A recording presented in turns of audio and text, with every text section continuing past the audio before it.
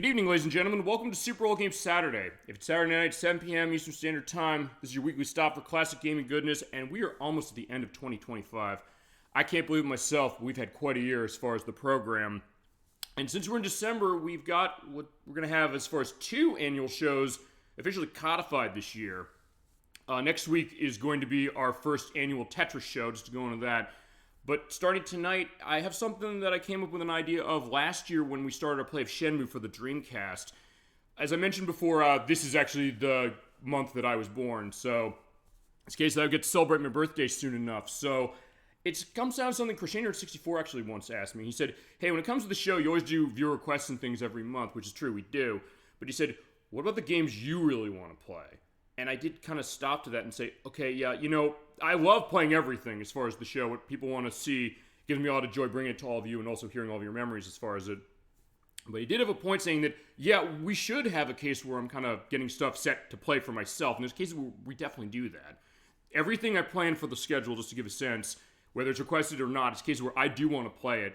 And sometimes it's a case of the viewers mentioning it, and sometimes that will be an excuse for me to play it for the show. So I do come to the games I want to play, sometimes with an overlap, and I'll also get that going, because we're on the Switch too for this one. But I said, all right, for December, what we're going to do going forward is every December, we're going to play or start play of a game that I've wanted to do for a while, whatever it might be. And it's going to cover a bunch of different things. Last year was Shenmue, of course. But this year, we're going to be celebrating the last game this year that has 30 years to itself for 2025. And you're thinking, what about Donkey Kong Country 2, Diddy's Conquest, which celebrated its 30th anniversary yesterday? Well, we're not doing that one because Ed Wack mentioned that's his favorite game in the franchise. So I held it for him for the purpose of a second chance, but also because I did do a celebratory show for that one 5 years ago on its 25th anniversary. So I said, okay, we're not doing that one. So there's another game of 30 years. I didn't want to say, hey, I forgot that one. But there's another one that we're going to be showing that I did want to remember. It's going to be Super Mario World 2 Yoshi's Island for the Super Nintendo, although we're going to have coverage of the Game Boy Advance version eventually. But we're doing this in parts, so tonight is going to be part 1.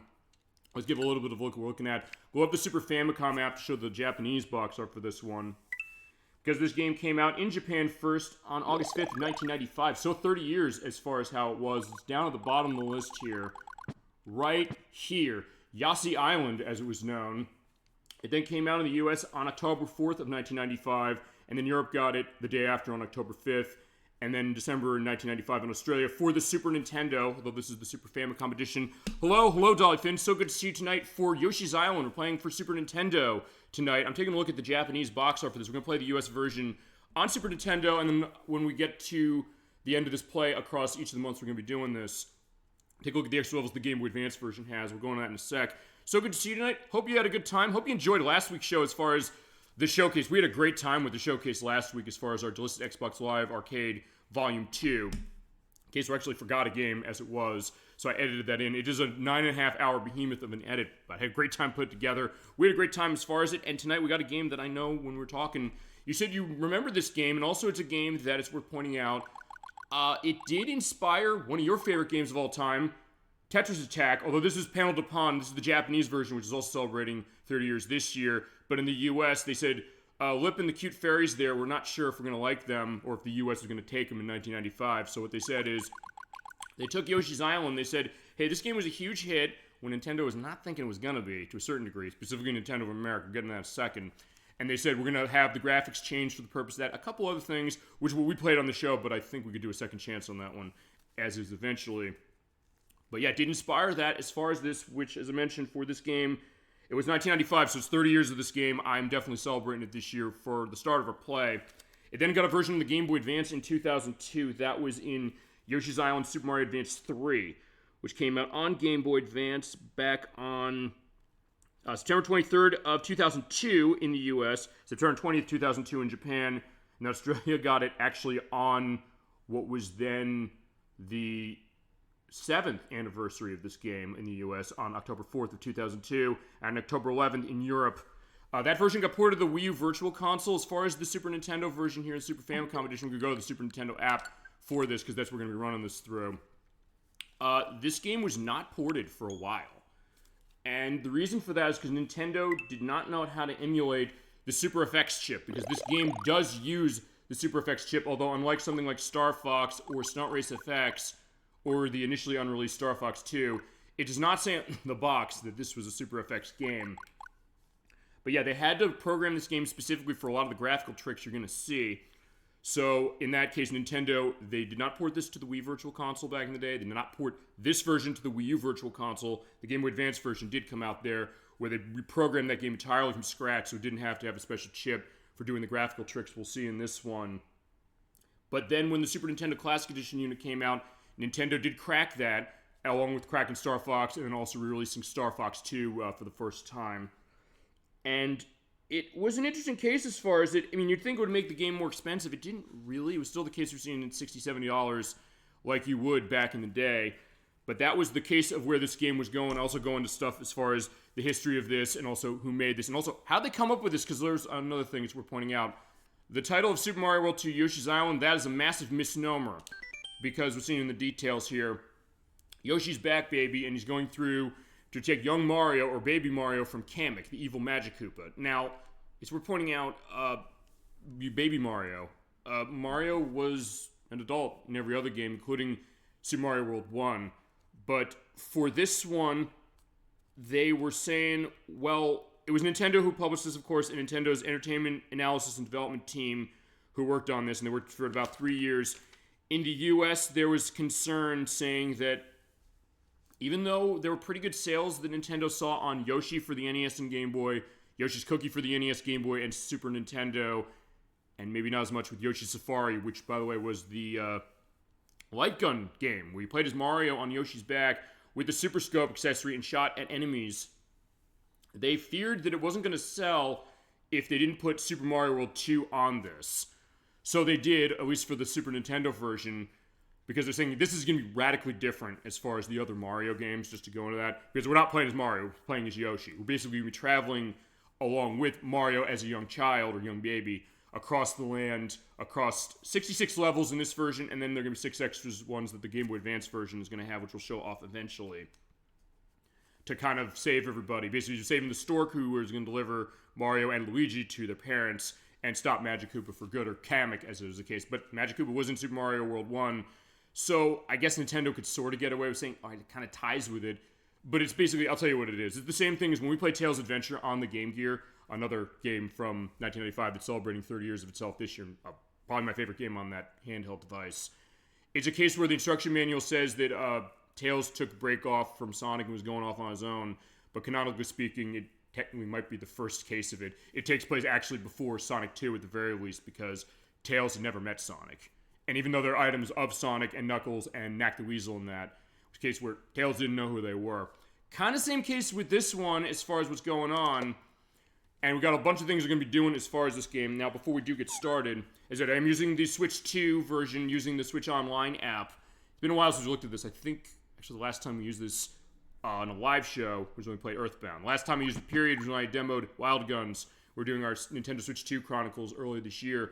Definitely a lot of stuff they've added in the year, or the month since, or actually, no, it would be the year since, if it was the case since Earthbound, including Sute Hakun, which is this unreleased in the US puzzle game, which is quite an interesting case. They also added mouse supports, we're pointing out, for Mario Paint. We're pointing out you do not need Switch 2 only to play this. You can use a USB mouse if you only have the first Switch, but if you have Switch 2, like we're running this through, you can use the Joy-Cons, use the mouse mode. And they re-released Mario and Wario, which was from Game Freak, made Pokemon. This never came out in the US. I want to show this for show. It's quite a game, as it is. Outside of other things they've added recently.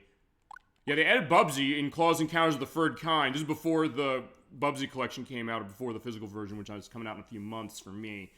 They put that up. I put all my coworkers in front of that saying, you gotta play this. They were not necessarily pleased, but it was a hilarious time. As well as Fate of Fury Special we got, as well as, I'm trying to think of other stuff that's new. Oh, a couple from Koei. With Lord of Darkness, there's a kind of turn-based strategy games. They're insanely complex. As well as Enormous Three Kingdoms, Four Wall Fire. A couple games in the Nobunaga's Ambition franchise. Those are right here, yeah, because I alphabetized them. Yeah, that one, Lord of Darkness, is, I think, the prequel to Nobunaga's Ambition, or vice versa. I'll indicate as far as what that is. And also an RPG from them, which was Ultimate Waters, or Uncharted Waters New Horizons, as far as other stuff that they've had going along. Just to give you a little bit of brief indication. So yeah, they're still putting stuff from Super Nintendo up on this, even with the release of the Switch 2. But yeah, I digress, because we got to get started talking about this game. I'm going to start the game going with the great intro as far as it. With this great music, we'll talk about that in a sec, as well as the nice hand-painted graphics. And feel free, Dolphin, and anybody else on our best channel on Twitch, thank you for stopping by the show. Feel free to let us know any memories you might have with Yoshi's Island, because we're celebrating 30 years this year. And a long time ago, 30 years to be exact, the game came out and told the story of Baby Mario and Yoshi with this beautiful, beautiful music box-like music that is pre-rendered as far as this part of the game, and also the end of the game. But it does have a unique visual style that's kind of like crayon drawing. And I'll get into that in a sec, as we're seeing the idea that, yeah, we all know where babies come from. They come from the stork, and the stork is flying across. You're seeing the sun rising in the, I guess, over there to the north, or wherever it is. I guess to the west of them. I can't believe how old this game is. Me neither. It feels like it was just yesterday I was playing this on Super Nintendo, and, like, as a young child. But there is something coming over here and screaming that these babies are mine. Like, what are you talking about? And I love Yoshi. I know you've mentioned that on the show. I do too. We all do. And, he's like, the stork doesn't know what to do about that, so he gets crashed into. He stole one baby. The other one is falling feasibly to its death, unfortunately. And the map is coming down, and the stork doesn't know what's going on. And you're also seeing the way this is looking. I'm also going to get into the idea that if this is CG-based, as far as this intro, the whole game was initially going to be looking like this. And it's something that Shigeru Miyamoto, who was involved with this production, he produced the game. He was very heavily against this, and he was also heavily against the idea that Nintendo's attitude of saying, because of how Donkey Kong Country sold, the first one, we want this game to look like this. He fought back against that, saying, no, we'll do the intro and the outro that way, as Yoshi's taking a walk. But he said the graphic style, we gotta stick it, and stick with what we got, and also stick it to, actually, the people Rare in front of their faces saying that Donkey Kong Country was a game that only did well because of its graphics. And the way that Rare clapped back on that was they said, okay, Donkey Kong Land, the plot of that game is literally what Miyamoto said. We're making it on Game Boy. And he says, like, yeah, you couldn't do this if it was on Game Boy, no one would care. And he said, okay, we'll do it. And then K. Rool takes the banana horde. And then Donkey Kong Country 2 didn't have Donkey Kong in it, and the game basically goes into perspective saying Miyamoto's a sexist. Because the fact is saying, like, oh yeah, this female character, you know, playing along with itself. And also, that one definitely is the most hacked off, but honestly, it kind of... Miyamoto was kind of asking for it with all due respect, but he was right in the terms of the way this game looked, and ultimately him doing that, he did come out and apologize for that, but he did also, in a way, get us Donkey Kong Country 2 the way it was. And I think these games really coexisted nicely, as we're seeing Kamiki is pissed because he wanted both babies for some reason, but he only got one, and you're hearing the music stopping.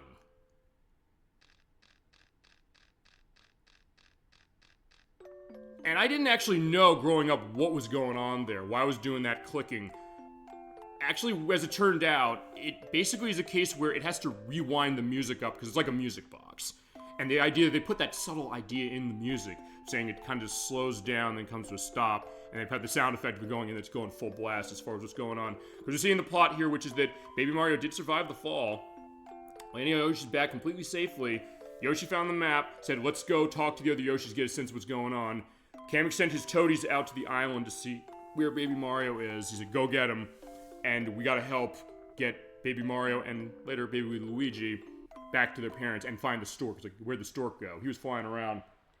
You're seeing the great title screen on this. I'm gonna hold on this a little bit as we go into some aspects, because you're seeing right here, this is what the game is really looking like as far as the in-game stuff, but it's not a case where the CG intro or outro that we'll see later, which is also beautiful, that necessarily clashes. I think the idea is that, above anything else, I'll say this.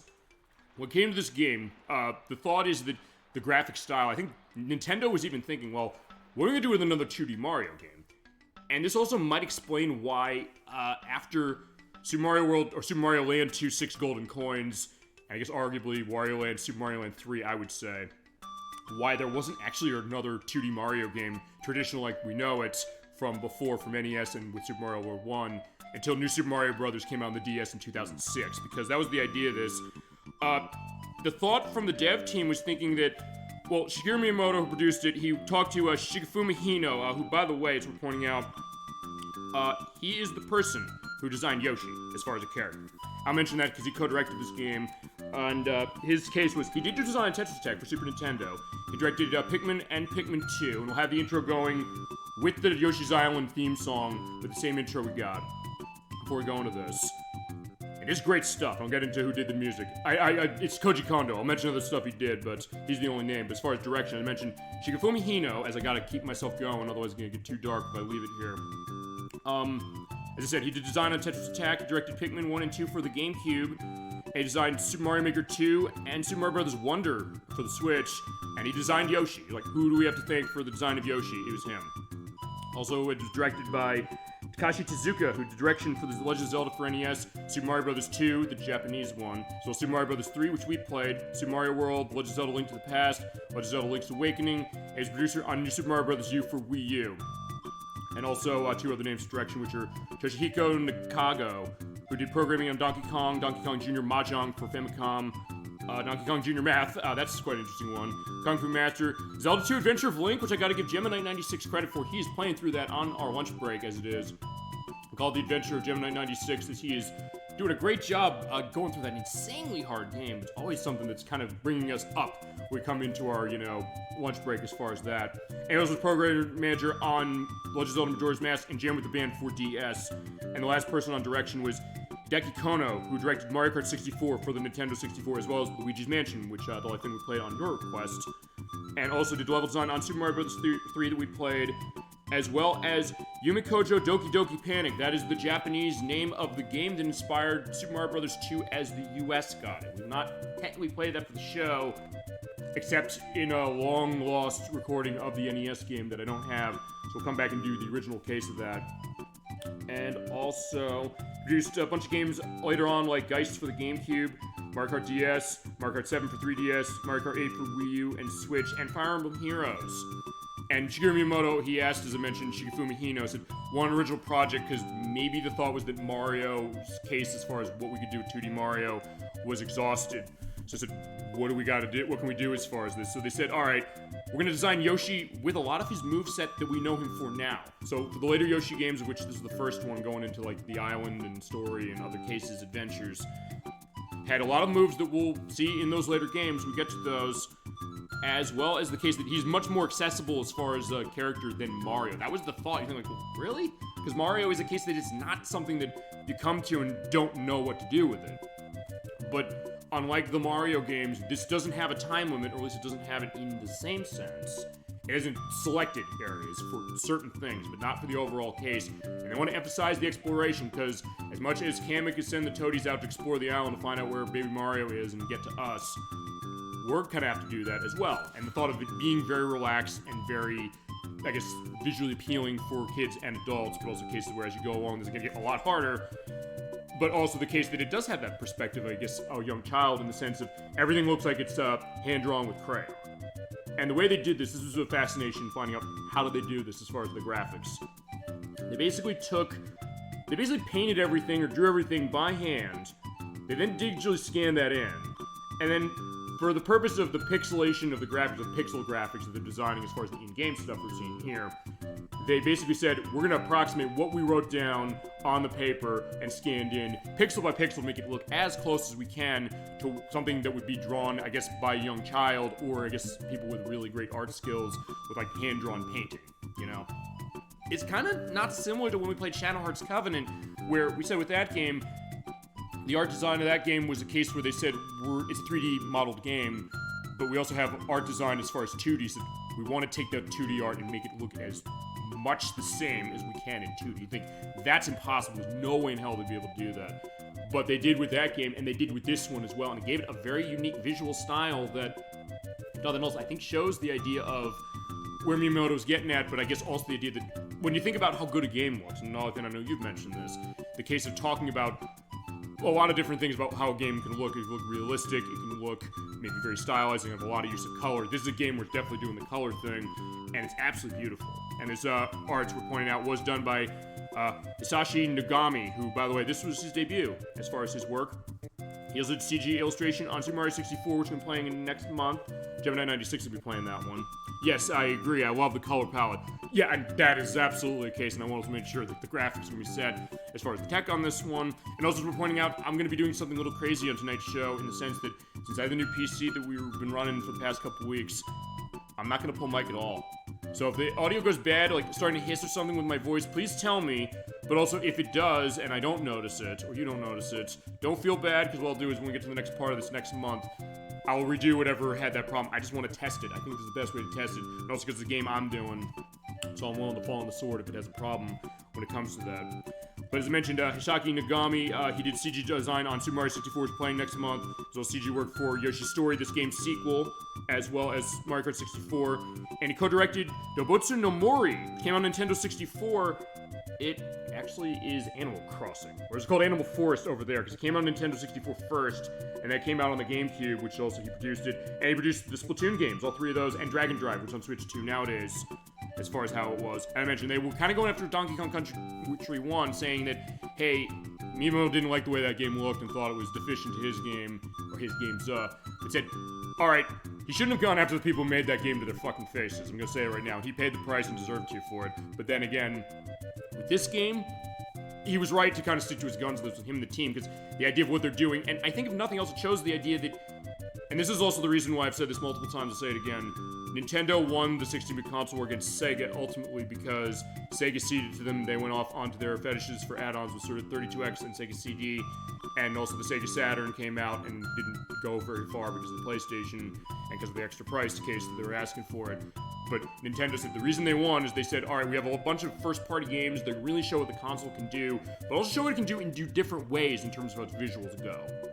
Because of late-era Super Nintendo games we've shown all the Donkey Kong Country games, we're showing this now, we showed off Super Mario RPG, we showed off Earthbound, that's another one as far as that, and when you think about all those games as mentioned, they don't exactly look alike. But it's the case that they are able to coexist together in a way you would think that, oh, well, there's everything that look the same from them. But no, it doesn't. But also really emphasize the idea of what the power of this console could do, and also get a case that it is going to be visually appealing to a lot of people, and a lot of fun. And last thing I'll mention before we start on this, and I'll go into other stuff as we go, is the music, which is done by Koji Kondo. He did the music, of course, for Super Mario Brothers, which we played earlier this year, as well as Donkey Kong, Kung Fu Master, Legend of Zelda, the arcade version Punch-Out, Volleyball for NES, Super Mario World, Star Fox Super Nintendo, and Nintendo 64, Super Mario Sunshine, which we played, as well as Super Mario 64, Legend of Zelda The Wind Waker, Legend of Zelda Twilight Princess, and both of the Super Mario Galaxy games. And last thing I'll also mention, I guess, is I'm going to erase my one file here, just to give a sense of this. I don't need this, I'm just doing this for practice, I'm going to do erase away just to show it. Because we're going through this whole game. And I'm pretty sure I'm ready. I didn't really practice that much for the past month, but I know this game so well. I have practiced it, so it's a case where I know what I'm doing. We are going 100%. Going through every single level of this game, and we're doing the rest of them on the Game Boy Advance version for the 6 levels that it gives you later. Which are only in that one. And that's going to be our full element. But yeah, despite what I mentioned, it's not a sequel to Super Mario World, despite what it looks like. But it did sell really well. It sold 4.12 million units on Super Nintendo alone. The Game Boy Advance version sold 2.83 million units. And in that case, it was a big hit, because I think people respond to this for maybe the reasons we're saying, or the reasons that, Dolphin, you're saying the way it looks, at the time, there were not other games that were looking like this game was. Even when the PlayStation and the Sega Saturn launched, because the PlayStation come out a month before this in the US, and the Saturn was a couple months, but for all intents and purposes, Tech was the month before. Even against what those systems were doing, including something like Rayman, which was on both consoles, which started as a Super Nintendo game, by the way, even that game was not doing with graphics what this is doing. As we're seeing all the Yoshis here, here they are. We are on Yoshi's Island. We're also seeing in the text something I never noticed in all the years I played this game, which is every time you have a contraction in the sentence like Yoshi's with apostrophe in it, there's a space in between. I think that's the same way as the Super Nintendo game, I believe, and this is a straight emulation. But it's something that now it's like every text in that game that you're going to see as far as that is like that, and I never noticed that. But that being said, we are on Yoshi's Island. It's where Yoshi's live. It's a bit different how it was on Super Mario World on Super Nintendo, where that was kind of just one area. This is a sprawling location. We're going everywhere as far as pretty much. And as we saw in the opening cutscene, Yoshi said, hey, I found this map. He thinks the stork is using it to take this baby back to his parents. But he's saying, well, what are we going to do? We got to get a thought about what we're doing with this baby. So we're having our adventures in babysitting, no question on this one. But Green Yoshi realizes something. And you do have the classic sound of Yoshi, the dude, which this was before Kazumi Totaka came in to voice Yoshi, which was this game's sequel, that being Yoshi's Story, which we have sort of demoed on the show before when we did our Switch 2 Chronicles Part 1 to go to that. But he's saying, wait a second, the baby seems very receptive, saying, like, he thinks he knows which way to go. And this dialogue, which I did not actually kind of stop and think about, the idea that the bond between the twins informs each of them where the other one is, so the thought is that Baby Mario and Baby Luigi are telepathic, or maybe, perhaps, the idea, maybe a reflection of, I guess you could say this as far as siblings, perhaps, the idea that, I don't know, maybe you have this sixth sense, perhaps, or the sense of, I don't know, maybe what's going on with them. Or maybe that case of, if you've ever seen Madeline, not the same concept, but the idea that when Ms. Clavel always wakes up in the middle of the night and she says, something is not right, she just knows off it's nothing. It's like, I get this feeling, something's going on. And actually, Nocturne sometimes said this. She said, hey, for some reason, I can always get the sense that I know when it's going to rain. I just kind of get the sense for some reason, maybe looking out the window, but maybe this other case, the thing like, I can tell something for it that you never think you would, but I guess that goes to nothing else that Mario and Luigi do with the strong bond that we'll see in the later games, and have as well. But in this case, Yoshi's picking up on that too. So we're going to carry the baby to the destination via a relay system. For each stage, as we're pointing out, we're controlling one of these 8 Yoshis. And at the end of each stage, we're going to toss the baby off to the next one. And now begins the new adventure for Yoshi's and Baby Mario, and one adventure is going to be, I am going to love doing this game. This is my gift to myself. Even to the point where I technically took this away from Edwack. Okay, I said I was going to do it, and then he didn't, but I did that before he said, oh, he would have called dibs on this. So he's going to have to take another Yoshi game, and not Yoshi's Story or Yoshi's Woolly World, which Gemini 96 called the latter, Gemini 96 and Nocturne called the former. I'll figure how that one's going to go, and we go to that, and which one we're going to do next. I guess it'll be Yoshi's Story next, but we'll figure that eventually. But here we are on Yoshi's Island. Here's the deal. The way this game works is Yoshi's technically invincible, with 2 exceptions. If he falls in a pit, or if he gets hit by spikes. But the thing is that when you take a hit in this game, Yoshi will have Baby Mario fall off his back, and you're going to have a timer go on. And if it gets to 0, the cameras come by, Baby Mario is gone, and you lose a life. So Yoshi, you can't go on if Baby Mario gets taken away. But as you go along, you also pick up stars, increase that timer up to 30 seconds, and you'll be more safe as far as that. And you have to do that for the purpose of going 100%. We're going to explain how 100% in this game works.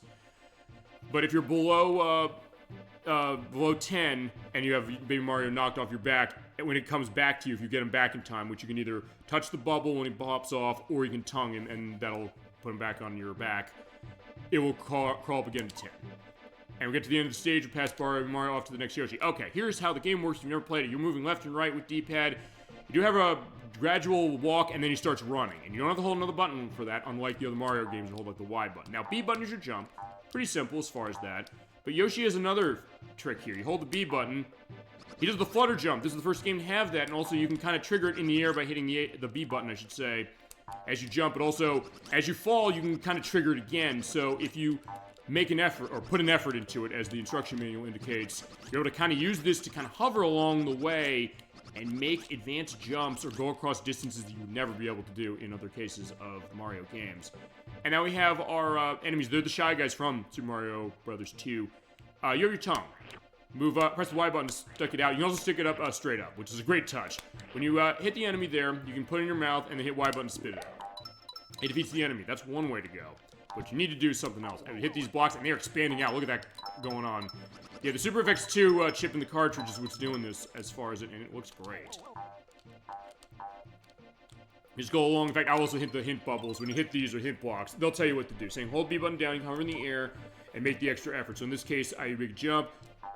I can't make it all the way, but if you hold the B button, you're able to do that flutter going on. And then you have these arrow balls. Jump on them, you bounce up. It also is worth indicating the Super Nintendo's buttons are pressure sensitive. You're going to notice that with this game, because when you jump on this, you just bounce when you're standing on it, but you jump on it, as it goes down, press B again and hold it to go up high, and you get the big ones, and you bounce up really high like that. Boom. But if you don't go high enough like I did, you're going like, there we go. That's how you do it. You get to the top. Also, when you eat the Shy Guys or any enemies you put in your mouth, hit down the D-pad. Yeah, we pop them out as eggs, and as we're pointing out, you have your ability to toss them. That is on the A button. On the normal circumstance of how I'm running this game, I'm running patient egg elements. You press the A button to get the target going. You can also stop the target anywhere you want by hitting the L or R button and aim on your shot. Hit A button again to toss it. There's also a control method that's called hasty, where you hold the A button to get the egg ready, and then you let go of the egg in order to toss it. Everybody I know plays the game that way. I apparently am the odd man out. Not an abnormal thing, I guess, for me. But that being said, we are done with the first area. But that's just a little bit of training thing, because we're going to the first area. We are in World 1, and hearing the music going on here, which sounds kind of simple, but there's an element to this going on a little later. And what we're going to have to do is we're going to go across all 8 of these levels, and we'll see what's going on in the question marks over there, getting scores of 100 points on each stage. Also, we're pointing out, going back to the thing with the egg elements. This is how it is. They do show you the controlling map. You go in here. If you're running patient element like this, you press the A button twice to throw. But if you're doing haste, you have to hold the button and let it go. I'm doing the patient method, as far as how it goes. Basically, just move around, and you see that level for 1-1. It doesn't have color to it. We're going to bring color back to it and hit A button. Off we go. Alright, level 1. Make eggs, throw eggs. Okay, so here we are. We are in the nice forest area. Look how beautiful this game looks. My god. I'll hit every one of these just to give a sense. They'll tell you how making eggs works. Yeah, you use the Y button. You can press down to pull an egg out. You can hold up to 6 eggs at once, as we're pointing out. So in this case, anytime you see an enemy, just put it in your mouth and swallow. There you go. The other thing you do is you can also jump and hit the flower there. When you get that, there are 5 flowers on each stage. You get them all, you get a life. You also get your point total. They also have flowers at the gold ring roll at the end. I'll show that. What's that? I got hit.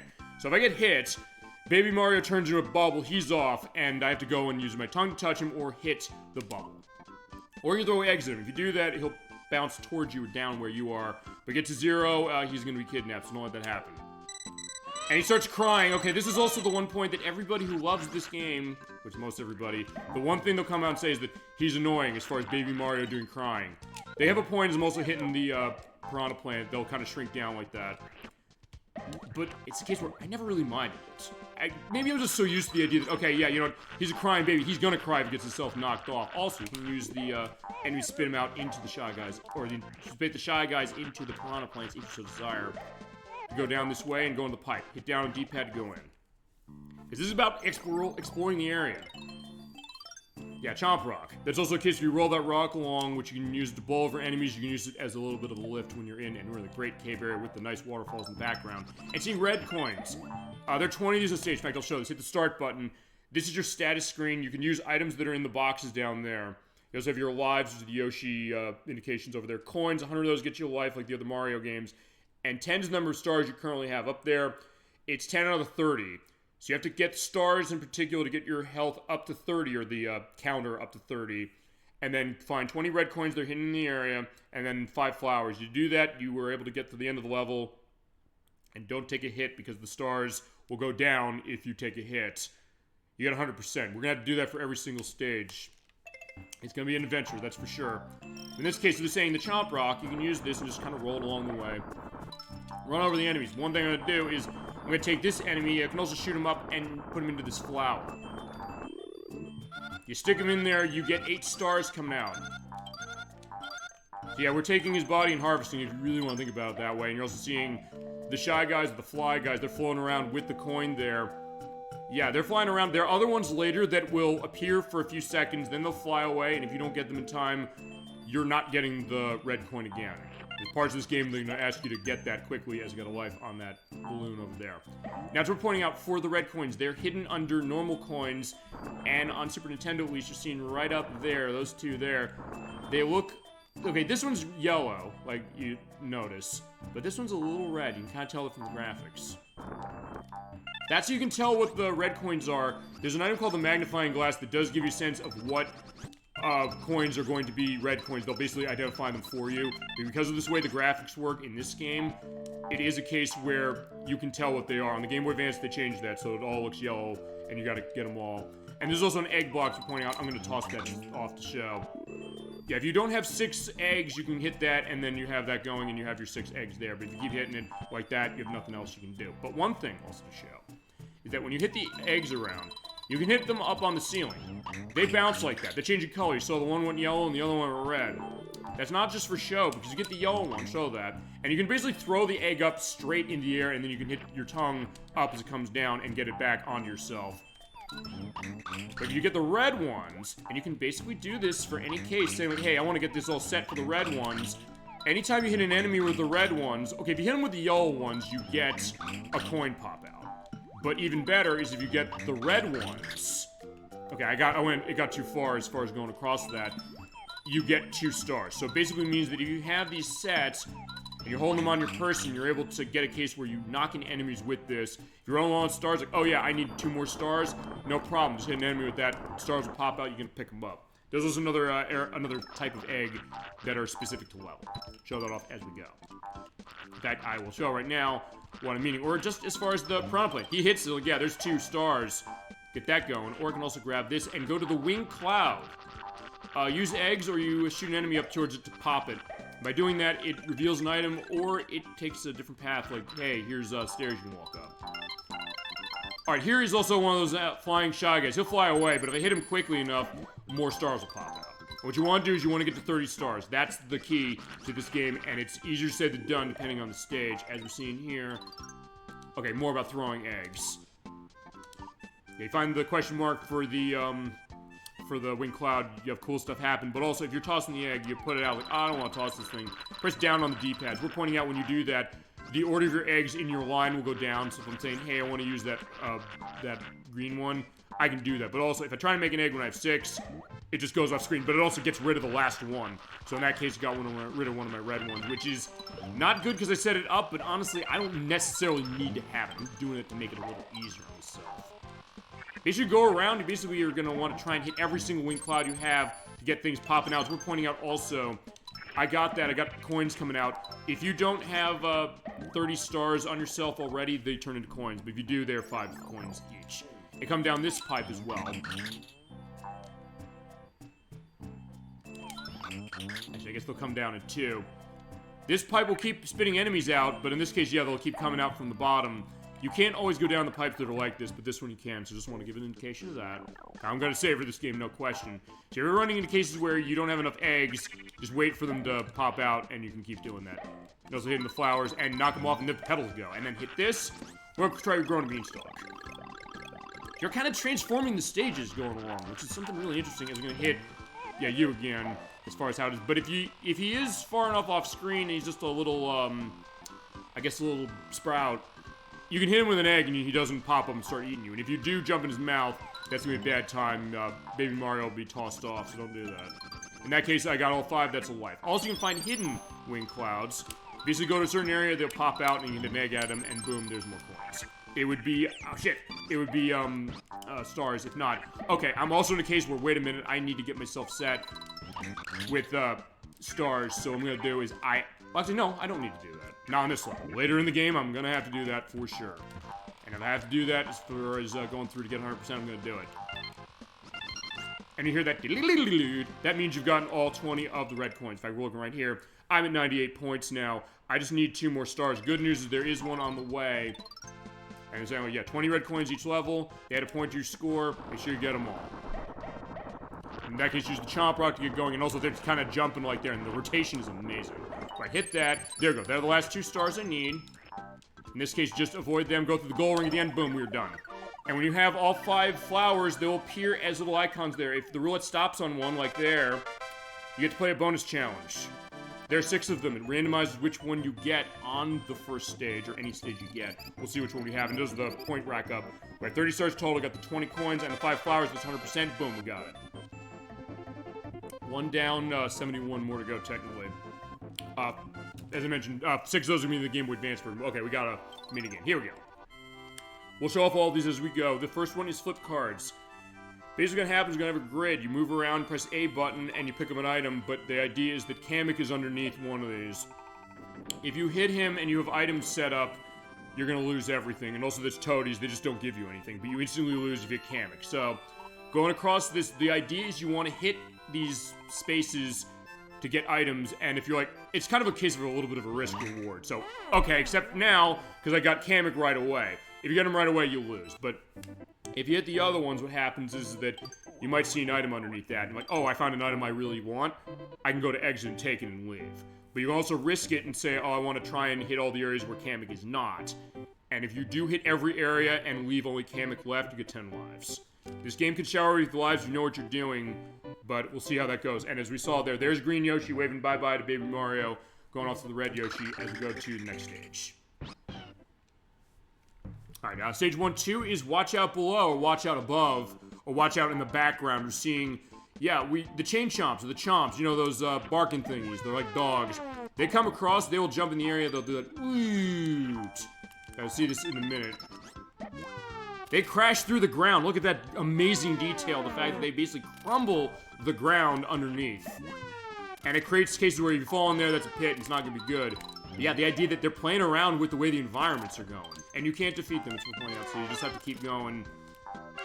Just be careful as you go along. Also, one other move I did not mention that Yoshi has. You're in the air, you hit down on the D-pad.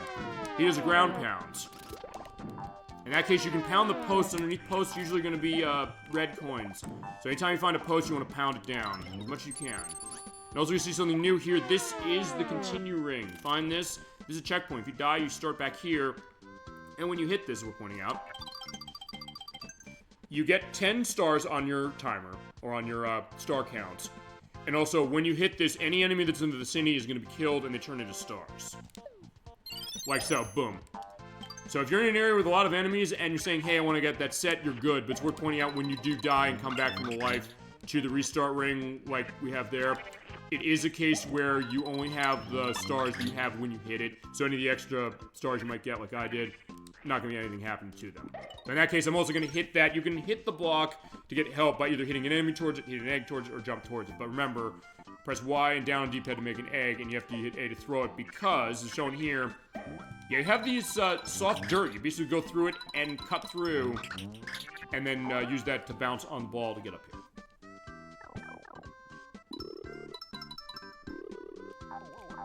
And you have the great music going on as far as like the Yoshi theme,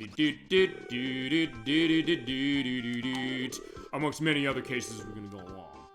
It sounds so peaceful. It sounds so, yeah, it is peaceful as far as where we're going. It sounds really relaxed, and it's also something you don't get tired of hearing as you go through all the areas. And there's another mid-ring. Hit that, get myself to 30. So if I die, I am able to go back there and be at 30 again. Okay, and start button is your score, and special items. We'll get special items eventually, and when you go through here, also the idea that the scenery is changing as you go into the caves and you come out is like, yeah, now it's kind of disappearing. But also, transformations. This one, we have the helicopter, so off all the transformations that are in this game, basically you pick this up and you turn into a helicopter. You fly around for a brief period of time. You have to get where the Yoshi block is, otherwise you're coming back here. In this case, just move around with the D-pad as far as it, or as the instruction manual says, operate with the directional pad, or the control pad, as Nintendo tends to call it. There you go. There is Yoshi as the helicopter. So in this case, you basically want to fly around, just get every item you can. In this case, look for the flowers, see if I can't find any red coins, but I don't think there are any. But when you're running low on time, he'll start flashing. If you don't get there in time, you're tossed back. For this area, it's not a big deal, because the bubble will respawn. Other areas it will not, so you have to be very careful about that, and I'll indicate those when we get there. As far as this, I don't believe there are too many things going on, but if you get hurt, you get yourself knocked down. It doesn't cause you to lose anything, because Yoshi doesn't have a health bar, really. And also, since Baby Mario's not with us, he's not going to fall off crying again. Alright, one thing I'm going to do is I'm going to go in here, because there are some... Oh yeah, there are red coins there, and we're running out of time, but if we can get there in time, boom, got it. If you do that, Baby Mario comes there, and you can go on your merry way. Now, I also want to check my coins. How many coins I have? I have 17, so actually we're in good shape. Oh, yeah, you again. Yeah, whenever you see the fly guys come down, they just stop like that. Do not waste any time. Go after wherever they are, if you can. In this case, also get him, because if I'm not careful, I could jump into his mouth, and I don't want that to happen. Okay, there we go. We are at 100%. I just want to check that. Yes, we are. Boom. And one last one of those to be set. Spit him out. Boom. He turns into a coin. When he's out there, we are done with area 1-2. And if you do stop on something that's not a flower, you just get a case saying, okay, we don't get a bonus game. That's fine. And you can unlock the bonus games later. We will be doing that. And you can go and play them as much as you want. It's one of the rewards for getting 100% on every level in a world. And there's 6 worlds, by the way. So we'll see how far we go tonight. I'm not finishing in one part, but we'll see how far we go. In that case, red Yoshi, you're set, so blue Yoshi, let's do our thing. Level 1-3 is the Cave of the Chomp Rock. Seeing them there, Yeah, they have something hidden. Let's see what's around here. Oh, except if you're too close to the winged cloud when it appears, that can be a problem. And I won't hit it. In that case, it's also just a life. And over there is nothing super important. We can go down here. And go to the cave. With the great cave music. And the great look as far as how it looks. It looks really nice and really, really mysterious. Alright, the ground pound has many uses and it rocks. That is true. Because anytime we see a post, just pound it down. Also, you have boxes. Sometimes they'll have items in them. In that case, you want to pound down on them. They usually will have 6 stars within them. But sometimes they'll have other things that you're going to want to grab. As we have the nippers from Super Mario Bros. 3. Don't want to have them going. And also, you can pound down through the dirt, which is a great effect. I just love how it looks. It's so much fun just to kind of go through that dirt. As you mentioned, the visual look of this game just looks beautiful. It also gives a lot of life to Yoshi as far as the stuff he's doing and the places he's going. Also, hit this one. There are 2 controller configurations for egg throwing. We like to switch. For this demonstration, I will. I'm going to show this. I just type in the A button once. He just throws it. So in that case, I have to hold the A button down and then let go. On this level and this level alone, you can switch it by hitting this block. Outside of that, you go back to the menu on the world map, and you can select it as much as you want. And also, there's a door with a key hole on it. We're going to go in there a little bit. As we're seeing the cavemen. Whatever they're called. Actually, I do have... I'll have in the link list this, because I know...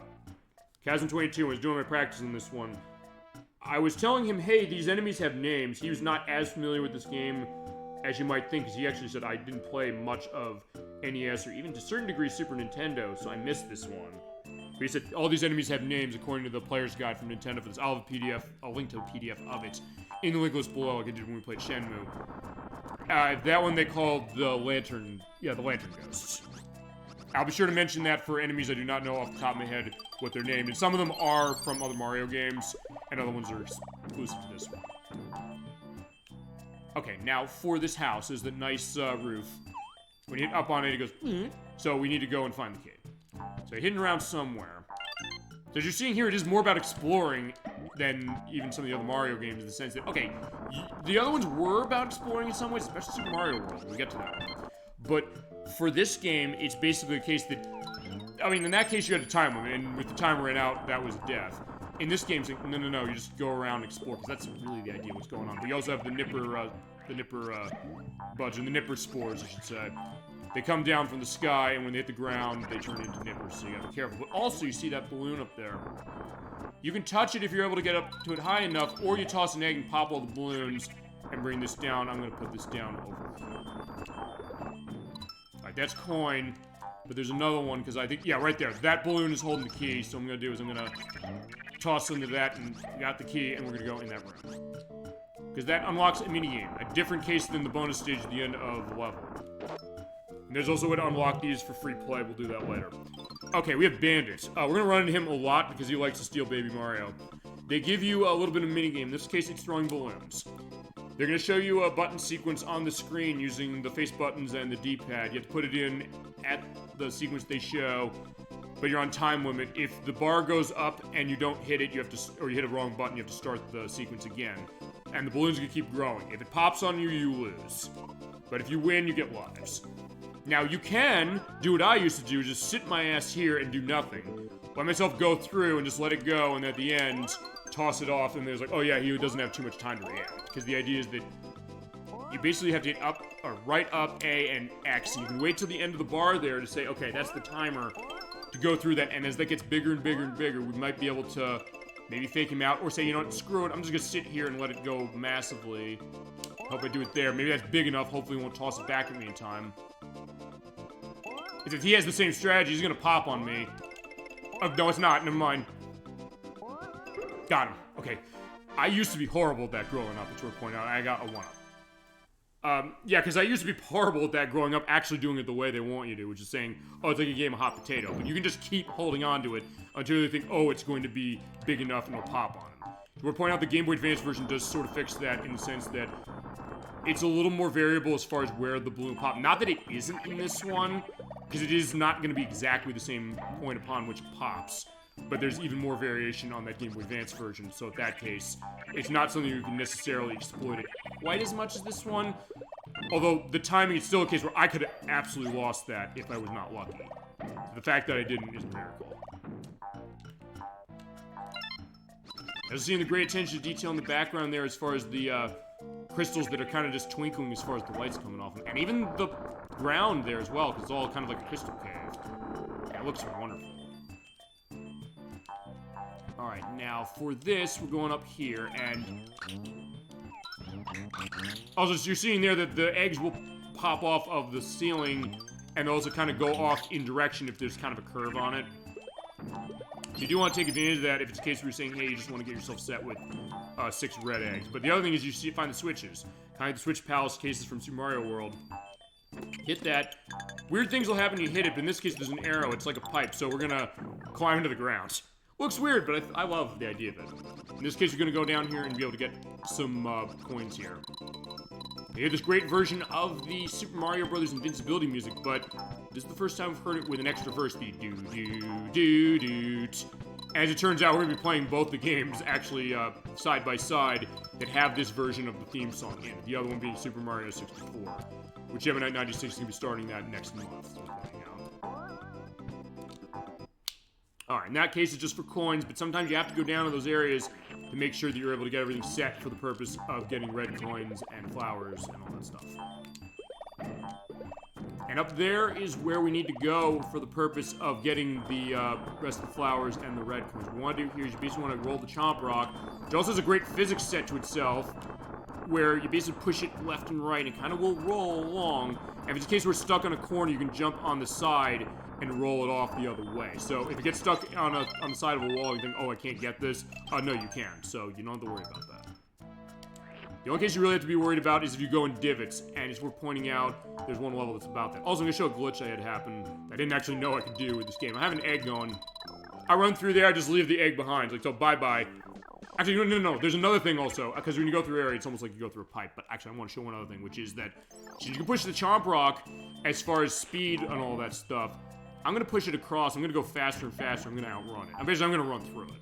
I'll show you how that works. Basically, just for this area, keep pushing. You keep going faster, faster, faster. In that case, yeah, I'm walking right through the rock. There you go. Yoshi is doing a magic trick.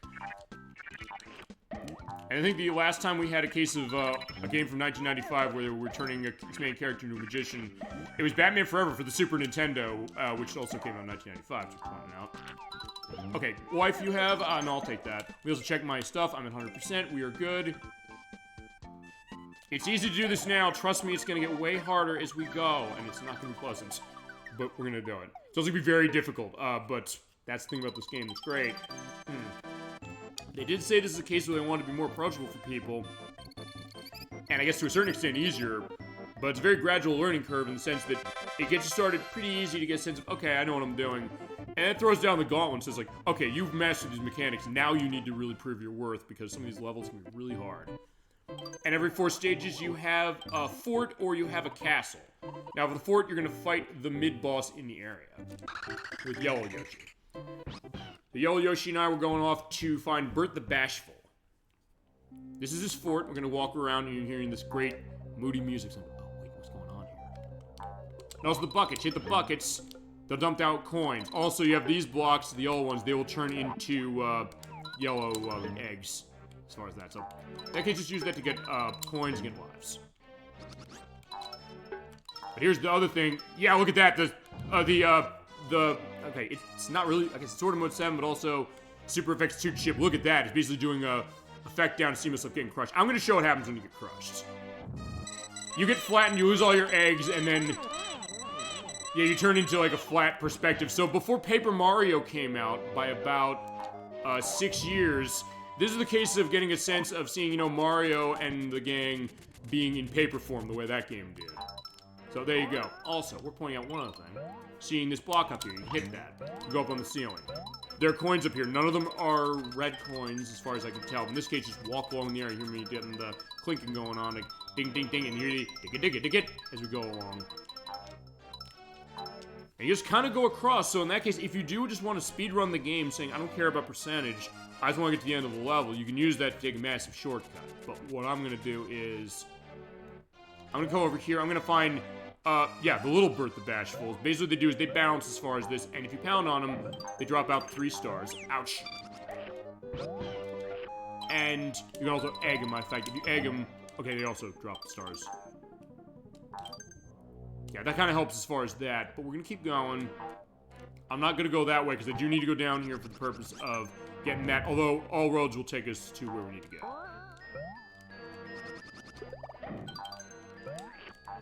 Oh no! In that case, if you're quick when you get hit, and you're able to react quickly as far as saying, hey, you know, get to Baby Mario, or stick your tongue out, it's not gonna be too bad. This, I'll tell you if nothing else, maybe this is also, as I mentioned, I was born and raised in platforming games like this. I just find the mid-range, so I'm at 30 stars, so I'll sit there.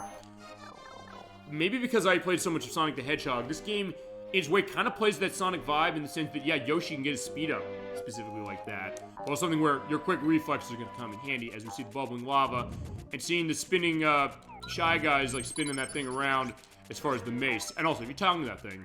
Oh, sorry, can I tongue this one? Okay, not this one. There's other ones, if you hit things where your tongue is not supposed to go, he'll have an animation sounding... Like, yeah, he doesn't know what he wants to do on it.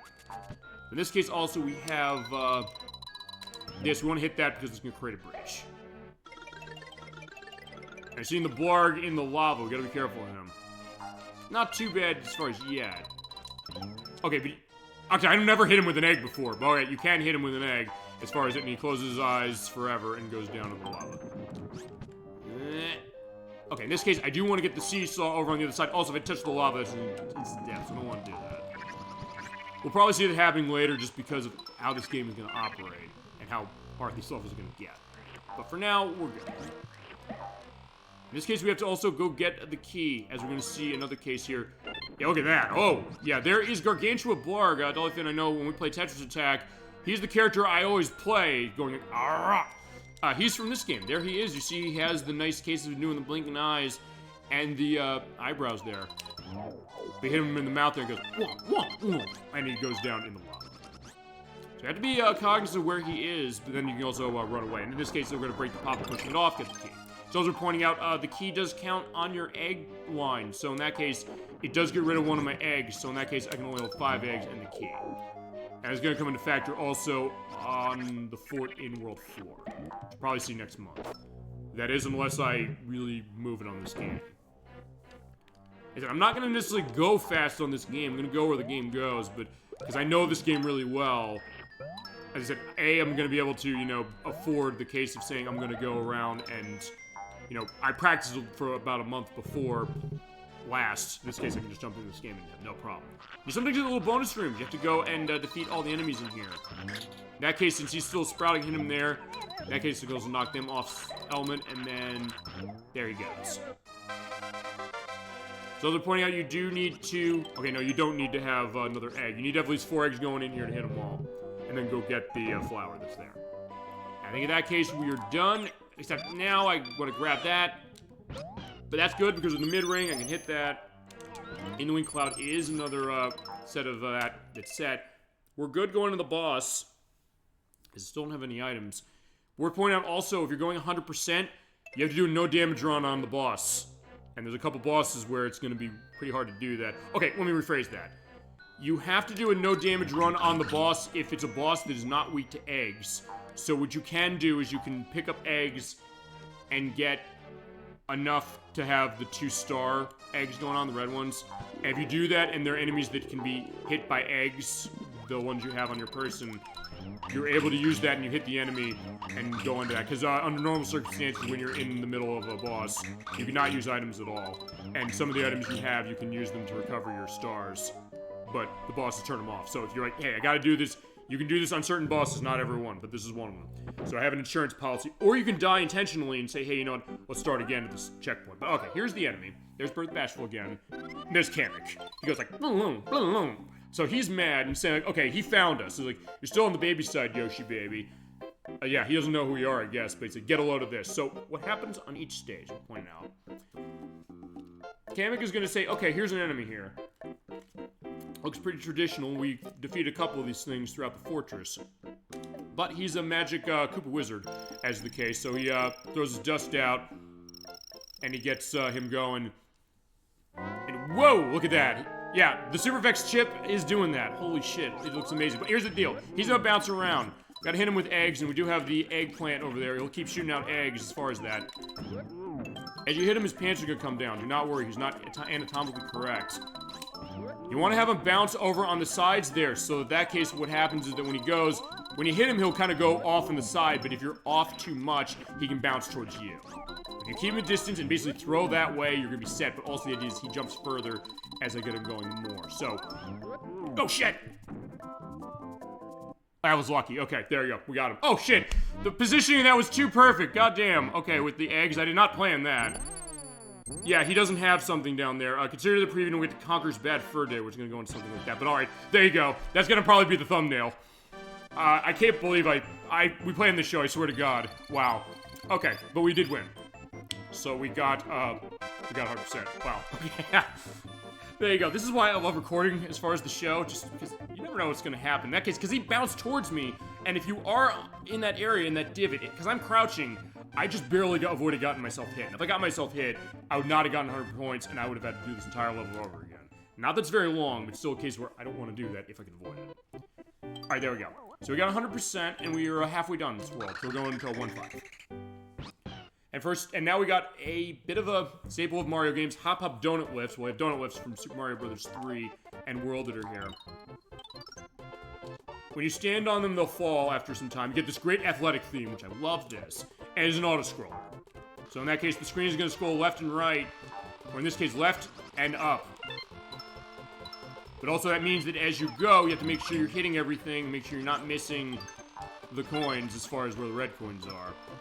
I do love this piece of music, and there's some great remixes. There's a really good one, I'll link to this in the link list, by this jazz band called the OneUps. They do a jazz-infused perspective on video game music. They did a jazz-infused perspective on this piece of music. It's wonderful. I'll look and find that, and I'll have that in the link list below when I edit this next week. In this case, you also have the platforms kind of going on there. Dig it, dig it, dig it, dig it, dig it, dig it. And also, it does time as far as the speed based on how you're set, but also in that case, I have to take that over, or I can say, no, I'm just toss an egg at it. But that does count for the purpose of that, and I gotta be careful because, remember, it's still going. And I do get myself stuck within a wall, and the screen is pushing towards me, I get crushed to death, and that is a death, we're pointing out. Yoshi will not live to that.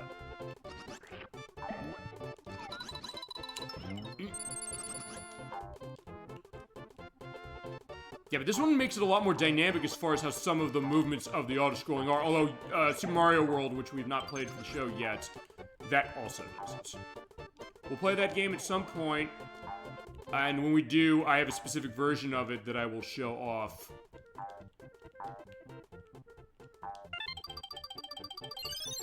Okay, so I don't think there's anything to go up here, because I always get the sense there's a pipe there, but I'm thinking of something else. Alright, in that case, just go over here where the flower is, we're all set.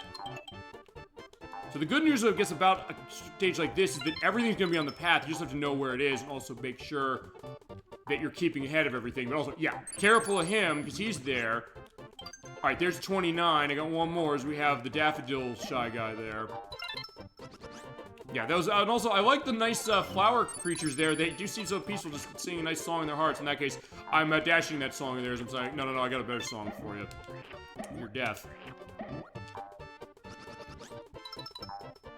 So in that case, it's also that case of thinking of a cute game that anybody can play, but thinking like, yeah, you're doing some messed up stuff when you really think about it. But so innocent, you never really think about it, and you're fine with it. Alright, there you go. That is, you do have to ride the donut blocks down to get that. We are set. Do we have enough? Yes, we do. We're at the end of the stage. Let's see if I can get a bonus stage on this one. As you brown Yoshi for stage 6. Alas, we did not. Yeah, but so far, so good. Not too bad. This is going to be a case later on of anything else that's going to be where we have to get ourselves ready. But a nice warm-up. That's the idea about this game. In the case, I guess, Dolphin, what you're saying is the idea that loving Yoshi, number one, but also getting yourself set for the purpose of everything we have. And now we're going to World 1-6. We're going to be fighting Shy Guys on stilts. Also a great case of being very creative, saying they actually are on stilts, and that's a gameplay element going on. It's nice stuff going on in the background, like we saw Pinocchio a few weeks ago. But yeah, you're right, they are on stilts, and use the tongue on them, you can't actually eat them. They just bounce as far as that, but you see the great animation, saying like, he's doing left, right, and then jumping that. You jump on him, the stilts come off, and they turn into a normal Shy Guy. But one thing we gotta do is, before we go on that pipe, when you go up here, there's an item, or a life. This door.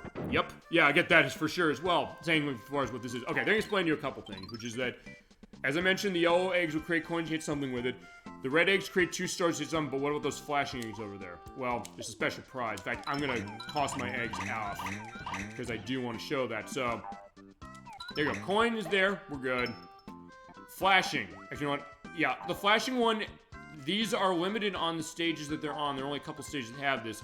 But in this case, there's a red coin within these. So you have to go and find them and make sure you hit an enemy with it. And get the red coin, because I believe it does disappear. In case you also get 2 stars. Yeah, not a whole lot of levels have the flashing eggs, but you have to be set and find them so you can get 100% on the stage. In this case, you can pound our way into the pipe. There we go.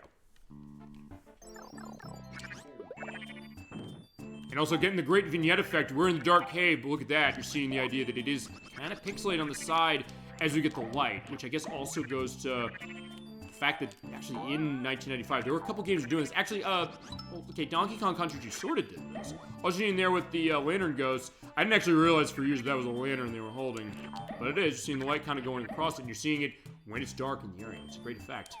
But Donkey Kong Country 2 did have that, because Glimmer's Galleon was the case where you had the lamp, as far as you had to have Glimmer the fish. It'll guide your way. But also another game we have not played for the show yet, Earthworm Jim 2, which also came out in 1995. That one has a case where Lorenzo's Soil, which is not the movie Lorenzo's Oil, which is a very interesting thing about that.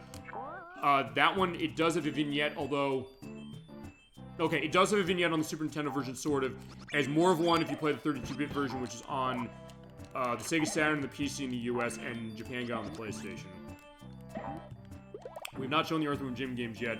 When we do, we'll show the Genesis version for the first one, and then I'll show the Super Nintendo version for the second. That is, unless I get the Saturn of the second. But it costs some money, and Earthworm Jim on Sega CD costs tons as well. I'm talking like $400 for that one, which has extra stuff and great music, but it's also something that I don't know if I can justify another, that much money for that. That is unless somebody wants to re-release that game, but we'll see how that goes. Or fine, re-release that version. But I don't know how that is and where the license goes. I mean, I guess that goes to Tommy Tallarico's element on that Amico. We keep mentioning that thing, and I know people are pissed by saying, like, where is that thing after all this time? And it's been radio silent on it. I know there was a thought there was going to be a game in the Earthworm Jim franchise on that, but we never heard anything. And that series kind of, when 3D came around, which was in 1999, Earthworm Jim 3D, which is by Viz, the people who made State of Emergency on the PS2. And also they would go on to make Powerpuff Girls Chemical Extraction for PlayStation and Nintendo 64. That was kind of the end of it, because that game was really badly received. But we're not the only one Gemini 96 has played. I did not know that, actually, until I asked them about that. Alright, we have another transformation. We do have to be quick here, because this is a one and done. Anytime it's under a wing cloud, it's one and done. We got the mole tank. Now for this one, you crawl along using D-pad. It's not always easy to get a sense of how you can crawl. Basically what you want to do is basically crawl up, down, left, and right. You basically kind of want to pay attention to where you have ceiling or wall to climb across. So in this case, basically just go up and down and kind of just make turns and hope you get everything set. Or...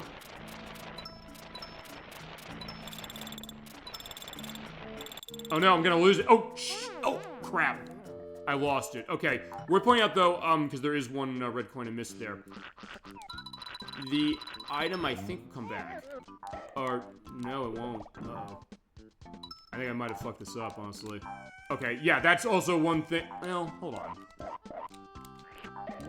Okay, let me rephrase that. I think... yeah, because the wing cloud doesn't come back. Alright, I screwed this up, so I'm gonna kill myself. Also, I'll show one thing, which actually, when I was growing up with this game, I did not know... I'll have to go in here. I did not know I had to pound that down in order to get through this. So when I first ran this game, I didn't know what I was doing. Okay. Alright, I'm gonna let Baby Mario get kidnapped. Sorry, Baby Mario. But I screwed up because I was not careful when it came to getting the last of the red coins. Yeah, because I'm not going to go through this until I get this going. This is not the worst level it could happen on, so I'm glad it happened early. But if you do let Baby Mario get going on, he cries faster, faster, faster, and then there come the toadies. They catch him, and that is a death of yourself. When you do die, and I do have 19 lives, we're pointing out, and 0 does not count as a life in this game, by the way. You go back to the last ring you hit. And since I did do that, I hit it here. It is right where that is. I'll come do that later. I'm going to focus on the red coin because I do know where it is. Right, because that wing cloud doesn't come back. That was the other thing, because that was how I screwed it up. So as far as the two red coins, the other thing you can do alternatively is, for this, since remember, it is the dirt patches that you can toss eggs through. You could say, I don't care about these coins yet. I can just go to the end and get to the Yoshi block. Like, I'm gonna, uh-oh.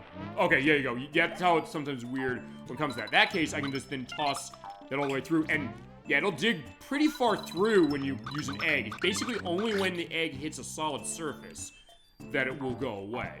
Or it'll change color and then eventually go away when it hits too many times. So you just do it that way. Say, okay, that's way easier. In that case, you don't have to be on too much pressure case of saying, oh, I gotta go back and hit everything with the molting. You can, and I've done it, but in that case, it's beyond.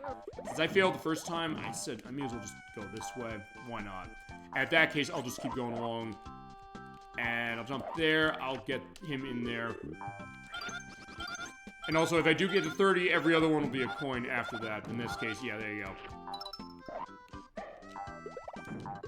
In this case, just keep going, and yeah, he does keep coming back if I don't kill him, although I thought I did kill him. Okay, now, I mean, he is technically dead. I mean, that might be the worst way to go, saying that, oh yeah, I just turned you into an egg. Although, keep that in mind for about 2 worlds from now. Also, let's see what you say. Yeah, find the switches. Step on, we find the secret entrance.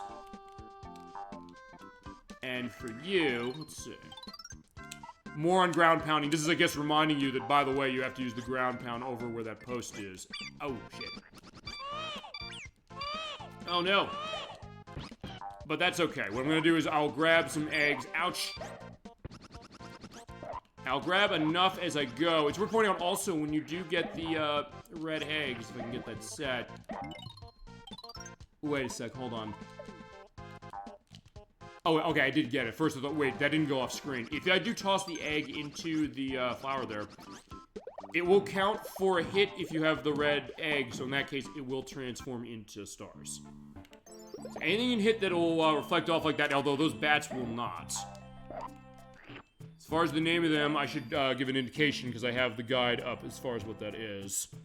The name of the bats are...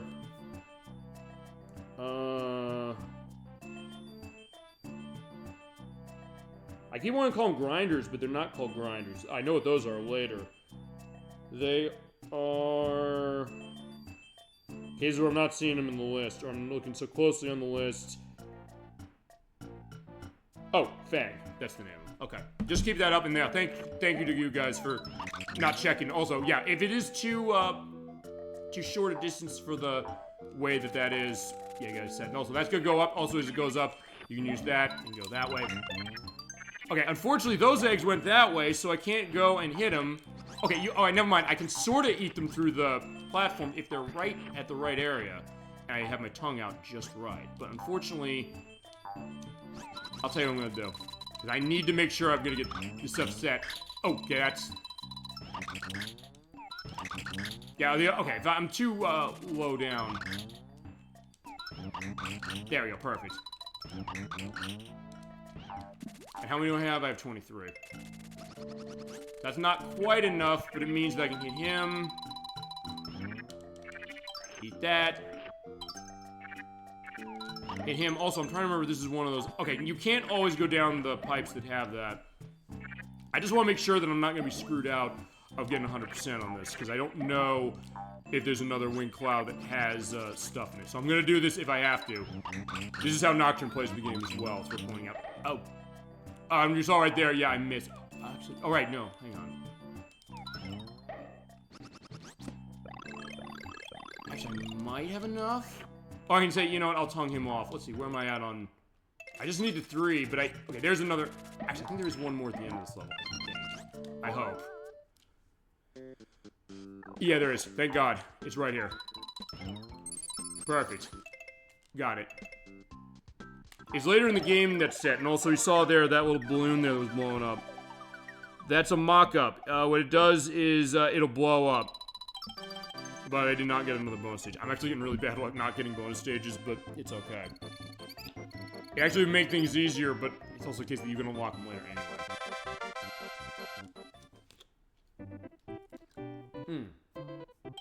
Okay, so Pink Yoshi, it's your next. Also, one of the most, I don't know the right word to say about Touch Fuzzy Get Dizzy is, I don't know if this is the most infamous levels in the game, a case where the developers might have knew something. The idea that nowadays it's seen as a different way is with the melon bugs.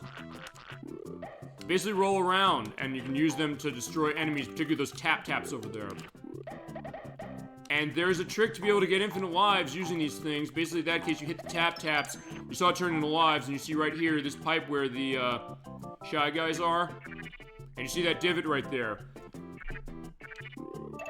I basically have him going on there, I can keep him there, I can stay here forever, and he'll basically keep hitting, because every time you hit 8 enemies into that thing, you get a life. So I can just sit here. I could sit here for like the rest of the show, except in that case he's come out of the state, and just keep getting lives.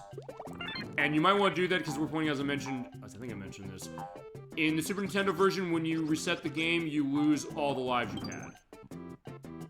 In this case, I also got another one of those. I do want to hit that, and I can hit it with this. And I got the, what was it? I got the key for right down here. We're gonna go in here, and we're gonna play a minigame.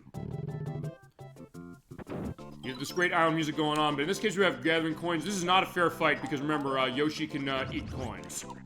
Basically, have the most coins at the end of this, and you're gonna win. In this case, we will get an item if I win, or if I don't let Bandit win. You can also jump on Bandit, he'll stop, and then he'll be in a case of being, you know, not be able to get this. Also, if you tongue it right when he's gonna pick it up, you take it. So in that case, yeah, Yoshi is not fighting fair as far as how this is, but it's fine. Bandit's not gonna fight fair later, so in this case, yeah, we're gonna get our preemptive revenge on him. Okay, there we go. After that, we got a very nice item. We got full egg. When you use this, you are able to get a full set of 6 eggs if you need them ever. That'll show how that works. It's right here. If you want to use your item, hit the A button when you're on the box. I only have the one, so there's that, but I'm not going to use it yet. I'm going to use this. I'm going to hit the tap-tap at the end. Yeah, the ones that are red, they'll walk off. The other ones that are not will walk across. So it's like the green Koopas from Mario, and also the red ones, where the red ones will not walk off, but the green ones will. Okay, now, as I mentioned, the idea that people knowing Touch Fuzzy Get Dizzy, let me show this. We're going to this area where we do have Fuzzy. There are these cute little, I don't know, puffs of air or pollen. But when you eat them or touch them, oh my god, the graphics are going wavy. Look at this, holy crap. And it does affect your controls. Yoshi feasibly is getting high here, there's the thought. Or he's getting, I don't know how they've necessarily explained this. I didn't find much on the background. He basically just walks around, he's in a stupor, and he's walking on his own. I am not touching the D-pad at all. He kind of moves moving left and right. And he'll just kind of walk towards it, and that can be bad as far as you, if you're not careful. But you can also press down on D-pad, and he'll, you know, wait it out. I guess this is a preview to when Trainspotting came out from Danny Boyle. That movie came out 2 years after this one, and that was the case of, you know, coming down from a heroin addiction. I don't know if that was the indication of this, but it is an amazing effect. The fact the entire level is going wavy. And if you go for a long time without touching Fuzzy, you don't get dizzy, and the level goes back to normal. Or if you bust a certain, or you bust past a certain area where it's gonna go normal like this. Like, whoa, look at this. And the music distorts. I love that. It's do do do do do do do do do do do do do do do do do. It's great stuff. Look at it. But you can still control Yoshi. The idea of, if you're going to be controlling them through here, you basically either want to avoid hitting them, or you just want to keep flutter jumping. Or you hit down on the D-pad and wait it out. It's your choice. And I'm making it worse for myself by hitting every single one of them as they go. You can still do everything normally, just the idea that if you're on the ground and you're not touching anything, he'll either walk forward or backwards on his own on an interval. That's where you have to be careful, particularly on one other area where we put bottomless pits over it. Here it's not too bad. Just to get you sick.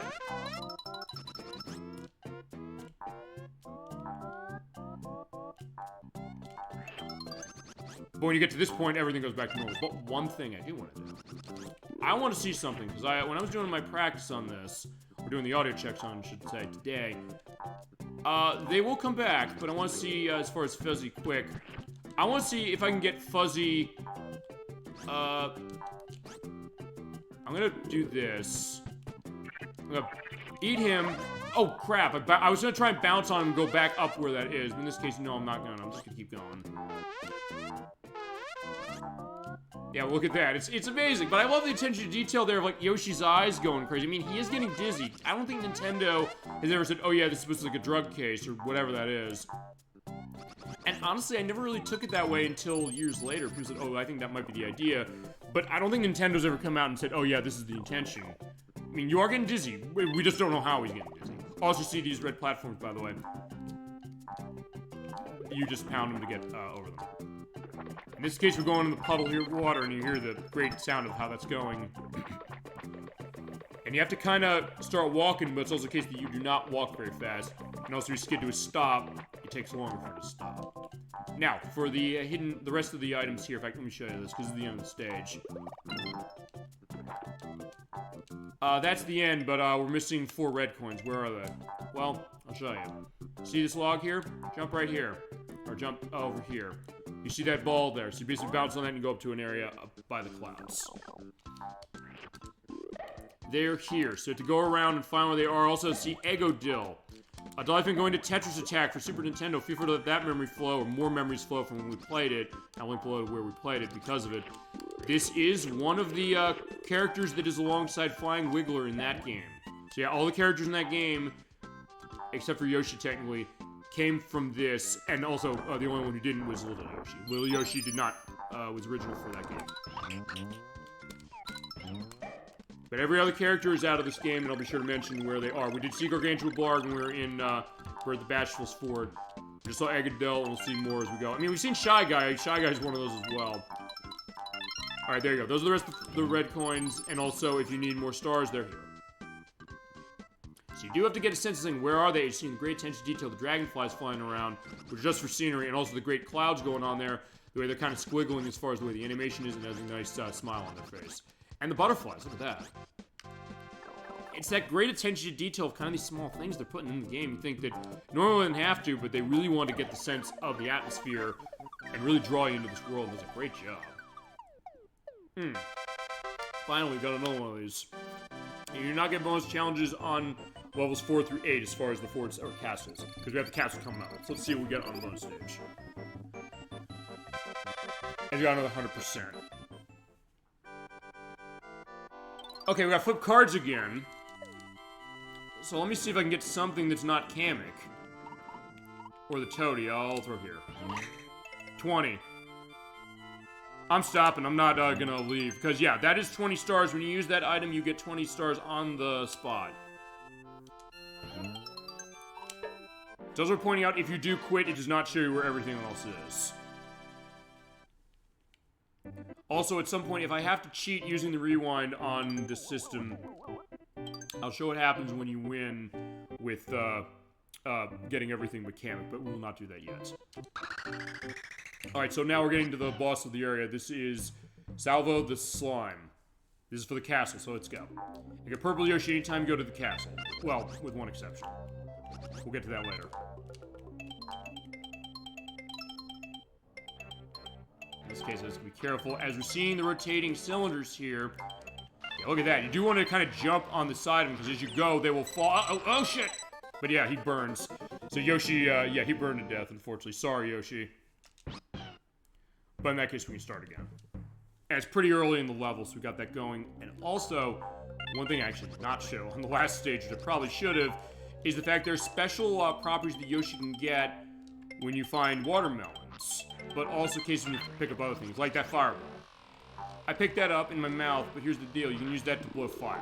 And you pick up something like that, you can blow fire 3 times. But let's see if there's any enemies to use it on.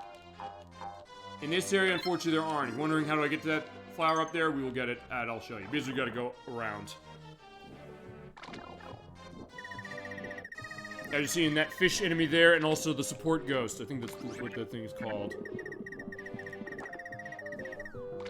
We can't, actually, can we defeat this thing? Oh, I don't have eggs to do it. What'll happen is it'll spit water out. It'll basically block your path, but if you touch him, that's not gonna be a good case. But I do need to jump on the support ghost. Actually, he's there. Also, he'll turn around, as we're pointing out, and shoot the other way. Now, on the way back, I will show hitting him with an egg, because I think you can do it. Basically, jump on this. You can also do that. You have to jump off quickly and go to the left. And that's how we're getting the other flower. There we go. Just go there, and we're all set. CD Sally. That is the name of the fish that spit in the water, by the way. Okay, yeah, if you hit it with an egg, it'll go down. So in that case, you can at least get it away, but you can't actually kill it. No. It also get hurt if I touch it, so I just don't want to touch it. It'll just blow me off as far as the water, which is fine. But I need to go the other side. You're not bad, just in case where I'm kind of just pushing against it. You do feel the weight as far as when shooting the water. You can't just go right through it. So it's a pretty strong current it has. Also, one thing I'm going to do is I'm going to try and see. I think there's stars in that. So in that case, what I'm going to do is I'm going to hit it, eat him, let him bounce towards me, and in that case, hit that. I'm at 25, and if I get a death, I can come back here with 25 stars. So yeah, this game is kind of about thinking outside of the box for how you're going to get to that 100% in terms of how you play it. And even the manual says try everything as far as how that is. Hit the block, by the way, over there, and platforms flip. Yeah, the platforms, the color flip. In that case, we could switch those over there, and the platforms that are green will flip, but as far as the ones that are red, we'd hit those as far as another switch. Let's see in just a sec. Up there, in fact. And you hit the spikes, you can get yourself hurt, so don't do that, but the idea is that you can also hit them with the egg. And you need to do that unless you want to take damage going through here. To get up here, push this through, and drop it. Okay. And for this, that is what we need to do, but before I go there... Okay, that's all those coins, but before we go there, because there's some doors when you go past them, it's a point of no return. And there's Bandit, by the way. If you want to jump on, to get rid of him, you have to jump on 3 times, or you pound him once. Like that. But he'll kind of skid around, so you have to be careful getting him. Like, come on, let me hit you. There we go, got him. I do want to get rid of him, because, yeah, he could be trouble, because if he touches you, he steals your, Baby Mario away.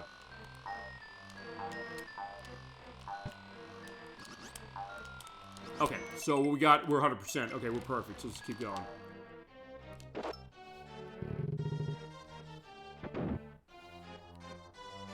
Yeah, you can see in there the door with the X on it. When you go into certain doors, it'll be that way, so there's no going back. And in this case, you also ride on the spinning wood perspective. Also, you put it in your mouth, spit it out, and move it. Also, to show a hidden room, you don't have to go here, but you can. And the way to get there is, well, can I get that? No, I can't. Well, bleh. But if you do fall down, it's fine, because another one will appear as far as it. Also, as we're pointing out, I always play with Yoshi as far as Tetris Attack. Yes, absolutely, but you're right, the idea of the Yoshi being, in a way, the face of that game, face of the game for us, which was the thought that they could have maybe not done that as far as saying, well, we'll take the panel to pawn look, but you're right, the idea of Yoshi being the face of it, but also being the face of this game, and saying that, thinking, well, this game had a lot of interesting ideas. They hit that, going down here, and we're set, to show its area. And there's a little bit of a hint room. Top secret, tell no one, aim directly at the top right corner. Except, I don't have enough eggs to do that, so actually, it's a life. I don't have another egg to hit it, but I'll let you know if that's what it is. Yeah, you're right, as far as that, because the idea that you love Yoshi's, you know, we love Yoshi as far as the character, but also in this case, him kind of getting the case of a starring role, and this was in a way, I mentioned Yoshi and Yoshi's Cookie and Yoshi's Safari, case of him sort of having starring roles, although in Yoshi's Safari, as we're pointing out, you're playing as Mario. You're just on Yoshi's back. But in those games, you, I guess, had Yoshi going on, but this was really Yoshi's first case of really being front and center, because he was available as a power-up in Super Mario World. But in this case, saying, let's let people play Yoshi. People, I guess, really want to do that, and understandably so. As we get into a dark area, you're seeing also the spotlights in the background as far as how that is like, oh, what's that going on? So there's definitely danger. And I don't have eggs coming in here, so this is going to be a little bit of a tough case. But they will give you eggs, so don't worry. We'll be able to get this set. Yeah, because we have the lemon drop here. Yeah. Hi there, cute little Yoshi. Does Baby Mario want to go to Bowser's Castle? I mean, technically yes, because that's where our final destination is, but not for the reason he's saying. I'll take him there in a hurry. So, no, I'll kidnap him. I was like, oh, okay, let's use this lemon drop. But here's the deal. When he hits the lemon drop with the magic, well, he turns into this, and look at that. Look how goopy he is. I love how that looks. Here's the thing about this, though, as we're pointing out. You have to hit him with eggs. The idea is the lemon drops keep dropping down, But also, when you hit them, the lemon drops come out. That makes it really hard, because if you get hit by one of the lemon drops, yeah, you're done, and you gotta start this over again, going 100%. Because, you see that? I hit an A button, I can't use my nice 20 star item. And he's not a boss you can use, you know, what was it? You can't use the trick of having red edges on him. Because, yeah, it went back and hit him, but he's not one of those enemies. So basically, you gotta hit him enough to get him down to nothing. But in that case, what you want to do for Salvage Slime, when he's bouncing around like that, he's not gonna hurt you. When you're gonna hit him with eggs, keep him at a distance. Do not hit him when you're close. For the love of God, do not hit him when you're close. Be careful when he rebounds, but I got him. So there we go. That could have went really bad, honestly. I mean, I know why they do that as far as giving the lemon drops out, so you are able to always have a opportunity to get them, but it can put you in danger. But when you beat a castle, you get the king. And there's our way out. And our way to claim this world. So there you go. That is the end of World 1. About a little over an hour. I don't know if the rest of them are going to go that smoothly, although actually there's one thing we still have to do in World 1, and that's because we got 100% on levels 1 through 8 here, and by doing that, we unlock an extra area. We also unlock the bonus stage. Actually, it was flip cards. That's the one we unlock. So you play as much as you want from the menu, and they do a count at the end. Alright, perfect. So we have to go to Extra 1. We're going to do that one next, but before we do that, we're going to get a bit of a cutscene. Showing how do we conquer this castle. So Yoshi's making the run over there again. And he's blowing the place up. And that with that we raise the flag of Yoshi here. So yeah, Yoshi was here as far as this place, and with that flag we're all set. Here's World 2. You're also hearing on the soundtrack here. They're adding an extra instrument now that we unlocked a new area. Because initially it was just the but now they're adding a drum beat, and yeah, that is going to continue every world we go to. It's a nice case. But okay, before we go to Stage 2, World 2, I'll show the bonus stage again. You can play this as many times as you want. You can do flip cards as far as the one you unlock here. So I can keep coming here to get items. If you want to have items of all kinds, you can come here and do it. In that case, I got 10 stars. Shit. Alright, I lost it there. So there's Kamek. You know what? I'm going to show now what happens, by the way. Now that I know he's there, I'm going to show what happens when you actually, you know, don't hit where he is. Just for the purpose of showing it, because I don't know when else I'm going to do it. I won't do this again, but also if you hit the toady, nothing happens. So here's the deal. Just keep hitting the areas. I know I got the magnifying glass. By the way, the magnifying glass, use that. It shows you where all of the red coins are on a stage. The Wing Cloud Maker turns everything on screen to wing clouds, which just incapacitates them. It's not that useful, but it'll do in a pinch. If an enemy's in the way, or if they're the shy guys that have the red coins and you want to make sure they're not going anywhere. They're useful for that. And okay, running the assumption I didn't know that Kamek is here. If you hit Kamek there, all those items are lost. But if you do hit the area where he's not, well, you win, and then Kamek flies away, and then you get 10 lives. And you also keep all the items you got. Which in my case was only 4 of them. And it's worth pointing out that it is random, I believe, the number of toadies that are there. And we have Poochie rolling in with Gemini96. So good to see you tonight. We're playing Yoshi's Island for Super Nintendo. Perfect timing, by the way, for Poochie, because he's making his debut right now. So good to see you tonight. We're going to Extra World 1, or Level 1. Poochie ain't stupid. He's here. Our another great dog as far as it. So good to see you, Gemini96. Feel free to let your memories flow on Yoshi's Island. Other aspect of Poochie the dog, who's there. We're going to see him here in this level that is going to start with nothing going on, but other than it becomes an auto-scroller.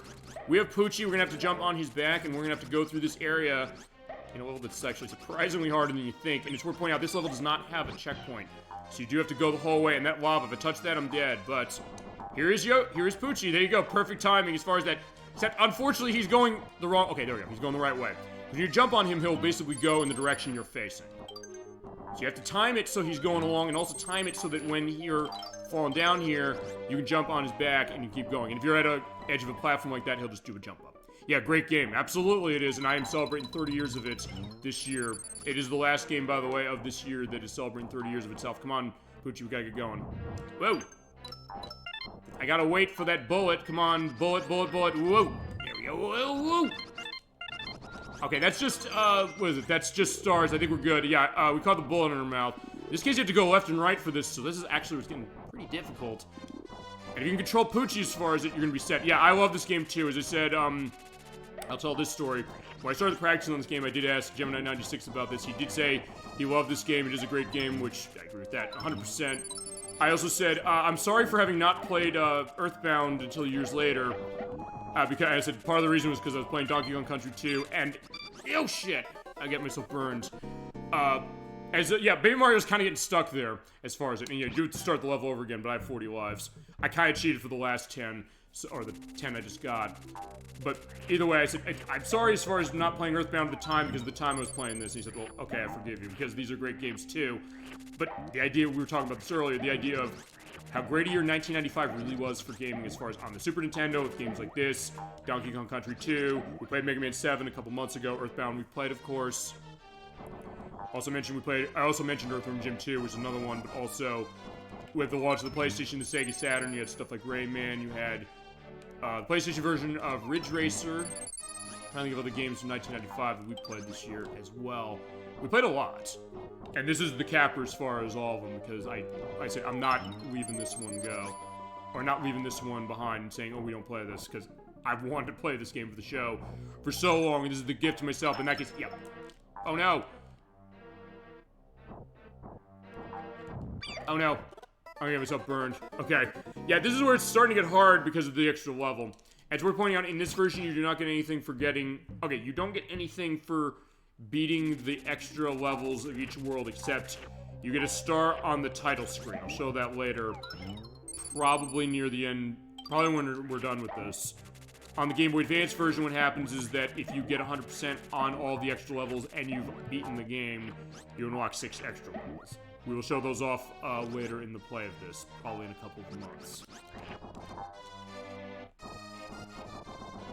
I gotta think of other games from 1995 that I remember playing a lot. Well, we played Scooby-Doo Mystery, which was on...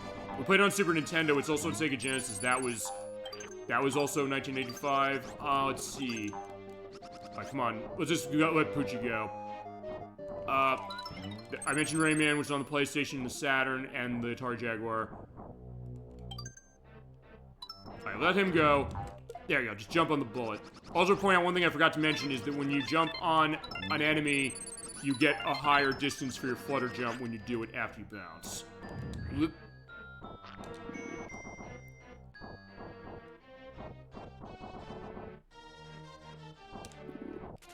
You are getting the great look here. Okay, in that case, I can also burn the bats.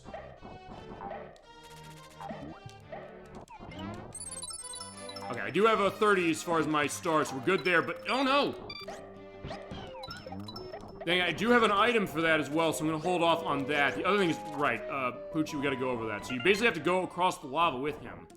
And he'll also do that jump where that is, so that's good. But here's where things get a little hairy, because, yeah, we have the... Oh, no! You have to turn left and right as far as that and time it so that he's going the way you want him to go. Oh, I don't have eggs to this. You know what? Now I do. I have an item. May as well use the item.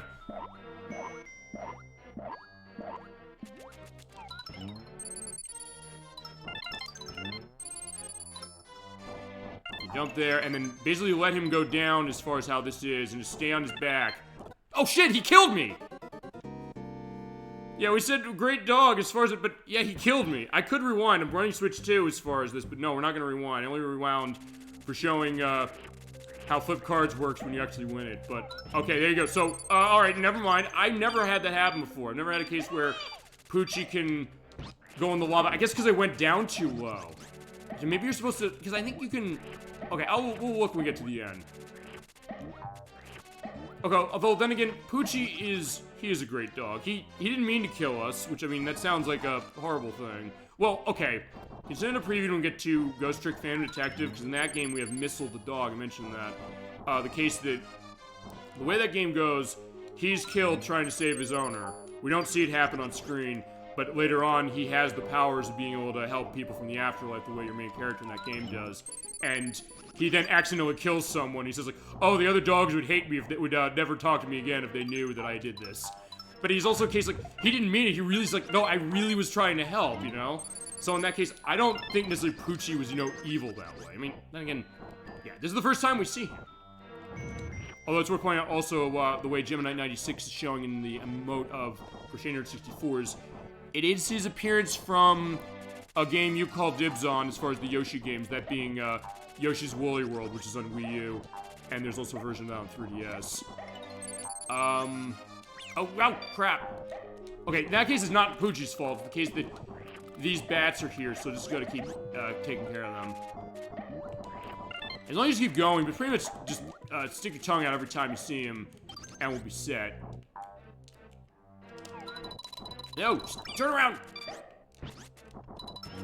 Oh, right, you can hit... Uh-oh. Crap. Yeah, to be fair, this is also how a lot of other plays of this game can go, where you're dying a lot on this stage. That was the Super Game Brothers play. They had, like, a smash cut of all the times that, Poochie was... Well, we were dying on the stage. And like, yeah, Poochie, what are you doing? Like, yeah, that was my fault as far as how it was, but the idea is that... I'll mention one thing, because actually, technically the game has not taught us how Poochie works. Because if you unlock this is the first level he appears on. But if you don't, or you just go to this first level of World 2, they'll tell you, by the way, he'll go in the direction you're facing when you're on top of him, or even when you're not. But sometimes it's hard, you have to get that set, and because they put this over a precarious case of saying, I'm on fire now, I mean, he has strong claws or strong paws that, well, actually, sort of maybe a good attention to detail, sort of, in the sense that, okay, not that dogs, correct me if this is not, if this is, I think this is wrong, chat, correct me if this is not wrong. The case that, dogs are cases where, you know, if they're on lava, their feet will burn, like anybody, or their paws will burn. But usually the idea is that when they're kind of on ice, you'll go outside during, you know, the winter or something like that. Fitting, because we're actually kind of in the winter case now, or getting close to it. Won't feel that as much. So there's a temperature difference sometimes when it comes to dogs' paws, but I don't think a case where, you know, they can walk across lava, although then again, I guess an interesting thought of them saying, well, having an interesting liberty as far as doing that with the case of this game. Okay, that being said, you do want to move left and right. You basically want to angle around so that you have that set, and when the mace balls go, point to the right and duck underneath to get through. And I think I have enough. Okay, now in this case, I'm gonna do what I probably should have done. I thought it was safe to go down when he goes down, so let him. Okay, okay, because he does that bounce there, you're seeing there, so I guess he went down far enough. Do I try to see this?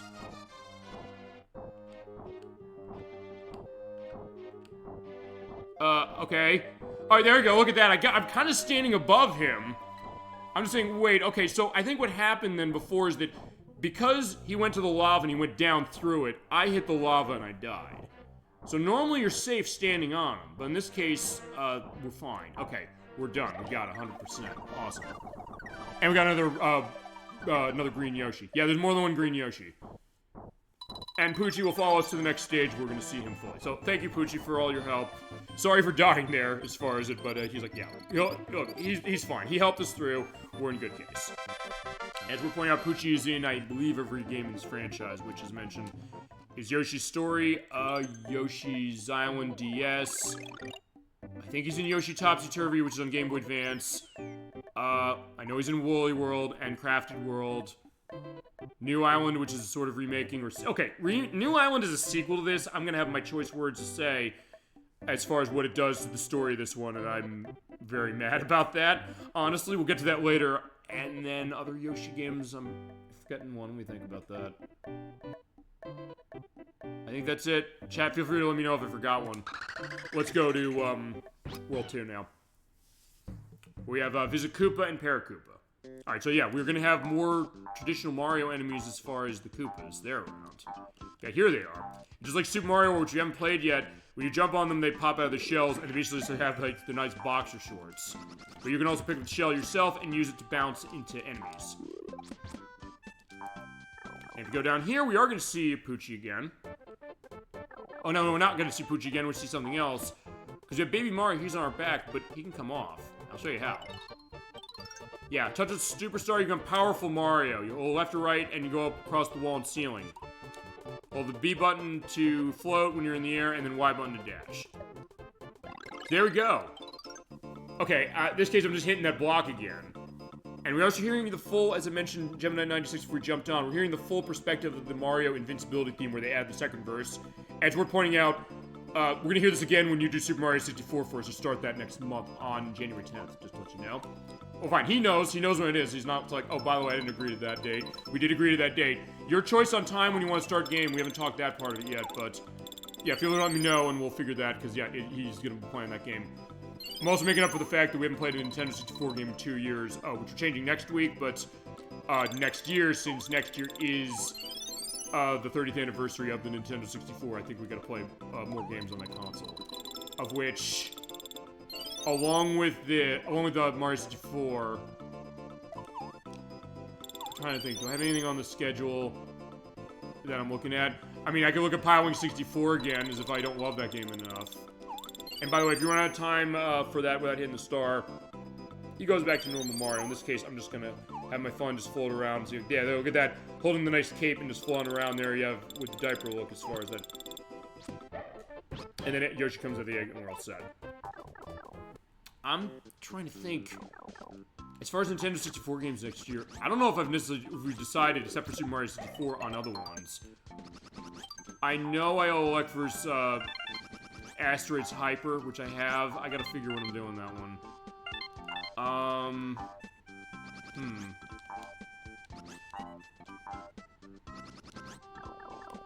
Yeah, I'll think about that, because it's been a while since we've done a Nintendo 64 game. As far as live on the show, it's been 2 years. Alright, but here's Poochie. In fact, let me show this, because actually, let me, let me hit another egg down here. Alright, fine. There you go. Well, no. No, I'm gonna do it here because I do want him to show paw on the egg.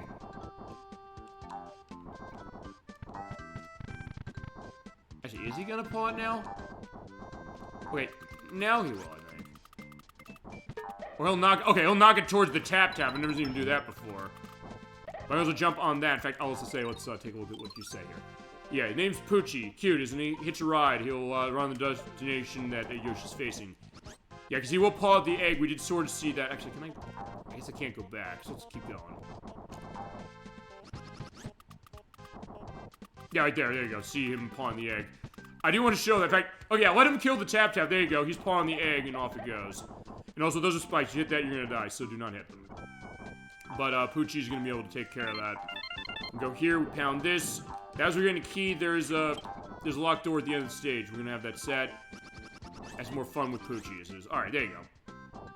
And also, Poochie was in Tetris Attack, going back to that. He is, the forest stage. It's him and Grinder the monkey, who we'll see in World 3. But, Poochie will take our leave you now, but we'll see soon, no question. Including, we'll see him again later in this game. Okay, now we have a vertical scrolling case. You also have these blocks that are falling down. If they crush you, you're gonna die, so don't let that happen. But if you're hovering underneath them, you're hovering forever, technically. But you're going downwards, so it's not really changing too much. In this case, just collect the coins you can. None of these are going to be red coins, as far as I remember. But at the top, there are going to be things being blocked off. So you have to be careful and basically be quick as they're going down. Here's the great crashing going on the... It's great stuff. Whoa. And thank God those are not red coins, otherwise I'd be really mad. Oh, God, I missed. Ah! Well, that was lucky. Wow, that was close. Oh, yeah, I was holding nothing. You know what that means, since I'm playing on Switch 2, holding that as a, clip. Also, I have a, oh, there we go, there's a hidden cloud. Okay, glad I caught that on tape. I guess that's gonna be part of the thumbnail. That and the, well, okay, the interesting case of, the positioning of the eggs when it came to Birth the Bashful. I guess Gemini 96 indicated this to you. It's a preview to when you do Conker's Bad Fur Day for us. That's a game I know we're gonna do on Nintendo 64 and call dibs on that. Also, for Eggadills, to point out, its petals can be swallowed for eggs, but the idea is if you don't hit them, it'll shoot them off in direction, or she will. But also the other thing is if you do ground pound, they'll come off. But as they come off, they can hurt you, so you gotta be careful as far as that. In this case, whoa! Alright, I can go back up. Thankfully you can. So we just jump back up here and then go and get all of the red coins. They will not go away. Thank God these are the shy guys that will not go away. And if you do have to wait, I think, although I'm not sure, Gemini96 or Dolly Finn or anybody, if you correct me, this is not right. I don't remember. I thought that the red coins disappear when they hit the ground. Or when they hit the ground, if you leave them there for too long, they'll disappear, I think. If that's not right, feel free to let me know it's not right. Also, let me see. Because there's something up there I can hit. Because I do want to hit that. Alright, I'm gonna get that set. Get rid of the Eggadil, let it go. And go down. Because this is a little bit of a... Okay, you're gonna get into the ceiling here. It's spongy material. When you come out of it, we're pointing out. You're holding the B button, you will do the flutter. But then when you come out of the next time, you're holding B button, you won't. So, you don't have to do this for flowers or red coins or anything like that.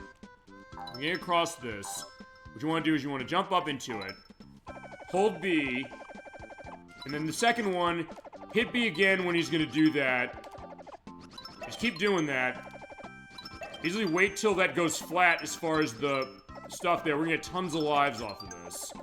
I didn't know for years how to do this, but that is how you do it. Because below there's a pit.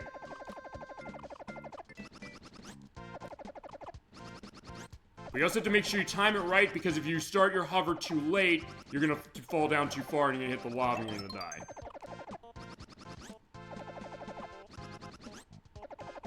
The fact that I did that without dying is amazing, and it's not easy to do that. But there you go. If you can do that, you're gonna be set. Alright, so... Okay, the Eggadil only started with 3, I guess, petals on itself. It usually starts with 5, but either way, that's fine. Okay. Yeah, in fact, we mentioned this, going back to what we just did there. We mentioned this a couple times on the shows. You have those balloons that have bombs on them. You're underneath them, the bomb will drop, so be careful. And also the enemies will drop. But the other thing is, I do want to wait for... Yeah, I do want to wait for the box. But I think Lifers brought this up when it came to a lot of the Mario games. You're saying that if you know what you're doing in a lot of them, you can get tons of lives out of them. That's true. And this is another one that's just like that. Now, for that one, I do want to wait for it to float over here. And okay, I'll screen it with different color balloons now. Okay. In this case, I just wanted to get over here, because when you pound the boxes that have stars in them, they'll spread. So if I have it in the center here, that means that I won't have as much of a case where it's going to go too far. In that case, just get rid of him. There goes the one balloon. And get that. Okay, so we're at 30. So that's fine. In this case, just keep running. Be careful here. Like, yeah, for this, I do need to go here quick to get that, because otherwise those are going to come and they're going to blast the area. And also when they crush down, it does count as them, you know, shaking up the ground, so the Eggadil will shoot off petals if it's around the area. In this case, we have to use this to get over here, get that one. We got that. There's a life in there, I believe, or stars if you need them. Coins, I need 6. I don't think I missed them. Yeah, in fact, I didn't. I'm pretty sure they're all at the end here. Yeah, there they are. Got it. Okay. Now, for good measure, we're going in here. Now, popping balloons. I love this one because if you win, the reward is really good. But I hope I win. Basically, do ground pound balloons. Hit the one that's the special one, and you're gonna win. Got it. Awesome. When you win this, you either get a 10-star or a 20-star item. We got the 20, so in that case, yeah. Yeah, good job, Bandit. You lost. And we win. Awesome.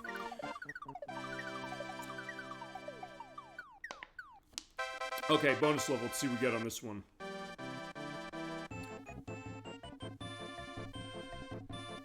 I mean, so far we've only seen flip cards. As we're pointing out, it is random which one you get.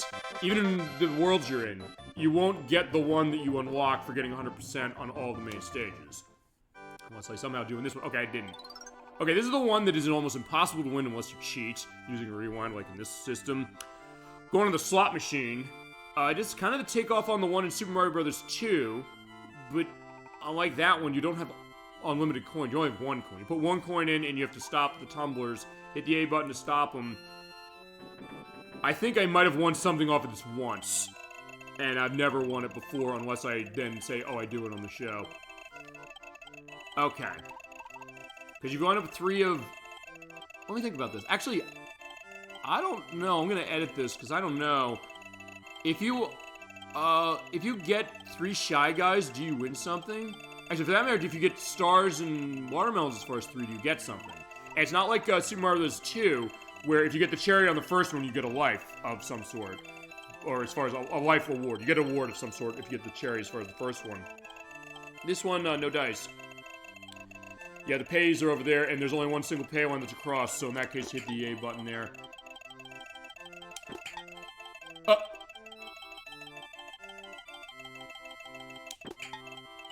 Oh.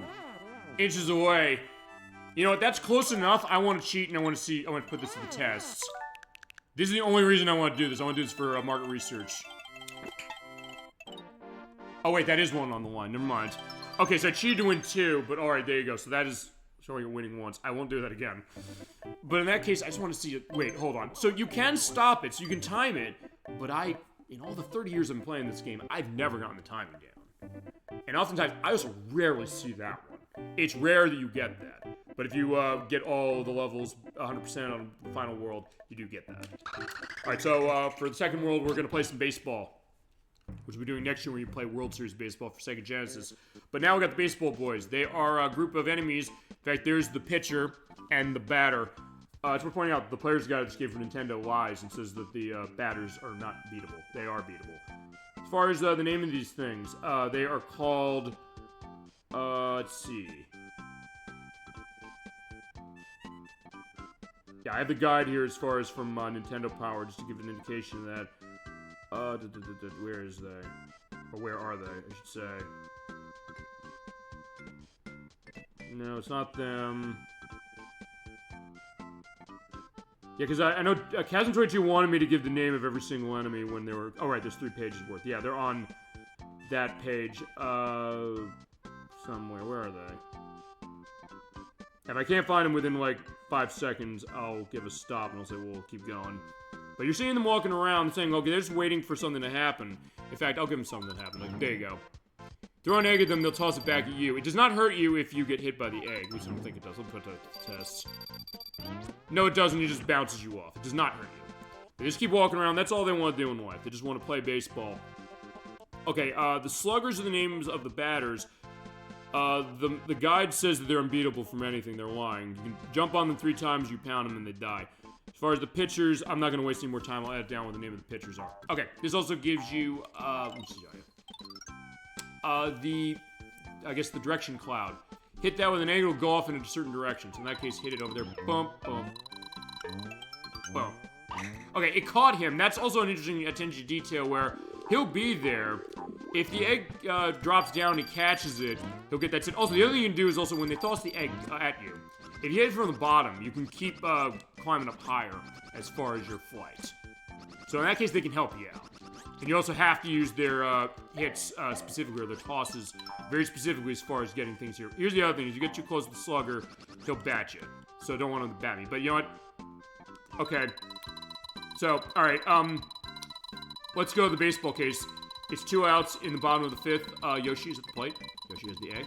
He has some nice windup. He's definitely been doing good practicing the bullpen all season.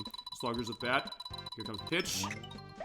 And he hit it as far as that wing cloud. I said, let him do that. I could do it. But I said, you know what, let me just have him do it. I seen these things, when you pound them, they get dizzy and they go down that way, but they will come back. As well, to be careful of the marching milds here. When you jump on these, they pop. But also, toadies can randomly come along. They do not steal Mario right away. But if you eat them, you can also have that set. Okay. Yeah, they also will go down if you hit them with an egg or an enemy, so you can use that as far as getting rid of those things, whose name I'll also have down below. As I mentioned, I'll link to the guide because it's quite a read.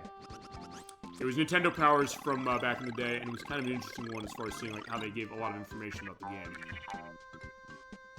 Same with the manual as well, which is another case that this game had a really good case as far as its manual, and also, that was kind of the era when Nintendo, I guess they were going into, I'll mention this, when Nintendo was going into, I guess, trying to be the way Sega was, because Sega had their Genesis does what Nintendo don't case, and saying that, oh, we're doing stuff that Nintendo doesn't do. They were sticking to Nintendo a lot, making fun of them, although I guess in a lot of ways it didn't really matter in the end because Nintendo did ultimately beat them in the sense that Nintendo's making consoles now, Sega isn't, and every console cycle that Nintendo was against Sega with, they beat them, ultimately.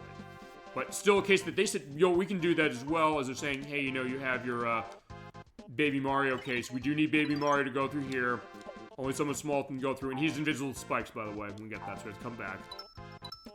But also they made a commercial for this game. I don't know if you're familiar with this.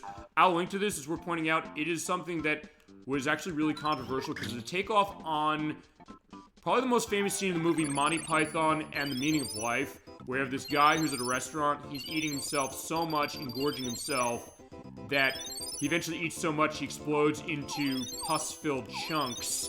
And they had that for the commercial saying how massively sized this game is, how much is packed in to Yoshi's Island. Said, this guy is eventually saying he's eating so much, and people are looking, uh-oh, I'm gonna die.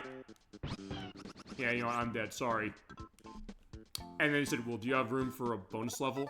And then eventually what happens is he explodes and, like, a green goop hits everybody.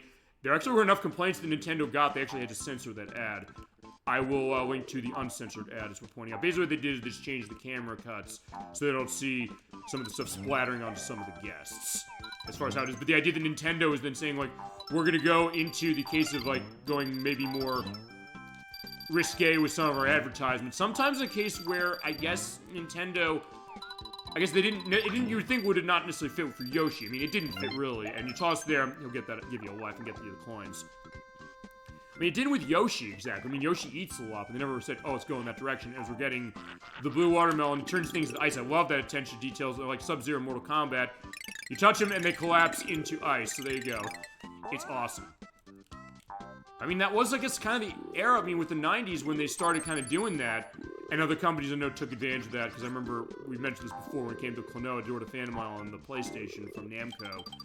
The American advertisement of that game was specifically a man and a woman talking about, I guess, their life together, and then the man says, we have to be careful, I have Klonoa, and she grabs him closer and says, but I want Klonoa, so they dealt as if it was a sexually transmitted disease. Like, wait, why are you marketing the game that way? I don't know if that meant that the game didn't, I mean, the game didn't sell. As great a game as Klonoa Door to Phantom Island, which we have previewed on the show before, previewed this year when we looked at Tombo, we finished our play of that, the game did not sell well, and it costs like $400 now. Unless you get the original version on the PS3, which you can download for $6. Which you should do that because they're never re-releasing that one again. They're only sticking with the remake that they had from Wii that's also in the Fantasy Reverie series that came out from Namco a couple years ago. But the case of them saying, well, we're going to market a game that way, as far as being risque, being kind of surprising, I guess, with Nintendo's case, Nintendo, their marketing also to the point when you get eaten by the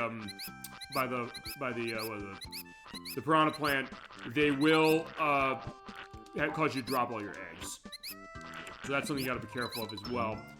As I gotta grab that mouse, let me get rid of him, and I'll go back. But I guess with Nintendo, they had their play it loud concept of saying, hey, in the US, they're gonna try and see about going to that. And not every ad they did was quite to the degree that, ouch, the Yoshi's Island one was. But also, I guess their case, they looked at Sega, and I think they even openly said, when it came to Donkey Kong Country, they said, well, let's do what Sega did. Because Sega was saying, hey, you know, you can't do this on Nintendo when it came to all these things that they were doing in the early life of the Genesis. But they said, well, with Donkey Kong Country, remember, all you need for this is a SNES. You don't need to go and buy some expensive peripheral from a company that rhymes with Schmega. I was like, okay, there was the shots fired, no question, as far as it was going to get the Moltank again. And honestly, really, I mean, Nintendo, outside of that, even in Nintendo of America, outside of certain things like that in the 90s, they didn't really go that crazy with a lot of their advertisements, I realized. I mean, Nintendo Power sometimes did. They had a case where they said, like, hey, it's more, it's a better case of collecting this, collecting toenails in a jar. Like, wait, what?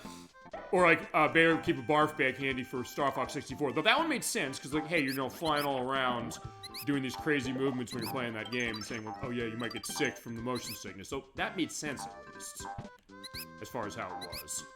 But outside of that, Nintendo didn't really kind of go to that degree later, even when Nintendo 64 came out, that I remember.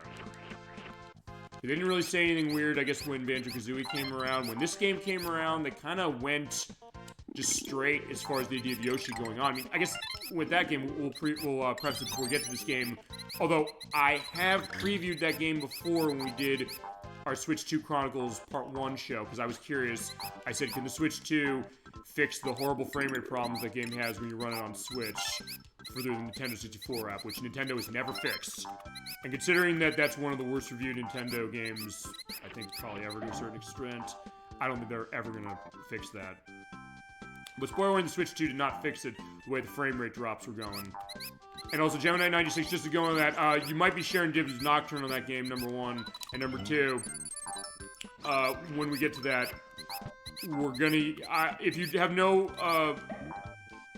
qualms on this, I think I want to use the Wii U Virtual Console version, because I do have it on that. You can't buy it on that anymore. It's a case where you can remap the buttons, so it kind of plays a lot like this one. And also, the control stick on that is way better than on Nintendo 64. And since that's a 2D platformer that only controls with the control stick, none of the Nintendo 64 controllers I have, with maybe the exception of one, is a case where it's really easy to control that without some of the movements you have going weird. And also, I'll say this, Gemini 96, to you. For Super Mario 64 next month, since we're doing the, it's just catching it back again. Let me grab that. Also, I have all the coins I need, so never mind. If you want to test my Nintendo 64 controllers for that game, since we are going to be running that through Nintendo 64, only because I don't know how this... Actually, you know what? I'll tell you one thing. Since I am using a new PC now, which I wasn't before, I'll record footage of Switch Online to see if it has the same delays on the video that it did on my old PC. Because I had to replace it kind of quick a couple weeks ago. If it doesn't do that, we could do the Switch Online version, assuming it doesn't do that, because the Nintendo 64 controller I have on that, the Nintendo 64's stick is notorious for kind of getting weaker. That one I have not, we haven't completely made it weak on that one. So if I can make that happen, if I know that that's the case, that can be an option. The only reason I didn't want to do it initially is because, as I said, it would cause delays in the video. Most everything we've shown through... Okay, let me rephrase that. Everything we've shown through Switch Online from Nintendo 64 that was with the capture device I'm currently using has that problem. Actually, when Crusader 64 and I did Majora's Mask, we did use we used the Switch for that, and it didn't have that problem. I do need another egg. That's also why I'm walking around. Or, let's see what I got. Nothing to help me there. Nothing to help me there, because I do need eggs to get the last flower. Actually, wait a sec. Anything I can get here to get set. The good news is we don't have time, we can kind of go along. As I said, I'll look into that if I can figure, and if the Nintendo 64 version... As I said, I only insisted that because of that, but if it doesn't do that with Switch as far as my new setup, which it might not... I mean, I'm doing a test tonight saying, hey, I'm not unplugging my mic at all, and hopefully the audio won't go bad. If it does, I'll redo the levels that I had problems with here. Or tell me. If the audio's going bad, it seems like it's hissing when you're hearing my voice come out, please tell me, and I will unplug mic, because I know it'll fix it. I'm not unplugging it tonight. Since it's a game I'm doing, I'm going to take ownership if something goes wrong with recording. But so far, it really hasn't. Ouch! And I'll figure it. I'll have an answer for you next week on that, no question. Okay, there we go. Okay, here. Come here. Alright, I have one. Oh, no, I have a second. Get over here. I want you here. Alright, there's more. This is near the end of the level. Ow, crap. Yeah, I have the item. I'll use the item. Doesn't matter. Okay, there we go. I got 4. I just want to make sure that I can hit, that. Here's the thing. When you're standing on that, you bounce. There we go. Got it. Okay, awesome. In this case, also do more freezing.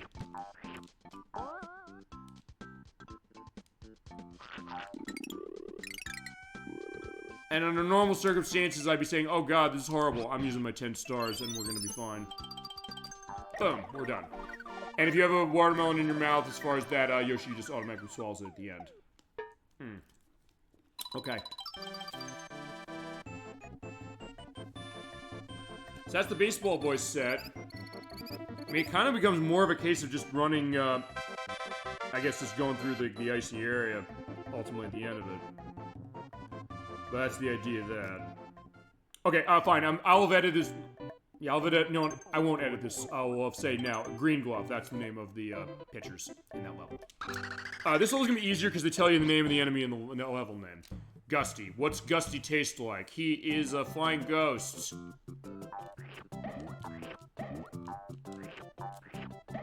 Yeah, they keep coming. So, and you can jump on them. But as far as this, what you want to do is you want to bust through here because you get a red switch. In this case, these dotted lines turn into coins. There are no red coins underneath this. It's worth pointing out. But you may as well just do that for the purpose of getting coins and getting closer to life.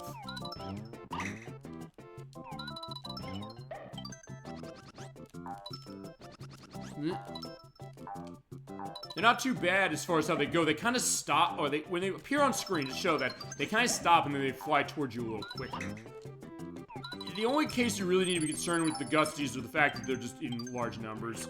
So in that case, if there's so many on screen, it's a case of, okay, how do I avoid them? You just wait and then just kind of eat them as they come along. Or jump on them and make sure there's not another one near you. That should be fine. You get the nice island music going on here as far as that. Okay, I was saying, was that too low case when I started my hover? But thankfully not. Oh no, yeah, right there. Yeah, so in that case, it's something where you have to be really quick when it comes to reacting. But we made it. I'm going down the cave. Okay. Now, for this stage, there's a couple things we can show. Yeah, you can use eggs to destroy these walls, which you have to do.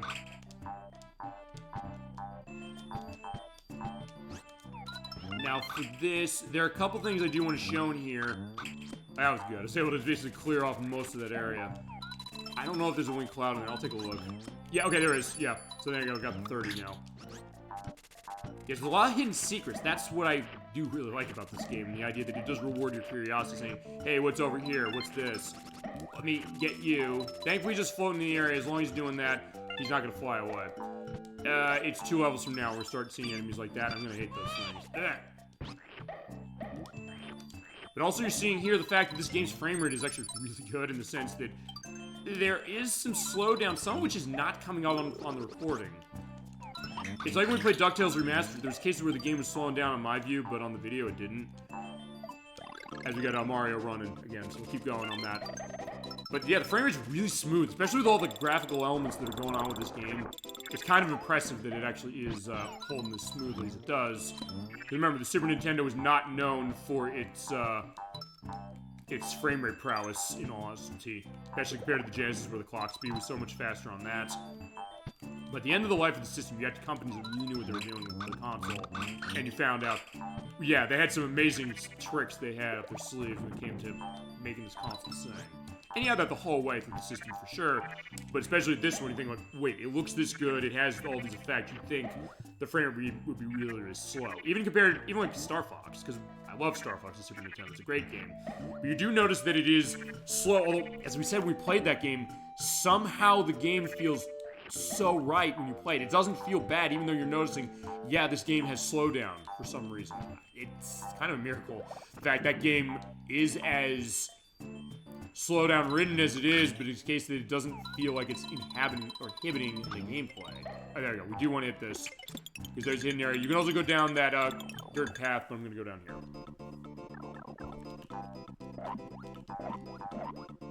Okay, so going down here, we get, yeah, this thing. This is Nepetnuts. We'll see him in the next level, or the next world, I should say, but this is the cave version. He's just down here. He runs like the gargantuan blarg. Basically, he'll come out after a period, and you have to come down here for the red coins that you might miss otherwise. Just hit him with an egg and knock him down. And he's down for a couple seconds. Just keep going here. And there we go. We got all the red coins. Most of the red coins are down here. So if you go through this level, in fact, I think it's half of them are down here. So if you're near the end, you have only 90 points. Like, where are the other 10 red coins? They're down there. Okay, now, for this next one, I probably should have done that after, but it's fine for this. Okay. I also got the green watermelon. For this one, you shoot watermelon seeds. You do have more shots of this than with either the fire for the red watermelons, which you haven't seen yet, Or with the blue ones for the ice. You can't go through that, and they... what happened? Oh, at first I was like, wait, did the game crash? But no. What happened was, I guess that I hit the egg, it went off, it hit the hint block. So they trigger them with the eggs as well if you want to. It's just like, grab a green watermelon, fire seeds. At first, like, wait, did the game crash on me? But no, it didn't. Okay. I've never seen this game crash on me, so I'll say that. Yeah, that changed when we played Shadow the Hedgehog a few weeks ago, where that game did crash on me. Let's see about this. More of a multi here. Dig through the dirt wall. I do need to for this to get the key. Actually, you know what? I will for this one.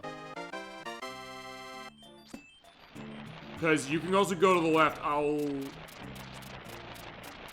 see if I can...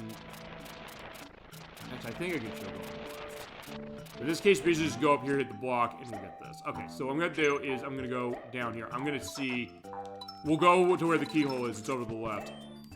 In that case, grab that. Okay, so I don't have any reason that I have to do that, because, yeah, you're wondering, how do you get to that life over there? Well, what you do is you take the multi, go to the left instead of the right. But for the purpose of this, I did want to make sure that we did it this way so I get the key and show off the... We'll show off everything as far as this game as is. There you go, got it. In this case, you have to wait for the Chomp Rock, or if it does go down the way there, basically go off to the left to make it respawn. Jump here, wait, jump there, and then go up here and we're set. Alright, we're throwing balloons again. And one thing I forgot there to mention earlier is that you do have variations of this where you have more or fewer buttons to press. They start you with 4 buttons in a sequence. But there are other ones later that will give you 5 and eventually 6. And I'm playing this legitimately so far, saying we're actually throwing this around instead of just sitting back and saying, oh, I'll just let it pump up big enough. Or close to the area where it'll pop. And then... yeah, just let it go on him to get lives. I mean, you only get lives out of this, but... I say only lives as if it doesn't matter, but... just in case you can get tons. You're seeing already I've gotten tons just from playing the game. Alright, you. Alright, there you go. In that case, I'm not even waiting. Oh no, you bastard. Oh, holy crap, that was close. Yeah, that was really close. Damn. Okay. I've actually had really good luck doing this, which growing up was not the case. I never was good at this growing up.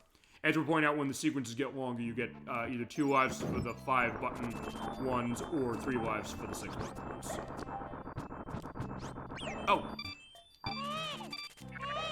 Also, when you're off-screen, that was the other thing I probably should have mentioned, which I didn't, which is, if Baby Mario's off-screen, they'll point the arrow towards where he is, so you can just go on, you'll be set. Okay, now I'm going to show you how to get that life. You do have to be specific on how to do this, you have to be very careful, because if you don't, you're going to fall and die.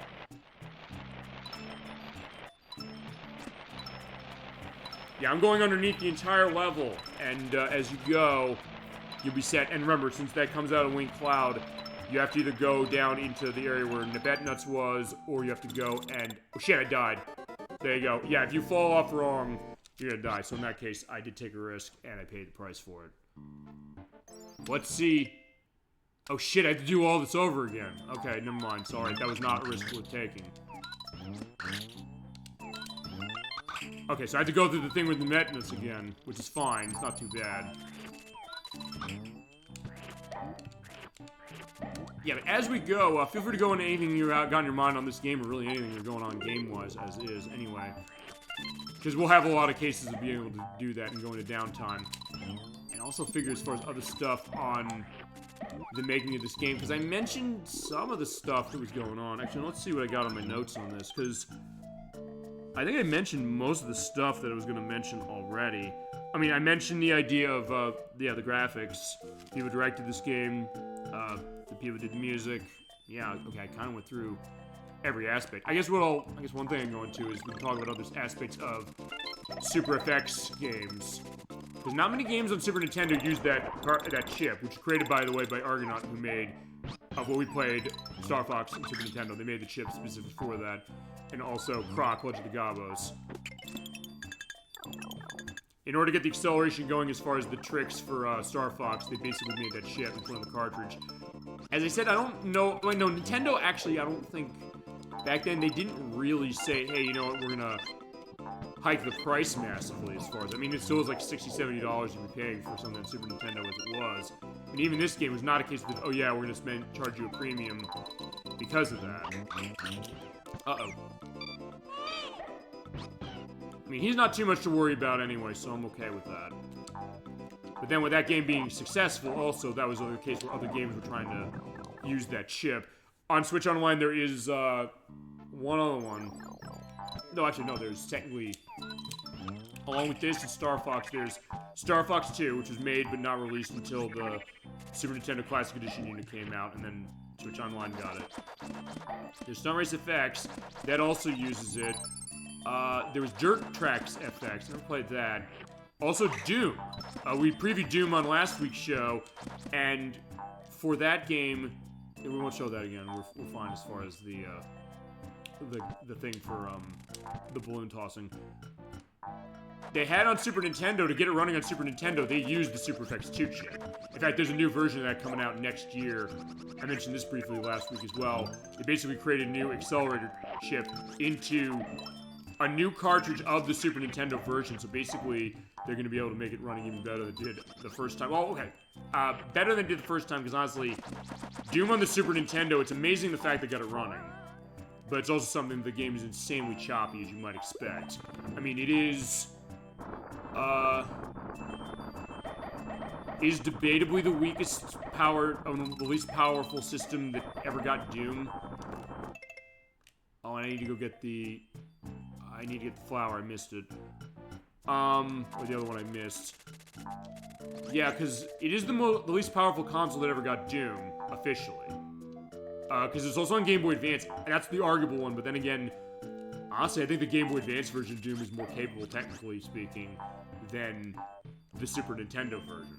Not for lack of effort necessarily on Super Nintendo. They tried as far as getting that running, and unlike Sega going to this, as far as like the back and forth of Sega and Nintendo, the 32X was needed to get Doom to Sega's consoles until Saturn got a version that was awful. But on 32X was pretty damn good for the kind of thing it was, but also something that it was rushed for the system's launch. That I do know.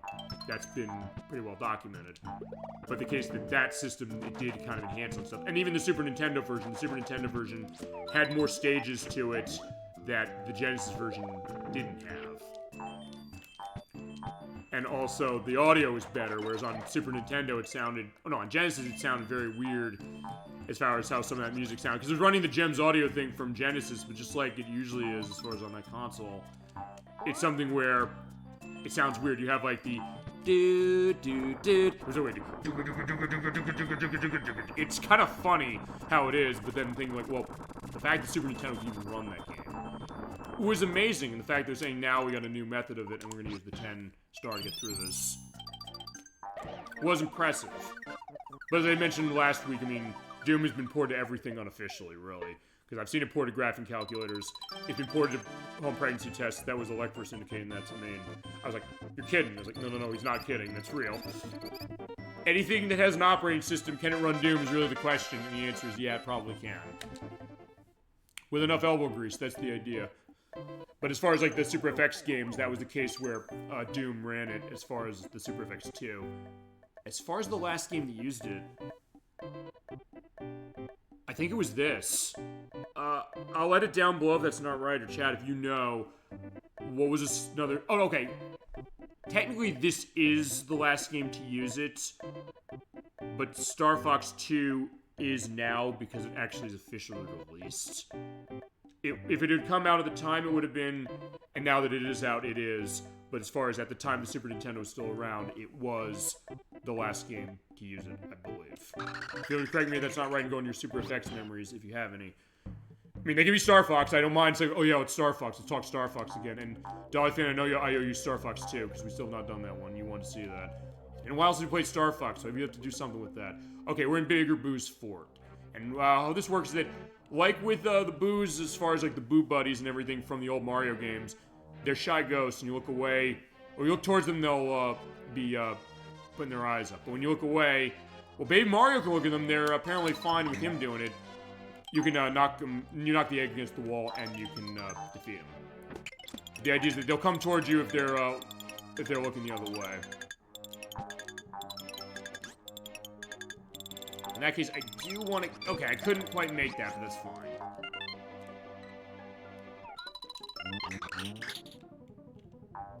Also, you can, if you get the hit going right, you can have them maybe run into your eggs if you're getting them set, and they do drop stars if you need that.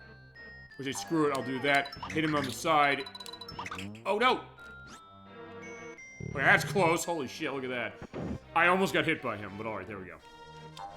Yeah, keep in mind that we're gonna have to do that for the boss here.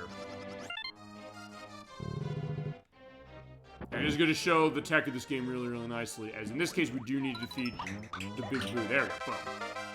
Right, that was a good shot. And you can also make some really nice bank shots going on as far as this, which I do like that.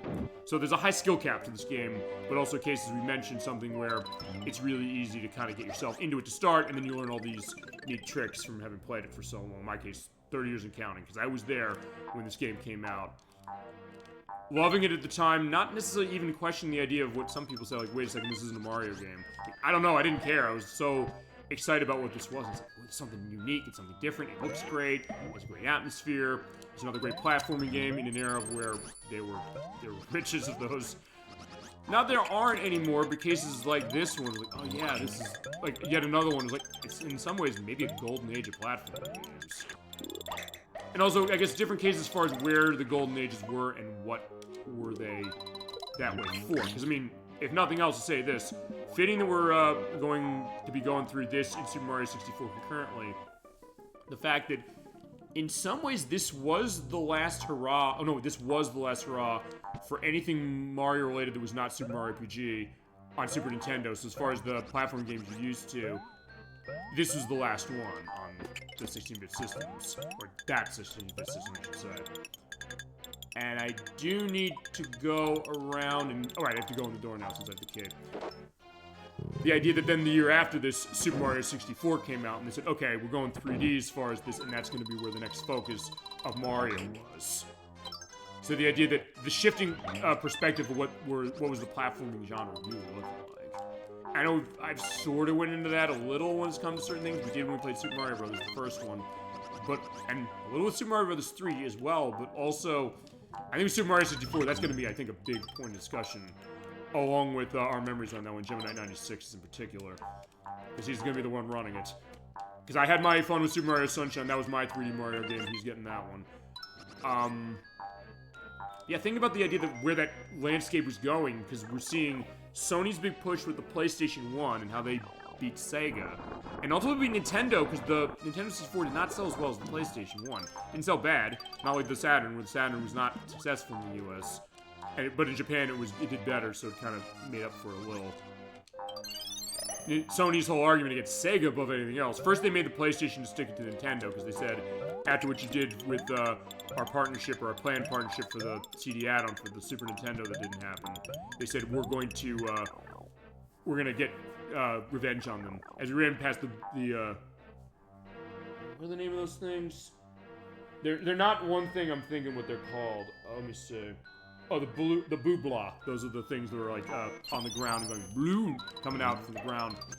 But yeah, even though they were kind of doing that to go against Nintendo above anything else, they also say, hey, you know what? Unlike Sega with the Sega Saturn, where they're saying we have some 3D tech in the system to facilitate ports of arcade games like Daytona USA and Virtua Fighter and things like that.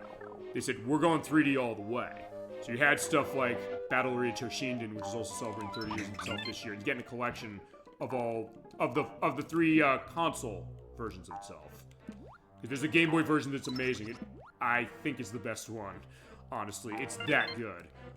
And there's also the Saturn version, which is not that great, but has some unique stuff that is not in the other ones, which I don't think that collection is going to have. I think it's just porting the PlayStation 1 versions of 1, and then also 2 and 3 are only on PlayStation. And Toshinden Uro is only on Saturn, but I don't think they're going to include that as far as that collection they're saying they're doing. But you had games like that, you had games like, well, they ported Ridge Racer from the arcade, from Namco, that was one case. And Ace Combat, that was a case of it, or Air Combat, it was initially known. as you're going in here with the vignette, and also the Boo Balloons and the Boo Man Bluffs. This is a preview to something Yoshi's Story's gonna do when it comes to them, because based on how they hear your sound, they'll go towards you. Ouch. Now with screaming baby in here, that's not gonna help, but for these balloons, the Boo Balloons, you want to hit them, I think that's what they're called, you have to hit them thrice in order to blow them up, and they drop a switch. I'll get the other one.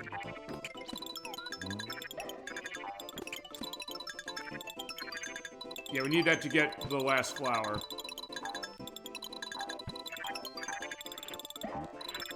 I do want some eggs, though, because for that state, for the boss, I should say, we're gonna need them. Yeah, you know, that's fine. We'll get more as we go.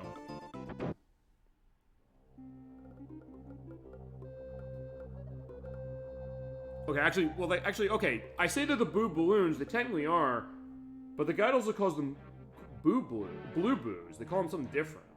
But they also say, hey, there's a balloon one. But I think they're like the same thing, pretty much. But okay, so I sort of called them right, but that's the... Okay, there we go, that's the last one. Alright, but they do give you enough eggs, because we're going to need them for the biggest one of them all, as far as the Boos.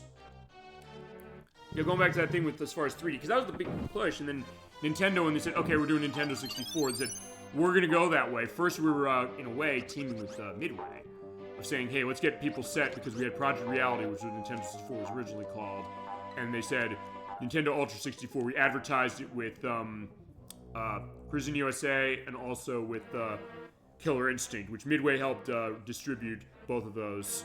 Oh, Midway made Cruising USA for Nintendo, and distributed in the arcades, and then Midway helped distribute Killer Instinct that Rare made. And each of them said, they're coming to your home in 1995 only on Nintendo Ultra 64. It wasn't until a year later when they came out. And they're not exactly the same as far as how they were. But let's go fight the Boo here. There's a great effect you're going to see as far as this boss. We have the Big Boo. He's a big case himself. Very well animated. But we have Baby Mario's twin brother, Bowser's Castle. He's openly saying, oh, he's there. Again, because he already did. I also love the idea that Yoshi he has blinking as far as his animation, so sometimes you get him caught as far as, like, having his eyes closed. Not handing him over to the like sheet, no problem. Yeah, he's like, yeah, okay, I'm fine. I'm just, in my place thinking deep thoughts by Jack Handy. But, whilst we're thinking those deep thoughts, we have, the Big Boo here, the bigger Boo, as they call him. Here's the deal. He's still going to be looking away, but he's going to go translucent when he does that. The bats looks to keep coming, so you'll have infinite egg. Here's the deal. You have to basically have him look away and then hit him with the egg. And then he gets bigger each time, and it's going to be a case where he's going to pretty much fill up the entire arena.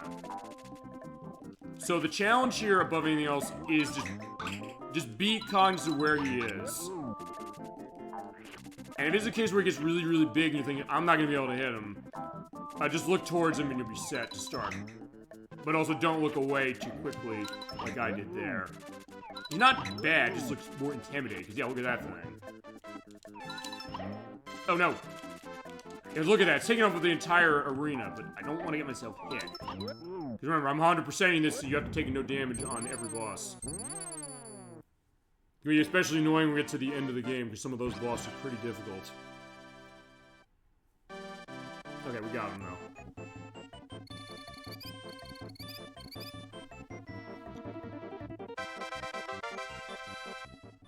Alright, so that's halfway through this. Actually, I'm getting through this really quick, honestly. I mean, as I said, because I know this game really well, so I think that has something to do with it, although this level... Yeah, this level is gonna be the start of a nightmare here.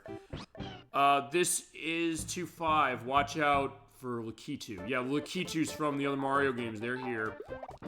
They're not the thing you gotta be worried about on this level. What you have to be worried about on this level is the fact that you have the platforms here, the bridge here that is the collapsing, I guess the dirt mounds. So in that case, if you hit it wrong, or if you pound onto that, it's gonna go away. So you have to be careful about that. Oh, and also be careful of the Koopa shell there. You sometimes need to do that in order to get access to certain areas to get all the items here. And this is also where you start seeing the, what is it? The Shy Guys that have the coins, the red coins, and they fly away. So as soon as you see them, you do not waste any time, you go and get them. You do not waste any time at all. Because there's nothing worse than going through this level, or any level that's like this, and hardest levels in the game are exactly like this, having a bunch of these things. Basically losing your opportunity as far as that, and you basically have to kill yourself, because otherwise there's no way you're getting 100%. I'm thinking extra level 3 and extra level 5. We might be getting to 3 tonight, honestly. At the rate I'm going. Also, you have those teeter-totter logs there. You gotta be careful of that, because otherwise it's gonna go down. But also, you know, Kidu said, okay, I'm out of here. Now, I can go up here and make this easier. You seeing those scribbles on the wall? What are those about? We'll see. Also, make sure you don't ever pound down on the ground here, because otherwise you're gonna be dead. That is unless you're able to find the switch here, and you make it so that the blocks down there are in line. And you do have to kind of have that set here. Oh shit! I did do it. So I didn't know I actually pounded. It was off screen. Okay, there you go. So yeah, don't do that.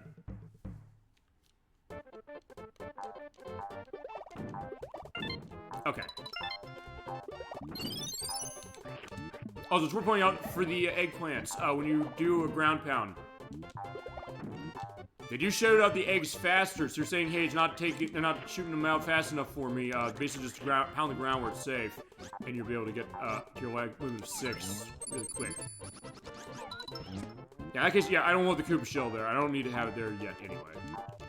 So they're pointing out also, if you egg, oh no, I think if you jump on Rikichi like in Super Mario Bros. 3, and we haven't shown this with World yet, but that one too, you are able to ride in this cloud. Not that you necessarily need to do it, but also a case where, okay, it's fine to have that. Those in that case, they will dive bomb, and they will also put a target on you and show you where you're going to be hit. Okay, so there's a flower. Yeah, I'm going to harvest these guys into this, sorry.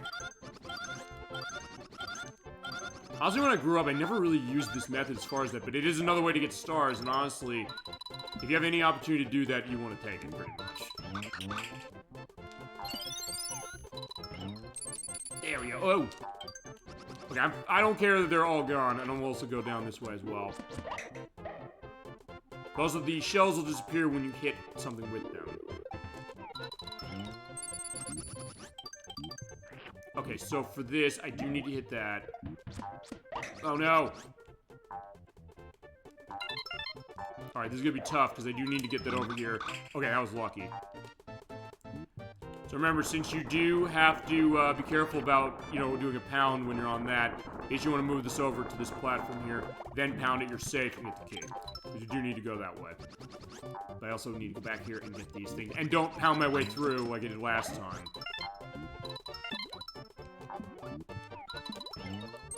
And those I don't need. We're set, I think, with what we got. In that case, I gotta hit through that. So you can also have a couple ways to get the items you need. Because, yeah, look at you, the bouncing fun guy, I think that's what they call this thing. Yeah, there's nothing that's gonna kill me, so I may as well, do this. Oh, fine, the needle nose, that's the thing that's on the top of it, but as far as what's bouncing along... Oh, shit. Yeah, I should be watching the screen, yeah, like, yeah, thank you for reminding me. Yes, Edolph is like, yeah, he gets really sad, like, oh, he gets mad. Okay, you know what? That's fine, let's go through here. Okay, we got another transformation here. We got the train. Yeah, we saw the scribbles of the train tracks on the side. That was not for show. You're able to go across this and hit the Y button or the B button to accelerate your way. It's kind of awkward how it works to start, because what happens is you're on the normal case, but when you get to a train track, hit up on the D-pad, and you go along here, and you're able to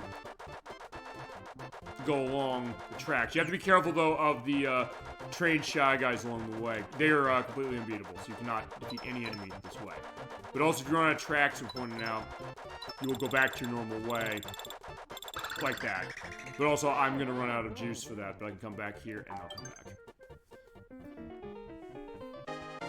You have to make sure you go down all the paths so you can find where red coins are. I believe there are a couple here. Oh shit, no, I went the wrong way. But worth pointing out, the bubbles will come back, so in that case, if you do run out of juice for that, just kind of go around and then pick them up again.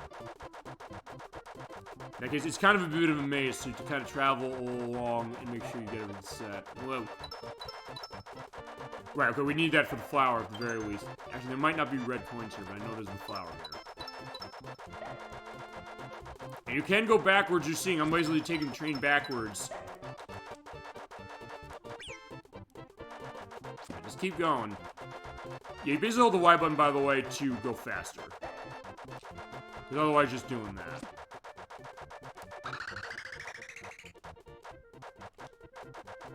Oh, there we go. So we got the train, we're all set. Okay, awesome.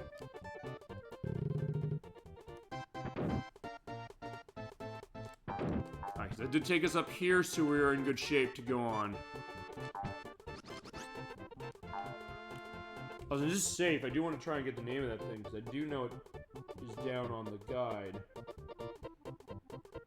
Just because I want to get the set in Gemini 96. Oh, no, not Gemini 96. I mean, okay, he didn't ask me. Pokey, that's the name of the thing. As far as what's bouncing, and also the needle nose. So it's Pokey and the needles. I'm thinking the Spring Fun guy that's coming later. I would say Chasm22 wanted me to name all the enemies. Because I mentioned, like, wait, they have a name? He's like, yeah, they do. And I knew it because I read this guide growing up. I don't have the guide anymore, but in this case, I do have that element going on as far as having the PDF of it. Okay, now, for this, there are a couple of hidden areas you gotta go through, and you have to be careful about how you do this.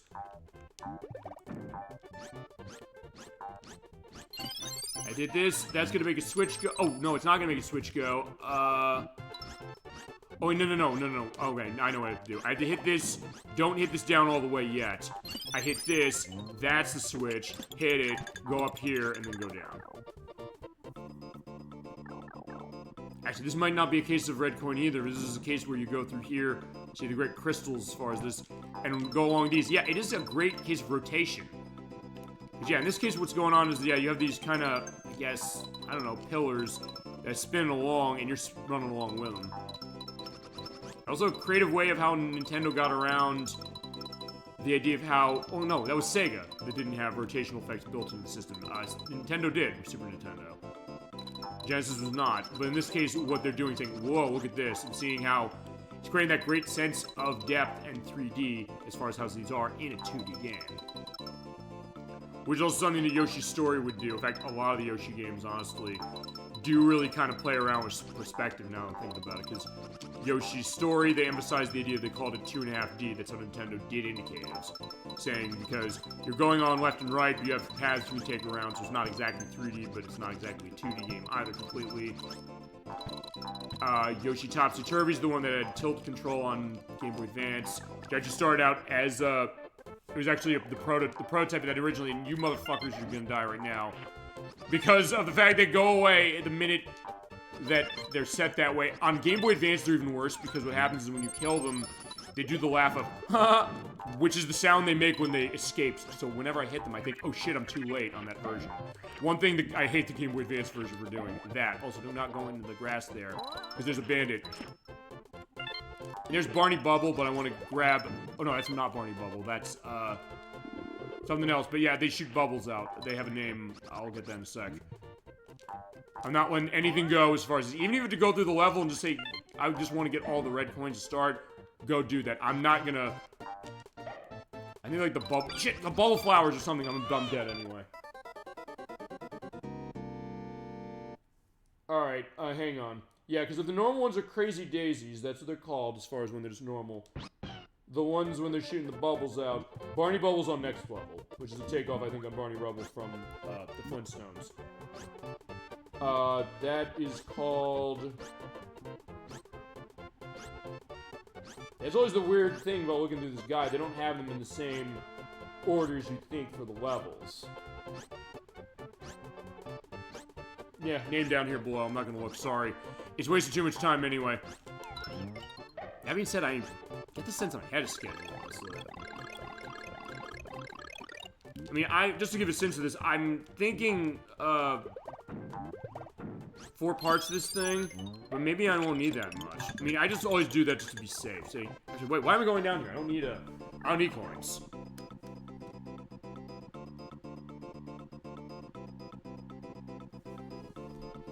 Yeah, may as well just keep going, alright. I mean, hey, it's more lives. Not that I need them. Because game over's not gonna be on the menu. I'll eventually show what game over looks like anyway, just because. Alright, there you go. I got a life that way. Oh, yeah, you. I was like, yeah, anytime you see him flying in the screen, go get him. Do not wait. Alright, so there's Crazy Daisy. She's going there. Oh, no, I don't. Why am I doing that? I guess because I'm always afraid of missing something. I'll tell you that right now, as far as how this game goes. Yeah, there's a bandit behind there. Don't hit it. I will not show it. Shit, yo! Oh, you do have time. No! Okay, I'll tell you what I'm doing. Wing Cloudmaker. Boom, he's dead. Oh, I got it. Okay, good. He's already pointing out that this, which is when you use the Wing Cloudmaker, you're basically using that just to kill everything on the screen, but you hit the Wing Cloud that's created from the enemy. You don't get much. So I may as well show this. You just get a coin. That's it. But in that case, it kills those things instantly, so for that reason alone, it's worth it. Or if you get the power block, because the power block lets you do that as well. Okay, bubble one. Okay, blow her off. There you go. Perfect. Yeah, the bubbles you don't get much, but you can sometimes use them. Alright, that spiky fun guy. Alright, get rid of him. There's a life. There's another one here. I know there's another one coming up.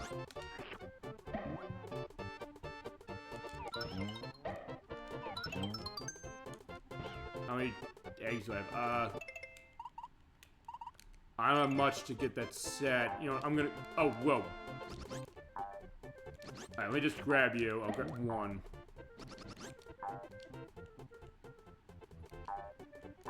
Wait, that one's not going away, thank God.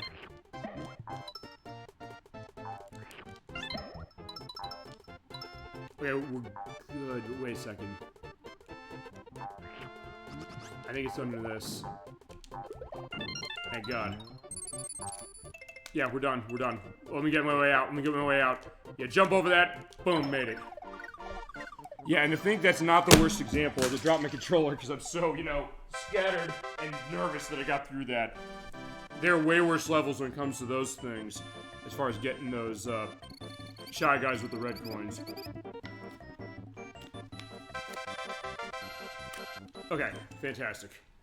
We got a bonus stage. Okay, we got drawing lots. Okay. This is like the flip cards, except you get one choice. You get an item underneath that, but usually, underneath one of these is, Kamek, like half of them usually. I'm gonna just rotate the D-pad and hit A on something and hope I get something that's not Kamek. Usually I get Kamek, so please give me something that's not him. Alright, so, go to the pressure luck case. Come on, big money, big money, big money, no way me, no way me, no way me, no way me, stop! Ah, fool, thank God. As far as the egg. Yeah, half of them are Kamek, look at that. That's bullshit. But alright, I'll take that. Oh, so we did win as far as... I didn't get the whammy, thank God. And we probably should do the pressure luck game for that game show showcase that I think we're figuring. In fact, the only thing I've been thinking of this is over the week. I think for that one, I don't think it would be as long as the one we did last week. But I think for that one, we basically pick a bunch of these things. I won't limit it to one system, I think, this time. And we'll play a whole game of each. In that case, it won't be as long, but it'll also go a case of covering a bunch of them. We'll figure what we're going to do for that. As we're going to the Cave of the Mystery Maze. Alright, yeah, he's gonna disappear with the flowers. It's not as bad as the red coins, but still a case that... Oh, they're flowers. I'll tag them. Why not? Okay. I mean, that's what I'm thinking. I don't know if you have an idea about what you want to do, and also... what game shows you want to cover for that, if that's what we're going to do as far as our showcase next year. I mean, that would be... I think that would make the most sense as far as how we do it. Is that, unlike this year, I don't think I'll limit to one console. As far as Press Your Luck, if that's one you're interested in, there's versions of that on the PS3, the Wii, and the Xbox 360. And there's a couple other ones. I got a couple. I mean, I know I've mentioned the ones I have. I have Double Dare by Rare. I've been mentioning that so many times that I want to show that. There's Variation Jeopardy you can figure. There's a couple I'm curious about for either that game or other ones. I bought The Weakest Link on the PlayStation, which is about the people who made the Lego games. I've wanted to show that for a while, just in general.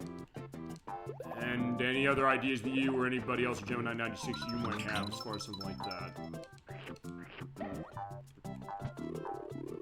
And there are game show games on the Super Nintendo, although the only ones that I can think of really are the Wheel of Fortune and Jeopardy games that are on it, which I don't have any of those. There's Family Feud, which I know is porting the Genesis version, which I know, Dolly, you hated that one, and I get it for a couple of reasons about why you hate that one. I mean, for Family Feud, we're gonna play the NES game. I love that NES version. And... Is that it for Super Nintendo? I mean, the NES has tons. You would be surprised what they made games based on. I mean, for God's sake, they made a game based on... I don't know if you're familiar with this one. I didn't know what it was until I saw this game exist, and people said, oh, this is this shitty show that was on MTV called Remote Control. I think, if I remember correctly, I think Adam Sandler might have had his debut on that show, if I remember correctly. And a lot of people said, yeah, that was when... That's when they felt that MTV went off the rails because it stopped playing music videos to show that. But we got a key, we're going in here, because this is... we only see this bonus stage once unless you put in the code that lets you unlock all of them. In the watermelon seed spitting contest. For this one's going to happen with these pots, you pick up watermelons and you shoot at the bandit, and whoever's health is depleted first loses. Yeah, basically reduce the enemy's power to 0, and then we win. But also the thing is that bandit can go back and forth as far as behind the area there, so you have to make sure that he's exposed fully before you shoot him. Also, sometimes you can get the red watermelons. They'll sometimes come out and they do double the damage. But in that case, it didn't matter because I got them and it was perfect. And I got the S green, which, by the way, that is a extended watermelon. They have them in all the formations of what they are, so the red, the green, and the blue, where you get double the shots that you normally would from the ones that line around the area. So in the case of the fire and the ice ones, basically you shoot out 6 instead of 3. And with the siege, you shoot out... I don't know the number on how many siege you shoot out on that one, but you shoot out way more that way than you do as far as that. And we do have to go through that door. Yeah, we do have to go through that door. It's here.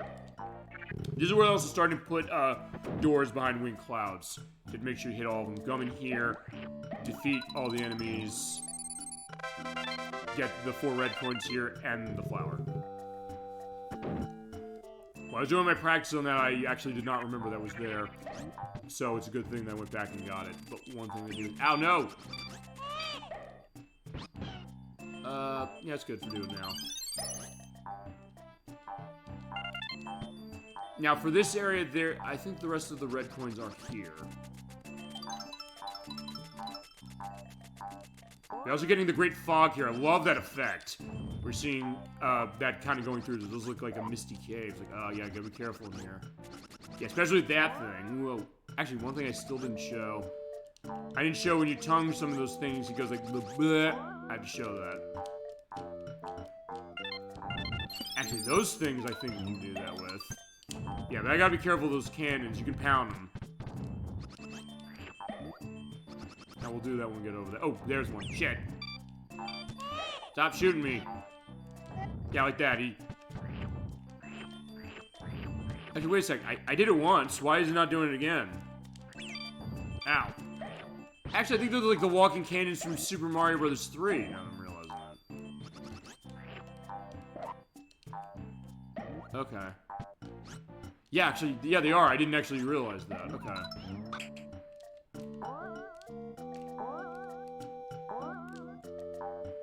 Okay, how am I doing on... Yeah, the only thing you need, really, after this is just need to go get the last flower, which is out of here. It's on the way out, I believe. As you get the great look of the bricks here, I love this. And the way it's kind of playing with the perspective here is we're kind of going to those platforms, seeing the great waterfalls in the background. Here's the shining... Yeah, they're like crystals. At first, like, they look like trees, but like, no, they're not trees. Okay, I could knock him off, but you know, it's fine. Let's go. And look at this as far as the nice sunset. Or again, you have the steam kind of by the sun. Look at that. It's beautiful. And now, in this case, you have these platforms. When you hit them, even those things again, you can bounce on them. They're countdown platforms. You jump on them, they go down. The number goes down by 1, gets to 0, it explodes. There we go. That's the last one. Fantastic. Almost to the end. I do love that when you're running across these things exploding, but... Oh, right. Eggodil. Yeah, I've got to be careful around that thing.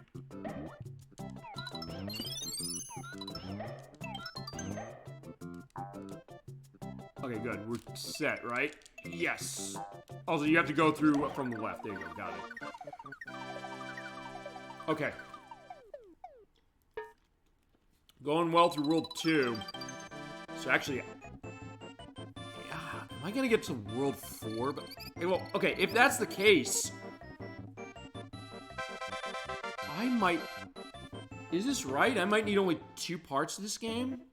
It can't be right. Okay, we'll see. We'll see how it goes. When this is getting really hard as far as the next couple worlds, when I get to World 3... yeah, I don't think so. I think it's just because it's so early in the game. But we'll find out. We'll go as far as it goes as we're going to Lakichu's wall. Now, for this one, you have the fat guys. I think that's what they call them, as it is. They're rotund shy guys. As far as we can jump on them, they do that. But here's the deal. When you eat them, you get a big egg. And when I get to that in the line, it actually works the same way when you're dizzy. Like, you even have the same dizzy case. He's kind of going off, and he will do the same weird walk case when you throw it. Everything on the ground explodes into stars. You do want to take advantage of that. This is, I believe, the only level that they're in. At least in this version. Yeah, keep that in mind when we get to the Game Boy Advance version, because the Game Boy Advance version... Oh, shit! Not one of those again! Okay, but time stops when the bridge is being built. Okay, there you go. There's another one. I was gonna say, the Game Boy Advance version of this does build on concepts and things that you only see in this game once, if that. So, in that case, that's actually going to be really cool when we get to that. I mean, as I said, that's going to be part of this play. It's also going to be the compromise, I guess, for the fact that, for our play of Super Mario 64, we're playing Gemini 96's play of Super Mario 64. I'm not going to be showing off the DS version and the extra things in that for that play yet. I'll come back another time. That is unless I do get through this game fast, in which case... Okay, I don't know. I mean, honestly... Oh, wait, I missed one. Okay, it never came through. Alright, there you go. I got it. I've never gotten through everything in the DS version. I don't know what's different for the stars, because they give you 30 extra stars that are not in the N64 version. Okay, so I don't know. I mean, as I said, we'll see. I mean, that's also, I guess, the benefit of when I pick a game that I really know to do, and it might not take as long. Although, actually, I guess then... Because this is technically the second year I've dedicated the idea of playing a game like this for my own choosing. And every December we're gonna have a game like that. But, honestly, I don't know if when we did Shenmue I necessarily went through that game faster than I expected. I mean, I guess I always overshoot it just to get a sense of saying we're gonna have enough for covering everything that I want to go through. Or that's we scope anything, really, but especially for stuff I'm going to be doing, I'm going to say, okay, I'll maybe overshoot it depending on what it is. But I don't know if I necessarily went through that game too fast. I think it's just because we're early in this game. So that might be the case so far. But we'll go where it goes, and I'll figure out what that's going to look like when it comes to schedule. As far as if we get through this game quick. Yeah, I did hit something there. We get a switch, and it does have coins over there. Except I'm stuck. Oh no! No, so you don't have to worry over, as I mentioned, about the fact that there's red coins underneath the dotted lines.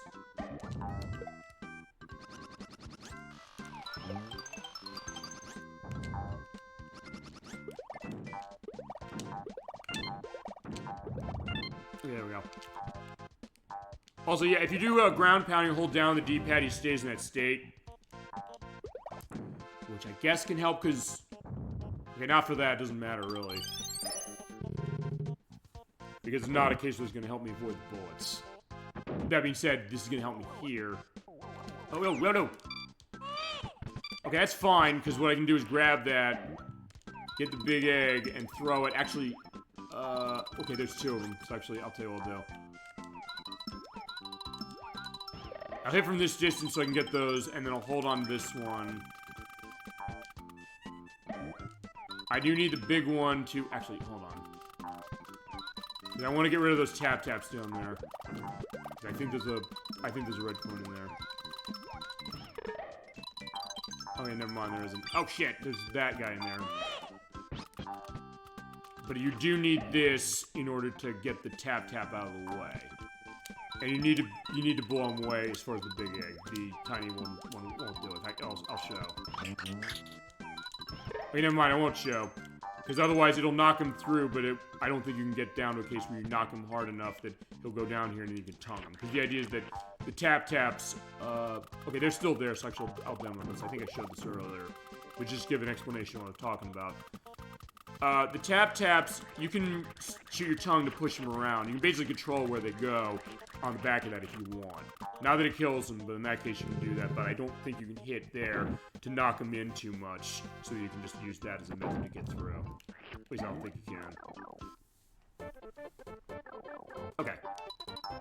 We're going down to the forest below. That's a case we're going to see in a little bit, but we're going to a little preview of it now. In this case, keep going, because you have to make that jump, or you can also do what I did, which is saying, okay, toss the egg, but I did make it up there anyway. And right here is a hidden wing cloud with a life in it. Okay, we're getting close to the end of this stage, and actually, as we're pointing out, we're going to get another transformation. And believe it or not, this is the only level in the game that it's in. But then the Game Boy Advance version came around, and I think you get 2 other levels that have it. Which is nice, the case that, yeah, they underutilize it quite a bit in this game. But that version says, oh yeah, we're gonna give you 6 new levels, and they're gonna... I mean, they even have, like, new enemy types, which I was like, I'm amazed they went to that degree. And I'll mention when we get to this, but actually that is my favorite of the Super Mario Advance games, because it's the one that I think is straight porting the game it's based on the best. It's the one I think that's giving it the most extra content to a degree. And it also is a case where that extra content has a purpose, number 1. And number 2, doesn't require you to have to buy the e-reader in order to get it. As much as I love Super Mario Advance 4 that we played, and for this one you have to go down the second one to get that. Yeah, we're good. I don't think we need to go the other way. You only have to go down the second to get the flower. And I have to go back anyway for the coins. That one, thank God, is not going to be a case where he's going to fly away. So, I'm glad about that. Yeah, and like, as much as I enjoyed Super Mario Advance 4 when we played that, as far as the extra e-reader levels, those are not available by default. So the fact that they made re-releases that had them and didn't require you to pay, I don't know, 8 times the price of the game you bought for $30 to access them, was nice. I'm not gonna lie about that. You know, I am gonna try to do this, because you can knock the egg in there. There you go. Yeah, as long as you knock anything in there, whether it's an enemy or an egg, you can get the benefit. Although, that thing, I don't think you can put the big egg in there. I've never actually tried that. One thing here, though, I do want to go down here, because I believe there's a coin at the bottom of this. Because anytime you see a post, pound it. That's really the rule. And it's fun to do, so in that case, yeah, and it's easy to do. There you go. There's a item. This is a life. Well, how am I doing on lives? 80. Yeah, tons. Look at that. Yeah, Game Over is never going to be on the menu here. That is unless... unless I decide to not save state this when we're done with the show tonight. Because if I don't, whenever you restart this game on Super Nintendo, you lose all the lives you had. You start back at the 3 that are defaulted. Game Boy Advance changes that, where Game Boy Advance holds all the lives you get. And also, Game Boy Advance, no, this one I think has the, this one I believe has, like, a counter 3 to show, number of lives. The maximum is 999. Oh no, these things. There we go, woo! The thing with the Kidus here, they, come out of the walls and they can throw the bombs at you.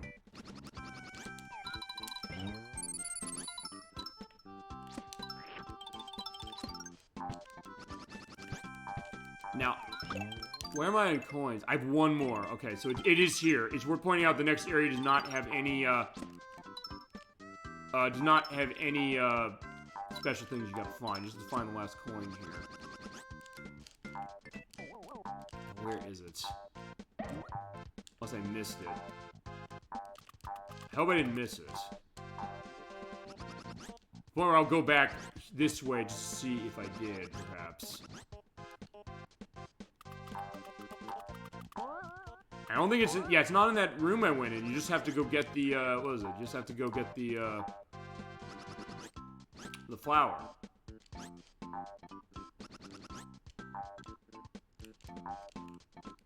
And that doesn't come back, so alright. If it's not there, it's not around here. I found that completely, got that.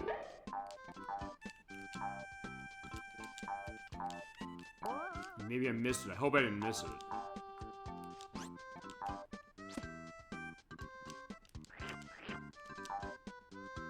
Oh shit, I might have missed it. Crap, I think I missed it. Alright, I'll have to go through this level again.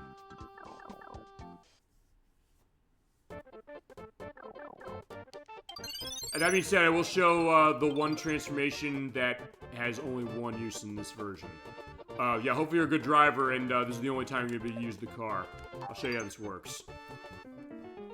We get to the Game Boy Advance version, we're going to see more uses of this thing. Basically, you're moving left and right with the car. Hit the B button, the Y button. You basically tiptoe, as the game calls it, but basically what happens is you basically go on your top legs, or your wheels.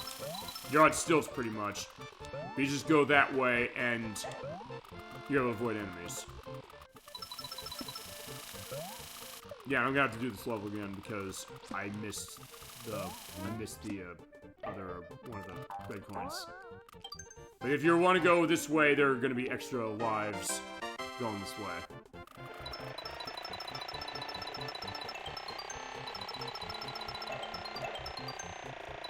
In fact, I'll tell you what we'll do as far as that. And none of those coins there are that. Sorry, we got 99. So just one off. So before we go to the castle, we're gonna go and do that. Okay, we got a bonus stage at least. See if we see a new one yet. There's one I really like that we have not had happen yet. But if you don't get 100%, they give you that, and it saves your score till the next time you go through the stage. Okay, slot machine again. I'm not gonna cheat on this one, so let's see what happens.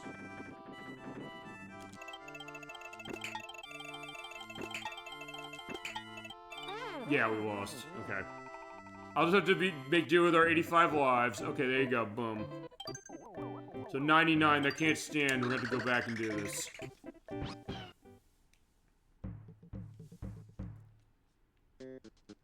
Actually, just to make sure on this, I'll use the magnifying glass. So in this case, anytime we see a element of coins there, it'll show where red coins are if they're like around that. But also remember, I gotta deal with those damn shy guys. Unless... Oh, I thought I hit that one. Okay, we're just gonna go all the way as far as this. As we're pointing out, if you don't get 100% on a level, you do have to go and get everything out of it again. There you go. All three of them, they're gone. Okay, perfect. So you have to go collect everything again. It's not a case where, oh, you just need to get the red coin that you missed. You have to go get everything again. You have to get all of the 30 stars, you have to get all of the flowers again, and you have to get all the red coins again. Basically, the idea is it saves your best score, and when you run again up through the level... In fact, there you go. Right there. That's the power of the magnifying glass. The magnifying glass will show you anywhere on the level where there are coins lying around if it's a red coin. And if it is, it'll show you, oh yeah, there it is. Go get it. Yeah, I don't care too much as far as the key, so I'm not going to do that again.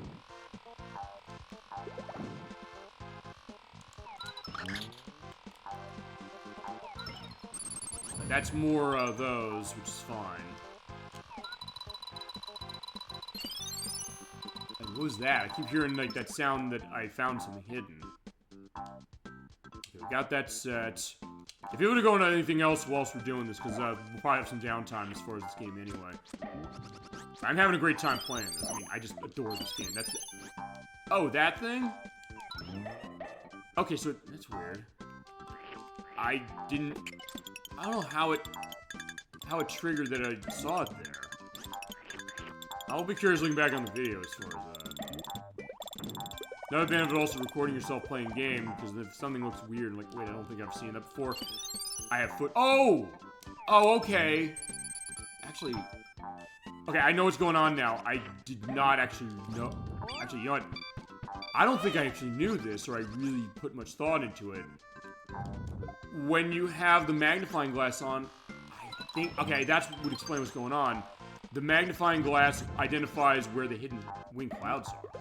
Okay, actually... I don't think I knew that, actually. So, okay. That's a good case. Even I'm learning something new as far as this 30 years out from the game. Though, to be fair, I don't use the wing cloud... Not the wing cloud maker. I don't use that a lot. I don't use the magnifying glass that much.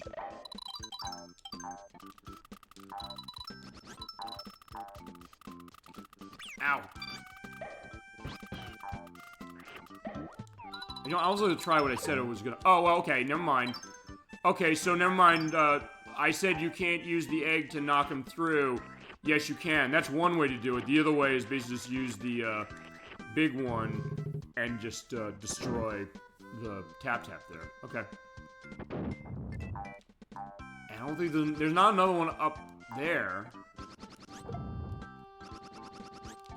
Then again, I've never gotten up that high before. Okay, there we go. Let's go down. How am I doing on coin here? Let's just make sure. Okay, 9. There aren't many. There's only 20 you have to deal with, but it's also something you're thinking, well, wait. I don't want to... I make sure I don't miss one.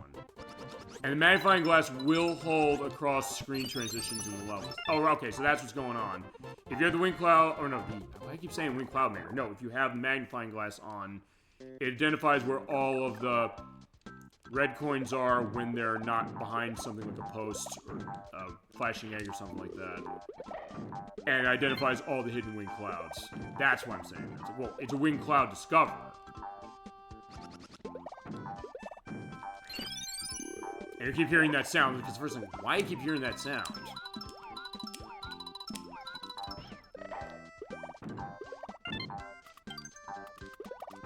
How many do I have? I have 13. There's one there. There's 2 there. I got them last time. Just want to make sure I got them. Before I go over there to that other thing, as far as that room I gotta go to, for the flower. I just pound this down all the way, because I think there's a coin underneath that. There's that, but that's a life. Okay, well, may as well. Oh, you know what? Ouch. Okay, it doesn't matter, because I'll find another continue ring. So in that case, you don't necessarily have to worry about having all the coins you need right away, or all the stars you need right away. As long as you know that there's another checkpoint around, you can just take advantage of that. Oh. So in that case, even if I let Mario get flying away, oh no. That being said, I am pushing on that, so I do want to...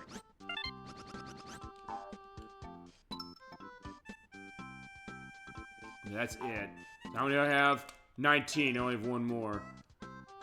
Okay, so as far as where the last one is, I have to go to that area anyway, as far as what that is, so hang on.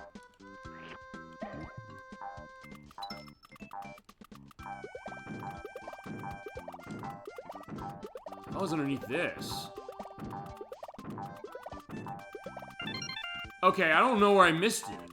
Okay, but I got it this time. Sorry, there you go. So I'm good. Okay, I was also gonna try seeing if I could toss that egg into this thing.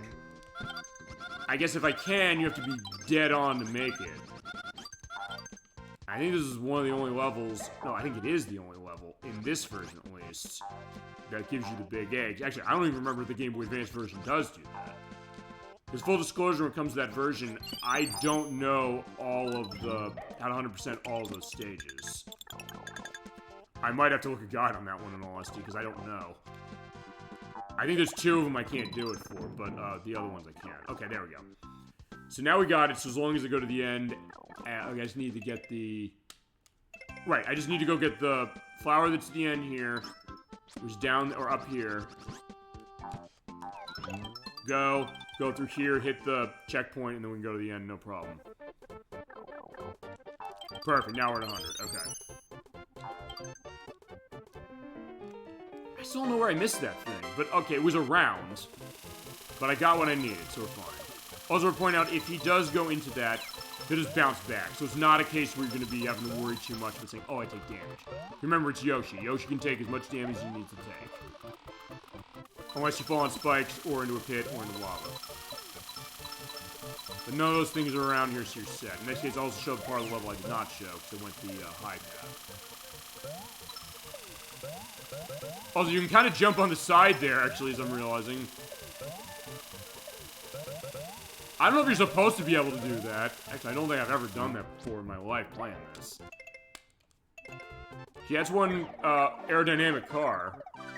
So there we go, we got it. Okay, bonus stage. Okay, awesome. And then we'll go fight the boss here. Which is actually one of the longer levels of the game. There's a lot you have to be set on. But if you do best your score, it improves that. And we'll see also when we get back to the map. Okay, drawing lots. I'll just actually pick one. Fuck! Yeah, Kamek's an asshole. I'm sorry, that's the idea. And half of him is him again! It's not always him, but I swear when I was growing up, I never won the drawing lots. Because it's mostly stacked against you. You only get one pick, and that's it. Alright, let's go fight Roger, the Potted Ghost. That is the name of the enemy, and is the Potted Ghost Castle. Let's go. This is gonna be long. Not the longest level of the game. That is in World 4. And it's a fort, as far as which one that is. Well, we'll probably see that next month. Shit. I was gonna say, maybe we will now. I don't think we get there in like 2 hours. I mean, if I beat World 3, I'll be glad about that. Actually, in that case, then I'll probably just need 3 parts, I guess. Yeah, but so far going well. In this case, I was just being careless. I know I'll show this. I'll let him fly away. Yeah, that's what's gonna happen. I'm fine because he had a life. I'm okay with that. And you also have the logs here. They will go down into the lava if you stand them too long, so don't do that like I did before. But they put red coins underneath them, or over them, so you have to be careful of that too. Whoop. Yes, I hope your flutter jump game is strong here. Also, just pointing out these platforms here. Depending on the color of the platform you got, the green ones go slow, the yellow ones go a bit faster, and the red ones will have you flying like the wind. We'll see that later. As we saw it sorta, I think, earlier. In this case, basically just wait and it'll just go across the dotted line. Enjoy the great atmosphere in here with all of the lava and also the candles in the background of the... Yeah, the torches and candles. Yeah, in that case, yeah, because also, right, that one will go down faster, so you have to be careful as far as that. Alright, there we go, so that's the first checkpoint. Now, you have this open area. Now, we have to go is up there, but as far as getting all of the coins and everything, you're set here. Also, you gotta be careful of the thorns over there, the blue things down there. If you get hit by that, that's instant death, so do not touch them.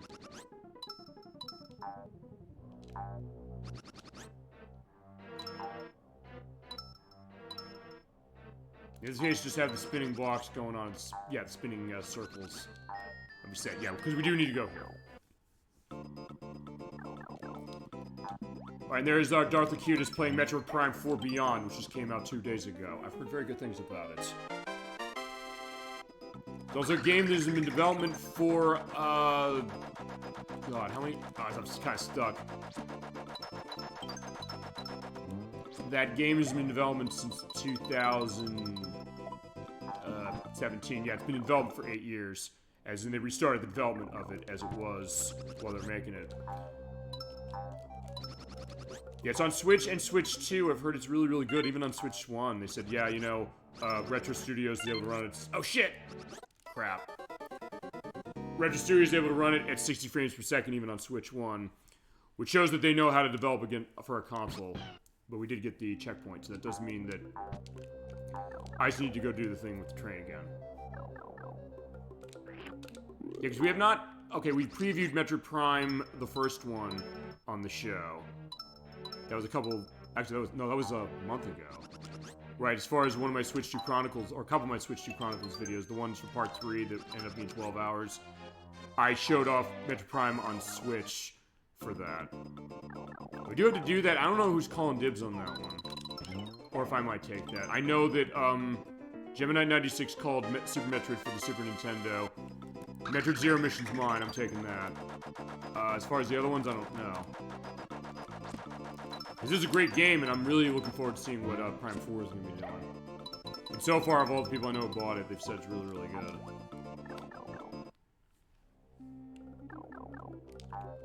Although it was interesting, because I was talking to some of my coworkers the other day, I'll go on this, because we're going to have a lot of cases of, well, we're just kind of exploring doing the same case. The fact that, over the past month or so, Nintendo has released 3 Switch 2 games in a pretty rapid succession, which were Hyrule Warriors, Age of Imprisonment, Kirby Air Riders, and then Metroid Prime 4 Beyond this week. In the case that they were kind of really close to the point where we were almost forgetting that Hyrule Warriors, Age of Imprisonment came out in between the other two. But the fact that they are kind of going into rapid succession, as we're having the ghost guys, or the shy guys, the ghosts going around. So we're pointing out they're gonna pass the bombs across and drop it where I am. But if you ground pound, the one that didn't, the one that dropped is gonna look ashamed, and the other one say like, no, don't look at me, I didn't do anything wrong. Also, we are gonna have this enemy there, like, I'm trying to remember the name of that weird flower. It looks messed up. Also, it's more messed up when I hit it with an egg. Well, you know, I'll hit it with an egg later. As you hit the spongy ceiling again. Yeah, I'll show that later. The other thing you can also do is you can use the bombs to your advantage, saying, hey, you know, why don't you drop it over here? Because they can destroy the dirt over there, so in that case you can do that and be safe. Or also protect yourself when it comes to this. But you do have to kind of fake them out for what we're going to do next. Which is, we got to come down here to get a key, and the way we do that is we have to push this over in order to crash it on the ground. But the only way to do that is we have to push it off of this. So we have to keep pushing, and then it's just every so often pound the ground just to make sure they drop the bomb. So then you won't get yourself hurt. Got it, okay. And we do need to do this to progress, and we'll also show off those flower things, because they get kind of nasty. Whoa. Yeah, they look kind of messed up. I think I was showing this on my coworkers. Like, what is that thing? It's like, yeah, it's really nasty flower. I'll have the name of it below, because I gotta keep going.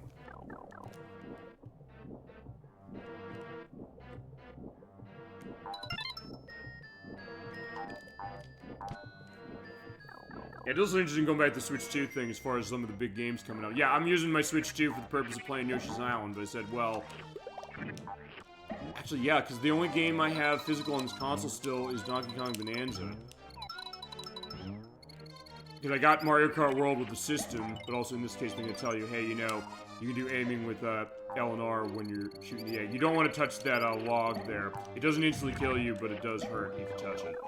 But the fact that, yeah, of the games I have on this console, it's just Mario Kart World, which came with the system digitally that I bought. Bought Donkey Kong Bonanza, and then actually it's just the Namco ports that I bought, which were Ridge Racer and Aquajet. And then I guess the Switch Online stuff for GameCube kind of counts, I guess. Okay, that being said, before we go on, I want to go in this door. Yeah, because there's 2 Berts. I want to bash them. So by doing that, you get the last of the, or one of the last of the flowers. I forgot what this was when I was on my practice, so I'm not forgetting it this time. So the idea that I bought Switch 2 as far as how it is, and I am playing some of the newer stuff on it, and I played Kirby Air Riders. It is really, really good. I will definitely indicate that. But also the case that right now is like, I'm using it for the purpose of playing older games for this. So I'm saying, let me get those, System 22 ports the Namco keeps putting out. Because they keep putting out a couple. I'm still waiting on Prop Cycle. I think they're going to get to that one. I believe in my heart of hearts we'll see Prop Cycle eventually on this. And when they do, I'll be going, oh my god, I want to get Prop Cycle, and then we'll show it off on the show. And I'll show Aquagen at some point as well. Yeah, you can also destroy the Thorns, by the way, if you have eggs, so... What you can do is basically just hit them out, and then they'll just go away. Okay, so we're getting close. Close enough. I gotta be careful there, because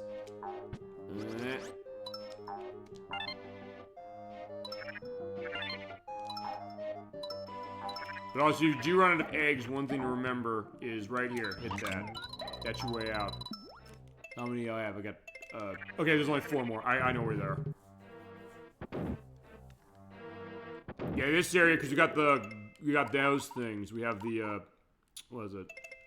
The bandits.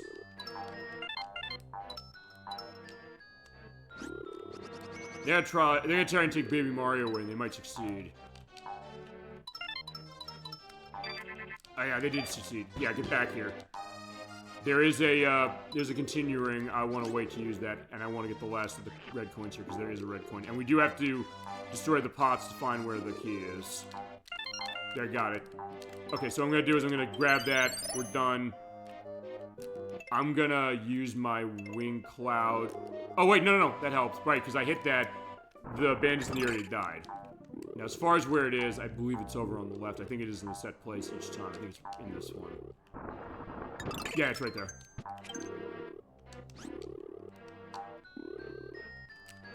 Got it. Okay. And we're set, so now we just have to go through the rest of the level without dying. Or without getting hit, I should say. In this case, as far as busting these pots, they just give you, coins. That one... I don't know what that one gives you. Let's find out. Coins. That's really about it. But also the case of saying, hey, they're getting busted, and a hint of what you gotta do for this boss.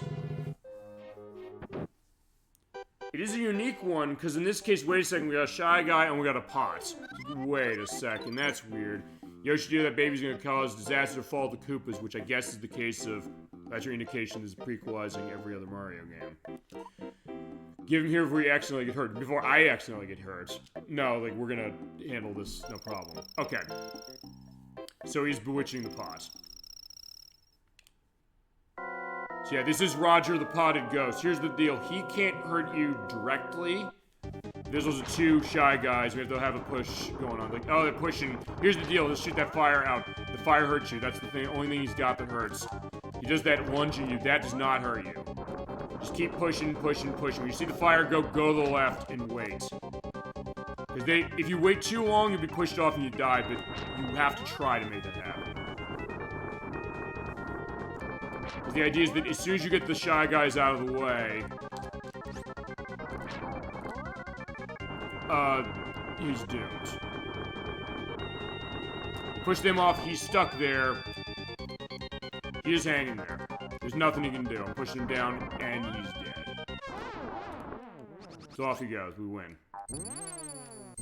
Yeah, not too bad, but it's also something that if you're not paying attention to that fire, that's what can hurt you. But we got it, and we're going to take this place down. Okay, so that's World 2. We have one other stage for World 2. Actually, pretty fun. Not easy, but maybe easier than the one for 1. In fact, this might be the easiest of the 6. Yeah, no, it is the easiest, the 6, I think. It's also, we're gonna see those red platforms I mentioned earlier in this one. Okay, there you go, perfect. Alright, so that's the end of World 2. And before we go to Extra 2, and get a little bit of preview of 3, and I think we're gonna probably beat 3. We'll get a destruction in this place. Yeah, so Yoshi, I guess, has elements of explosives going on, and point is that we have the flag, and we're all set. Alright, so that's 2 down, 4 more to go. And you're getting kind of the, synth going on here, the... Okay, so there we go. Let's go to 2. Let's also show off, bonus 2. I've not shown this yet. This is Scratch and Match. This is a one-up game where basically you choose to scratch 3 boxes on the screen. If you get all 3 of them with Mario's, you get 5 lives. Get 2 with Mario, you get 2 lives. 1, you get 1 life. If you get all Toadies, you get nothing. I've rarely done that, except when I did my practice or my audio test today. And I got all Toadies. I don't know, is it gonna repeat itself? No, it's not. Okay. I was gonna say, otherwise I would edit in what I had on my audio test. Which I will edit here. Alright, so what's the bonus stage? Oh, scratch and mash, so I can't really lose. I mean, you sort of can if you get all toadies, but it's really hard to get all toadies. Well, there's one. Oh shit, am I gonna get all toadies as far as it when I said no, I'm not gonna be able to do that? Yes, I am! Holy shit! I only had to say it. We planned this show, I swear to God. Okay, so much for me not losing. There you go. I rarely had that happen. There you go. Those are all toadies. Crap. Okay. I guess that's editing fodder. Okay, so let's do extra 2. So for extra 2, we're doing hit that switch. Yeah, this is about switches. Here's the deal. For this one, you want to start going to the left. Because you're not going to have a whole lot of opportunities to get stars. So basically, all the stars are in here. So you can max out going in here by busting the crates and also hitting the wind clouds, and you're all good. As far as the other things here, you have to be cognizant of a couple things, which is that we're going through areas where the, I guess the death areas are going to change. Because the way the camera's going to shift, you'll be in cases where you're going to be off a bit. And you have to keep the switches going as that goes and ride on that red platform.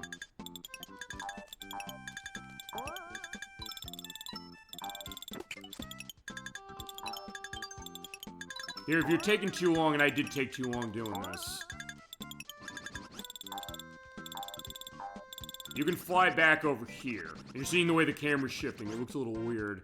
And I'm kind of off on the side. It's shifting the way it goes along with it, but the switches will spawn again. Basically do this and repeat. Shit, I almost fell. And the timer on the switches is the same as it normally is. It never changes. You have to keep the switches going most of this.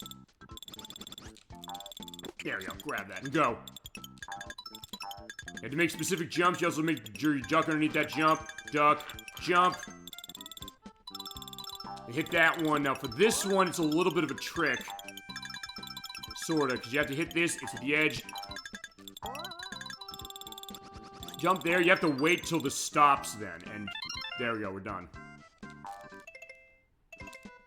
That's all you gotta do. If you have quick reflexes, it's not a problem. If you don't, it's gonna be hell. But since I have my days of playing Sonic the Hedgehog and all that stuff, it's not bad. Yeah, that's not gonna be the next one when we go to World 3. That's for damn sure. We'll show that. That might be where I'm gonna be. Yeah, well, I think I might get through World 3. We'll see about that one, but there you go. That is all that. And for this drawing lots again, they love giving me this. And I'm gonna love, you know, not getting a win. Perfect, there you go, I just had to say it. Okay, so yeah. Kamek is an asshole, but that's the idea. That's the concept. Of course he is. But he is a very interesting character in the idea that within this, they got the Koopa Wizards, you know, from Super Mario World, gave them a little more character going on. Okay. So we're going to, the jungle. Yeah, we're going to Monkey World, as they call it, but yeah, this is the jungle. We're going to see the monkeys, Grinder in particular. They are named that way, and they're in Tetris Attack as well, joined with Poochie. Whereas in this game, yeah, Poochie, I guess, doesn't care initially about him. Yeah. Now, things with the monkeys, they can take Baby Mario away. So basically what you want to do is jump on them. They get stunned, but if you walk into them when they're in stun state, well, he'll jump off. They'll change color. Basically walk into him and knock him off. But also you have the ones that throw out the bombs. CD Sally, as he's known. Just wait. Just make sure you catch them on the rebound so that they don't, get to Baby Mario. That's the case as far as them. And also when they throw out the bombs there, those are the worst. Well, that and one other one. We'll see the other ones a little later. And no surprise, the extra level of this one is filled with these things. And yeah, it was hell doing it. I'm not going to cheat as far as using the rewind on this, which I could do. And I maybe wouldn't blame you if you did. I'll show you how I handled this 30 years ago. And how I've handled it every time 100% this game. As we're pointing out, I guess the idea is that in my case, it's just to get the watermelon slices. They don't give you as many seeds as normal, but you still get a couple. But yeah, the monkeys love using those.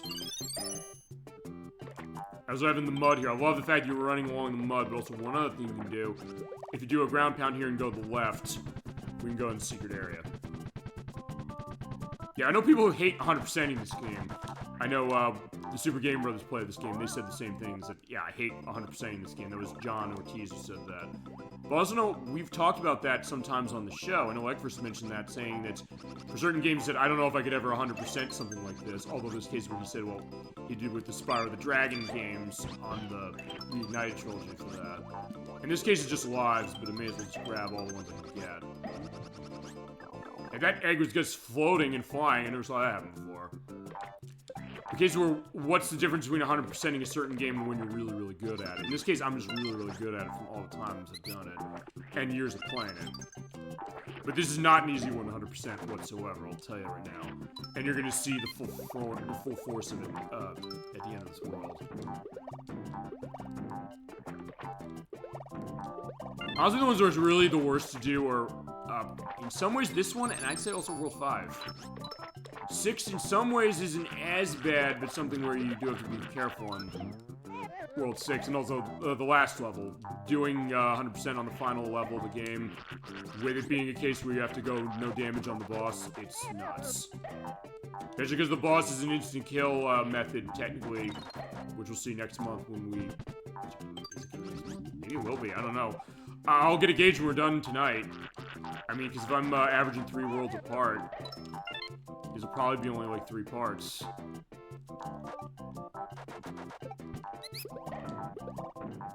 Because just to go into how I'm looking at the Game Boy Advance version, I mean, I will show off the extra levels, that's the main point of that. But I also will show off certain things to give a sense of what it's doing different.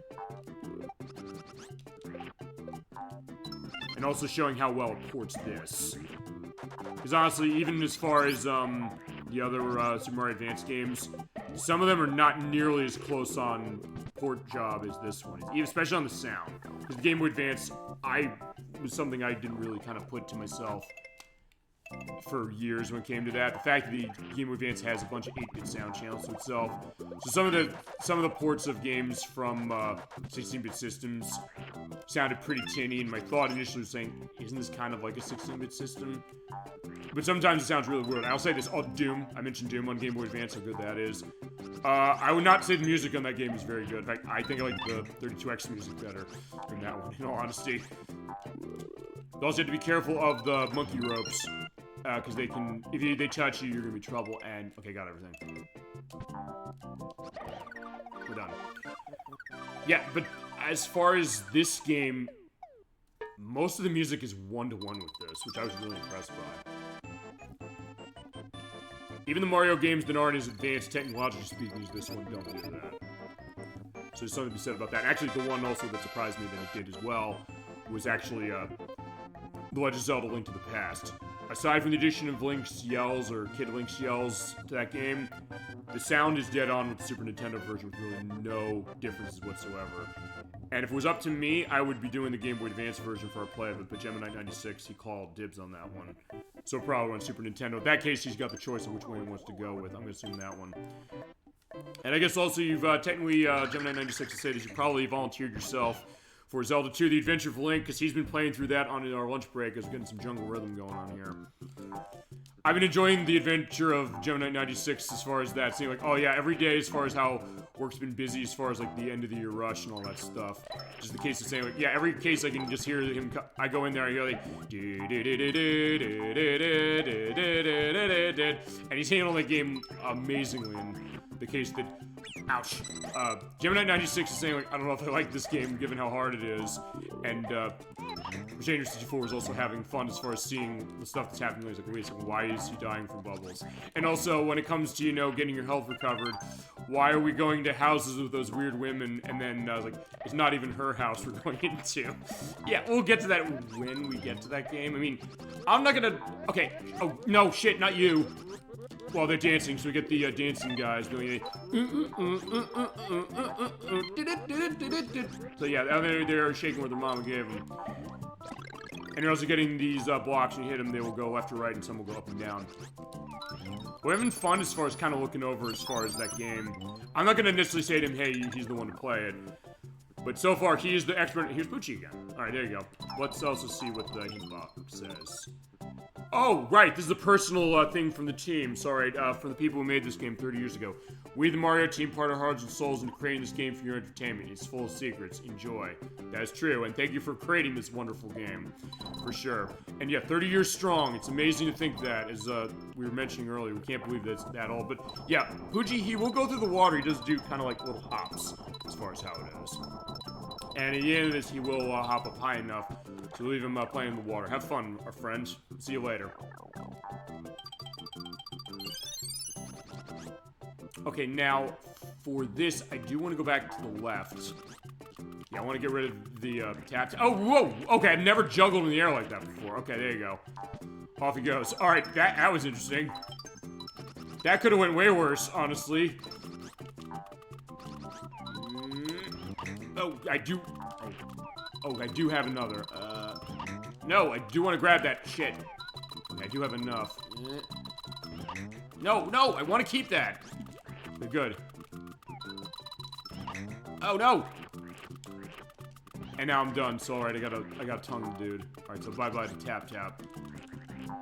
Okay, it's just for stars. I don't need them that bad. I can find them elsewhere. In that case, I was trying to make the shot into the tulip. It's not easy to do that.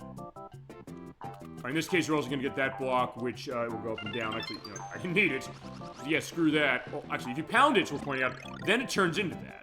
Actually, for this one, you do want to hit that, because in that case, then what happens is that when this goes up, then I can jump on that and go that way. Yeah, this level's very vertical. That's one thing I'm noticing. As far as the night guys, what happens here is that you basically want to grab them from behind.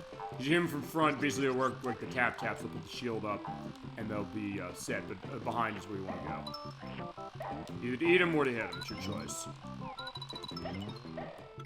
Alright, there's a flower, so get that and get the stairs. Now, I think there's a hidden area coming up, yeah, over on the left. That being said, I am going to grab as many eggs here as I can. Now, it's shooting out the smoke like that, there's nothing left. Basically, jump on this, and then go to the left. Wait a second. Wait, it is in here, isn't it? There we go. Yeah, you have to be going up high enough, and then we got it. Yeah, because in the trees here, hidden behind the leaves are the red coins that we need, and then also this door. Okay, more throwing balloons. Let's see this go. Alright, still 4 commands. I believe it's World 4 where they start asking you for 6 or 5. I can do something to throw 5 at you. Alright, we got it wrong. That's fine. I'll see if I can keep this going.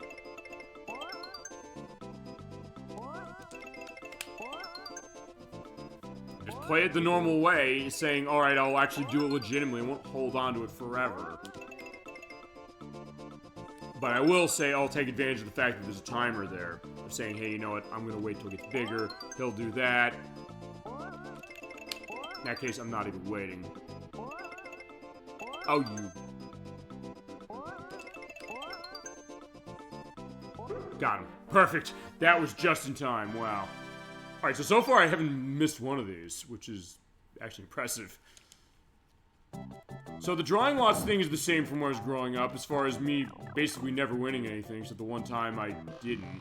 Or the one time maybe that's the problem. I need to invoke Press Your Luck every time I do it. That's the one time I won. All the other ones I didn't. But I also love that. Yeah, you go. You get the sight of them, you know, shaking the back there, and they do have, like, the nice, hula dresses going on. But, oh, yeah, you... No, you motherfucker. Alright, let me get him. Uh-oh, Okay, got it. Good. I'm so nervous whenever I see those things. Uh-oh. That one is having too good a time, it fell off and died. Alright, there you go. At least it died doing what you love, dancing. And we good? We are now. Yeah, those star items, I don't care. We're just gonna use them. We're done. Awesome. There we go.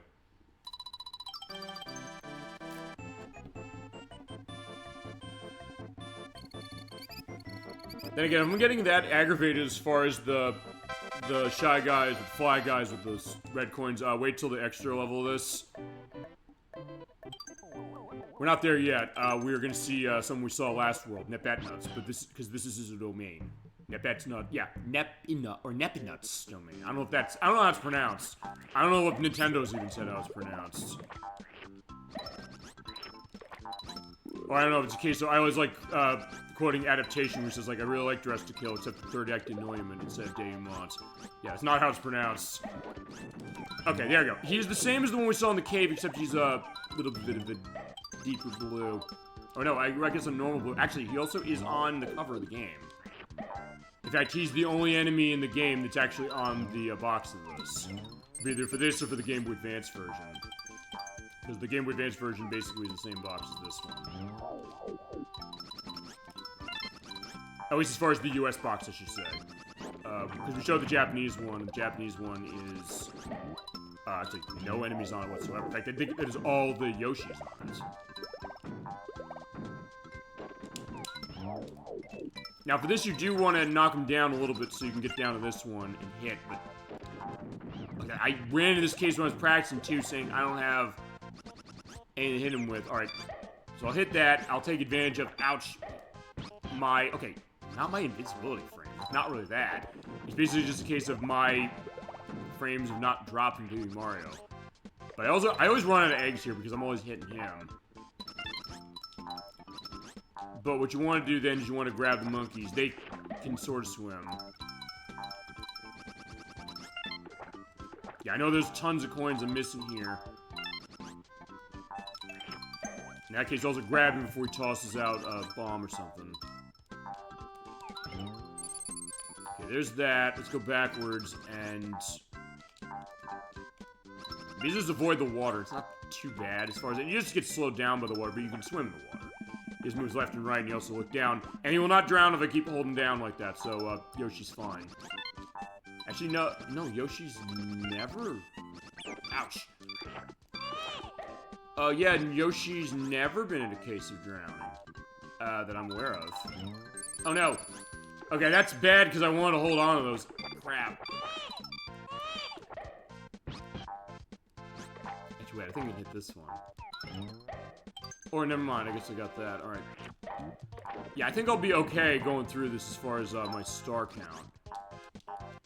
But I do need to go find more wing clouds as far as that. Yeah, but as far as I know, Yoshi's never... There's no game where Yoshi can drown. Because, Super Mario 64, that's the first game Mario can drown. And he also could drown in, Super Mario Sunshine when we played that. Although, I think, of all the deaths I had that game, I never drowned. You're gonna go down, right? Maybe not. I'll just hit him.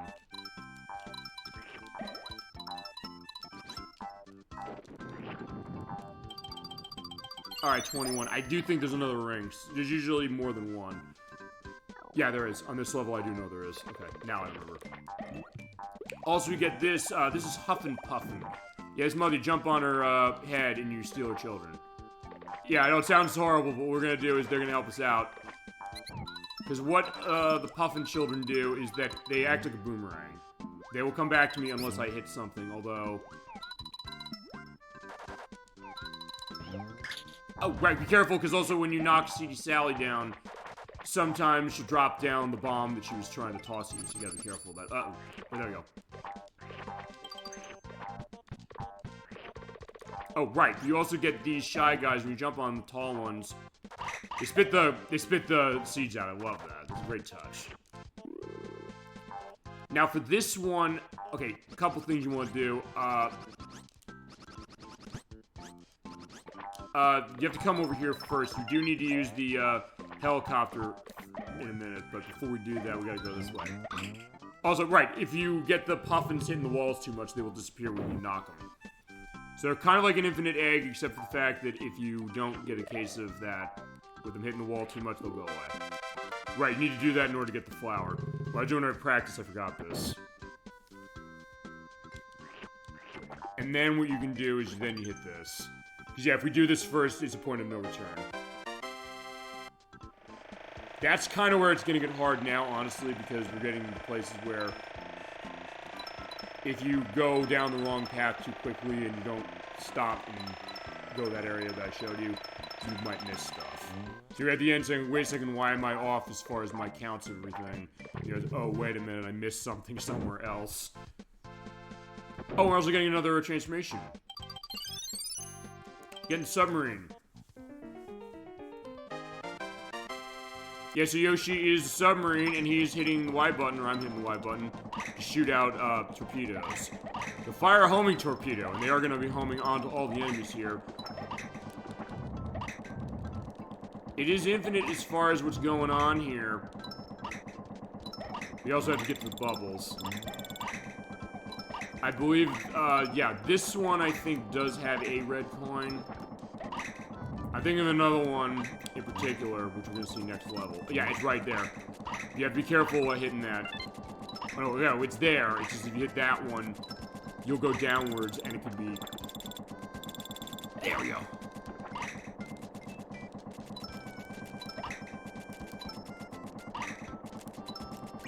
Yeah, because you lose control when you go downwards as far as that one you hit.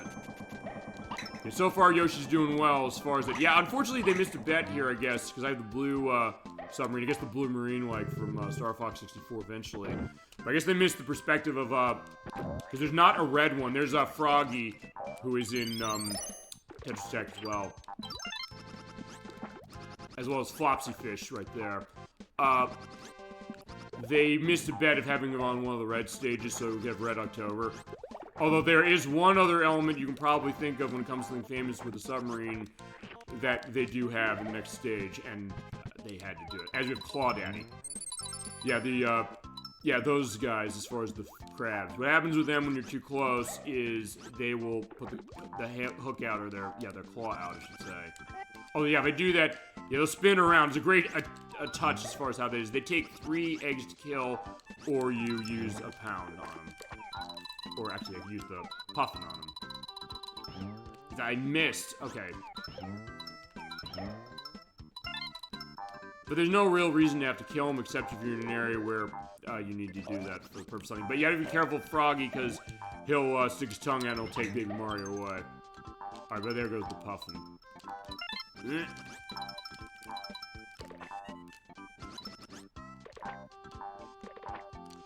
Oh no!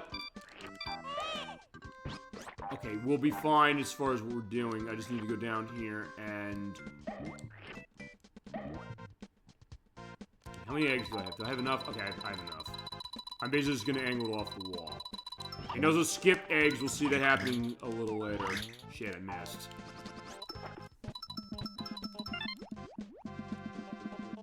Enough. Okay, I have 1. Ow, crap. Okay, I'll be fine as long as I hold that. At least you're seeing all of his animation going. Oh, no, no! I don't want to take you, or I don't want to get hit by you, I should say. Yeah, I'm taking you with me. Okay, I have 17, that's fine. Because the next area does have a ring, I think, I hope. Wait, maybe it doesn't.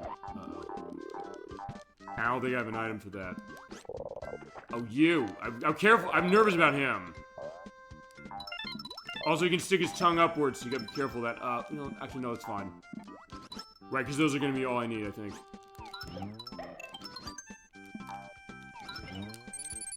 There we go, so that's good there. 3, 4, I don't want to miss any of them.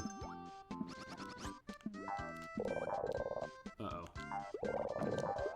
Yeah, did you hear Croak going into, Sonic Heroes? Oh, you! Uh-oh. Do I have anything to kill him with? Oh, I have that. I would say it's overkill, but yeah, I want to get rid of him.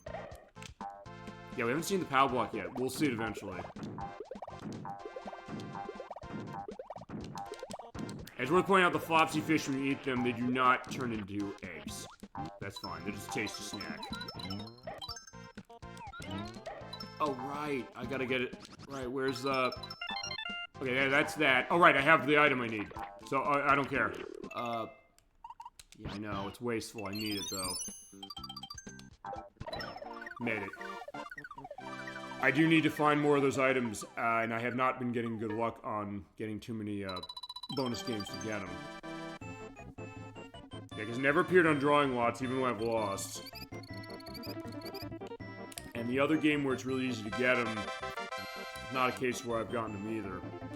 We haven't seen that one yet. Actually, there's 2 bonus stages we haven't seen yet, as we're going into Prince Froggy's fort.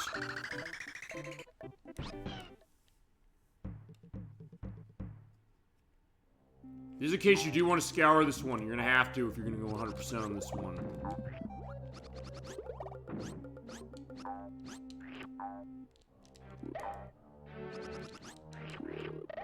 It does look pretty peaceful as far as, like, the jungle setting, but in this case you have to be careful of a couple things. You also know over there that that's where a hidden area is. Yeah, and it's so much so that the doors just slide into place, and then be careful not to jump up there. Go on the door. Yeah, there we go. We have the yellow submarine. That is true, going to the Beatles case. So we're all set, and you do need to go here in order to get red coins. And you also be careful. Yeah, where that is.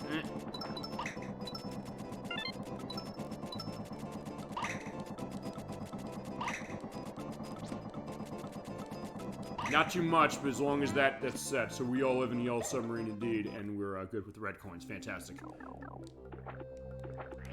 Yeah, this is a level that if you don't keep track of everywhere that you can go, you can miss something. And I've had that happen when I was doing practice on this a couple months ago.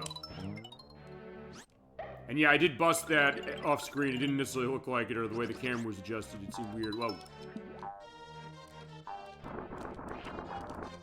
So far, the monkeys have not been in too much trouble. But that's gonna change. Trust me, that's gonna change.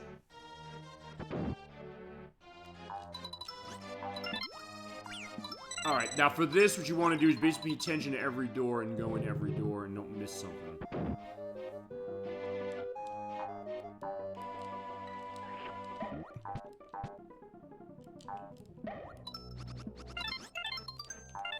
Okay, so that's one thing. I do want to hit that. And then we want to go in that door. I do want to make sure I have full eggs. So some of these rooms you're going into, they're the case where you have to defeat enemies in them, and you have to have full eggs going in, otherwise you're not going to be able to win them. Yeah, in fact, this is one of them. That is unless you have something to beat them, or, okay, I have the watermelon seed thing. If it comes down, I can use it. Or you can use the egg thing I got, basically give me a full set. Yeah, because since it is a case where you need your full set of eggs in order to hit the Claw Daddy, if you're off too much, or if you don't hit every shot perfectly, you're done, unless you have an item that can help that way. Although for this one, all you really need to do if you make a mistake is you have to leave, but you have to get a full set of eggs, you have to do it perfect. But as I was indicating, you do have ways around it. Okay.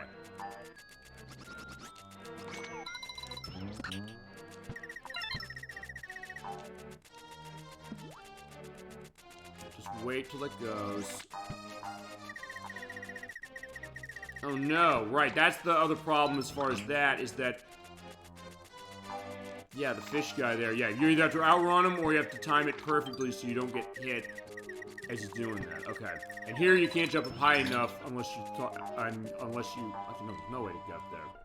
Unless you toss an egg up there. So that's how you're getting those coins.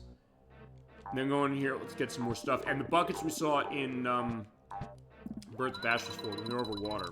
Hit them, you can go in and you can, ride in the water. In this case, as soon as the flopsy fish come around, just, eat them.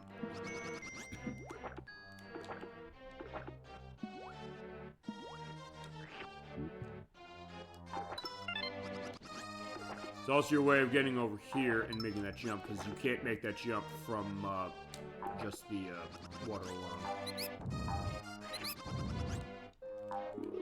You know what, yeah, I want to get the, monkey to bust that as far as the winged cloud. Well said. Yeah, he's making a run. It's like, yeah, no, you're not where you think you're going.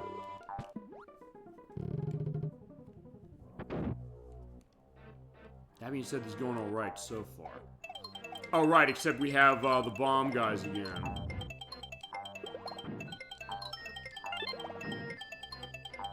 And also because of where the bombs start from, it's a case where you have to, sometimes you want to time the pound so it happens pretty much right when they are going to stop doing their shake, so you don't get yourself hit.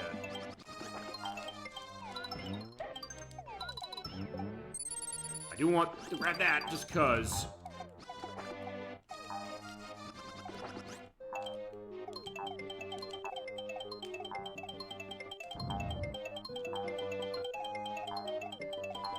Oh no, yeah, yeah, or if you just go backwards the way I was doing, you should be set.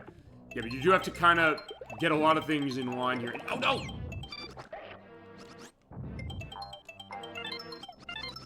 That's enough. Okay, so I don't need to do anything else. I just need to hit all that stuff. There's the mid-ring. We're good. Alright, we're going alright so far. And they give you hints as far as what you have to do with Claw Daddy, but also if you time it right or get that way, you can kill him one shot with a pound. There we go. So that's all the red coins. We're all set there.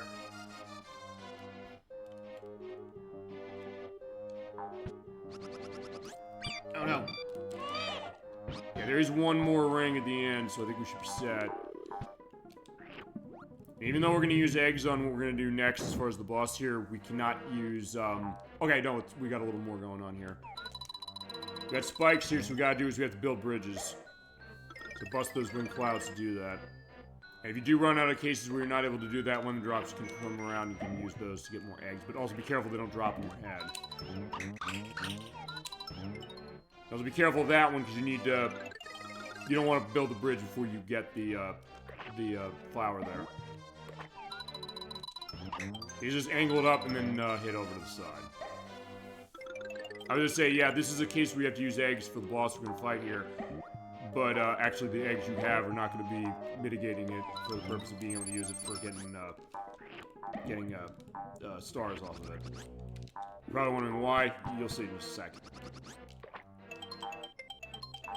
In this case, you have to be careful because the lemon drops can come out of the ceiling from right there and potentially be a problem.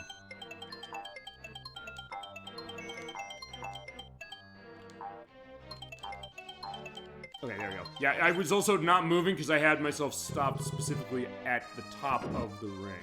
Okay, perfect. We're at 100. Awesome. Yeah, Froggy's here. Yeah, get rid of Froggy. Boom. And careful of that, and then we're at the end. Okay. Okay. So there's Froggy over there. Seems pretty simple. Let's go. Okay, great job, Yoshi. Now you'll be Froggy's launch. Like, huh? What are you talking about? He's gonna make him big, yeah? As far as, Froggy. No, he's not. Because, Yoshi's saying, wait, no, he's using his magic on us. He's shrinking us down. So our eggs are gone, and we just gotta eat. Yeah, so, in order to save ourselves from being digested, we have to go and hit his epiglottis. Good news is that, Froggy's hungry, so he's gonna keep eating Shy Guys. Yeah, the big eggs. This is the other level. Flashlight warning sort of when I hit every time I hit him. If you stay in the center, you won't get hit by his acidic juices as far as his stomach acids. Oh shit! Yeah, if you get hit here, we gotta start this again. I don't want to do that. You'll just see the fact that his stomach has physics of how they stretch.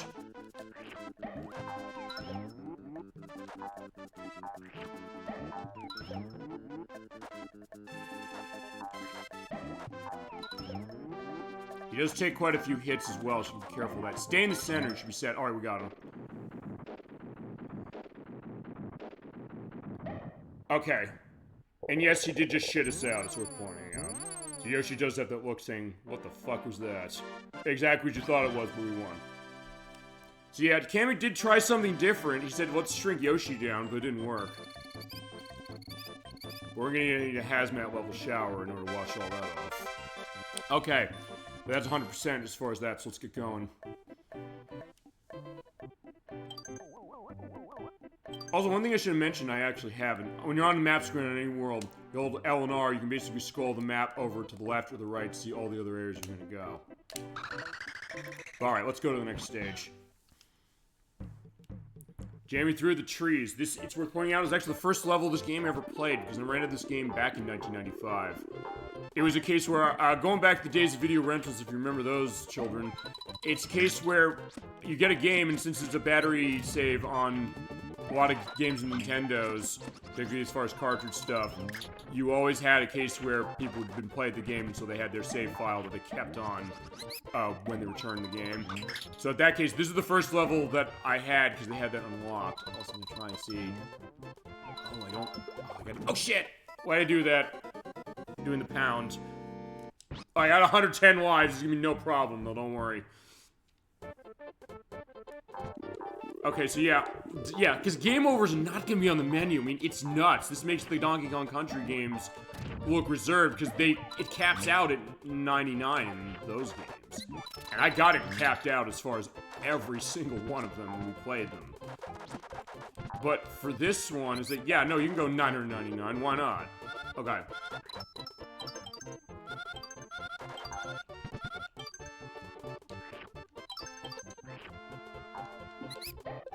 Okay, off he goes. Okay, no, this is the Potted Fun Guy. That's the name of this thing. I think I said, no, I think this, no, that's the Spiky Fun. The Potted Spiky Fun Guy. I'll have an indication of that below and also make sure that... Okay, yeah, weird the way the monkey was going through there, but he did make his way through the crevice. I guess of editing the name of the enemy that I got wrong. And the Gusties are here again. Not a big deal as far as it, just case that, oh yeah, you're gonna see some enemies around. So it is a nice case of saying, how is the game gonna really change things around, of saying, for certain enemies, for a certain situation, how are you gonna be able to manage that and what's gonna look like. Okay. Hold on, I'll look at my items. Okay, one thing I do want to do at some point is, I want to try and get another, star item. Not for this level, there's another one. We are doing it tonight. I did not expect, I wasn't sure if we'd be doing it tonight. We are doing it tonight. It's absolutely the hardest level we're going to be doing, no question. And I want to have that set for that one.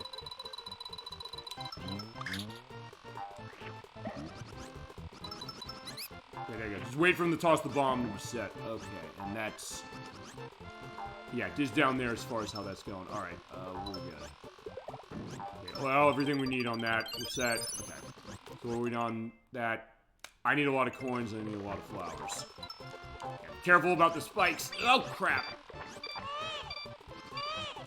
Oh, crap. Alright, that's what happens when you fall on spikes. He just lies down and, yeah, Yoshi's not feeling so good. But then again, the checkpoint was right there, so it's fine. And when you do die, you do come back with all the eggs you had as well as all the points you had.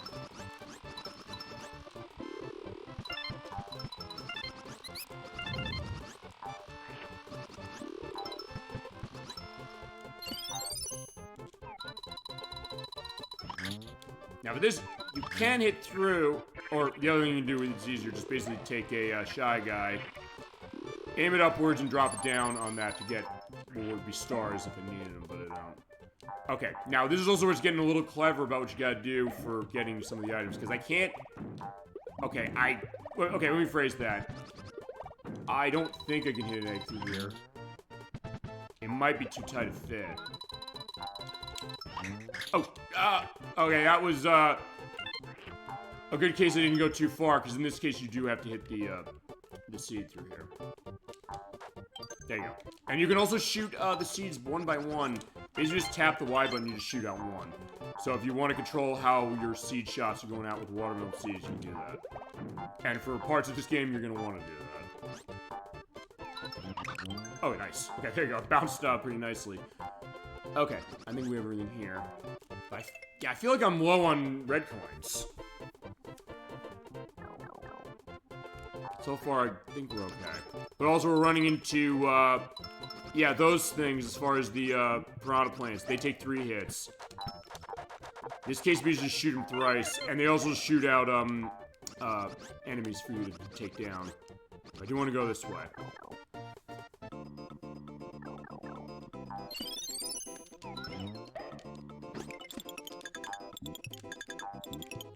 Actually, I don't remember if you even need this for red coins here, but we're gonna go this way anyway.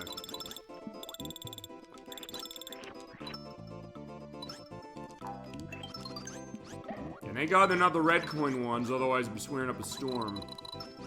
I'd be nervous as anything, although I haven't missed one yet, which is a good thing. Let's take you that way. This might also be for lives as well.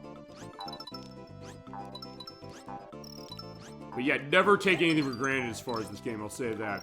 That's one strategy I'll say. If you're saying, hey, you want to make sure you don't miss anything, just go everywhere. Even if it's a case that at the end of the day you don't get anything as far as flowers or red coins, it'll be worth it because you'll probably get lives, you might get Stars I don't need, or coins. Ouch. Oh no, Mario! I can't leave without him. Okay, that was bad. You know, it's so bad. Sorry, Mario, we're dying. Yeah, in that case, I'm not gonna even bother as far as that, because I think it's just for lives. Now that I know it's just for lives, and I showed it, basically what's gonna go on that I didn't show completely is that it'll go all the way across for like that dotted line, and what will happen is at the end of it, you basically just drop down. That's where you started.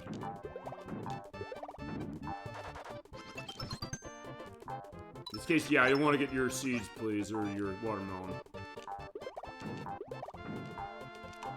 Yeah, I'm playing this game when we're approaching winter and Christmas, but it's a case where it's a great summer game. It's also a great spring game. I think it's a great any time of the year game.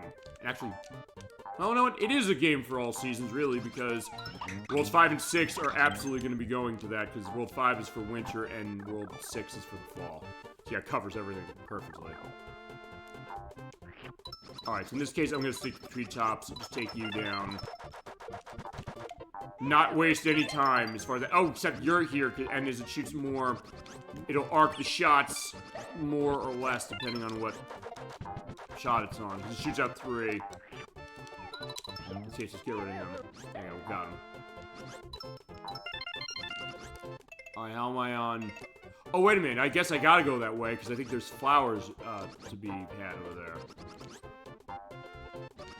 Okay, there are flowers to be had over there, I think, and I also... I mean, I do need the stars now. Alright, so much for that. We're gonna go this way, then.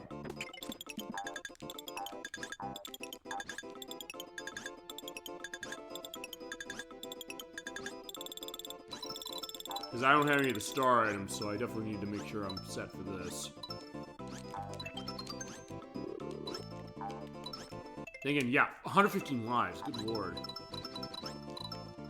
I still can't get over that as far as how many.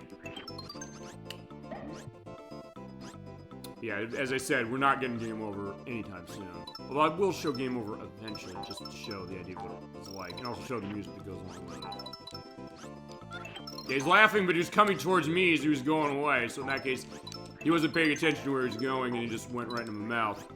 I'd say my goodnight at work today and feel sleepy. I enjoyed the show. Well, thank you so much, Dollyfin, for stopping by the program. Let me get him. Give me one more star, please. There we go. Got it. So good you enjoyed the show tonight, Dollyfin. Our show next week is going to be on Saturday as well at 7 p.m. Eastern Standard Time, and there's flowers in here.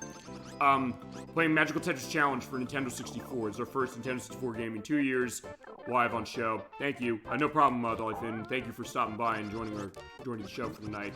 And also, it's going to be our first officially indicated annual Tetris game we're doing for December. And, oh, wait a minute. We still got more as far as this. Yeah, that's what we're doing next week. Hope to see you then, and hope you're doing well, and have a good night, alright? Thank you for stopping by and giving all your insights as far as Yoshi's Island, no question. And we'll be back to this game, by the way, on January 23rd. Oh, no, January 20... Yeah, it is January 23rd. We're doing a Saturday show for or Friday show for that one. Okay, I just need to get that. We're good. Okay. Yeah, because, we're right. Next part is going to be a... Friday show for this. Okay. Thank you for stopping by the show once again, and for all your contributions and all that stuff as well. Hope you have a good night as well, and a great rest of your weekends. Okay.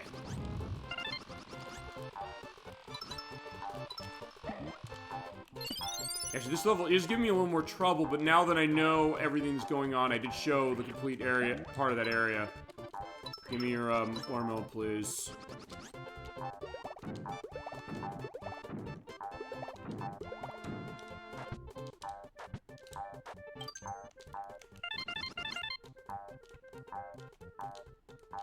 Yeah, we got in good shape as far as getting this baby going. Whoa!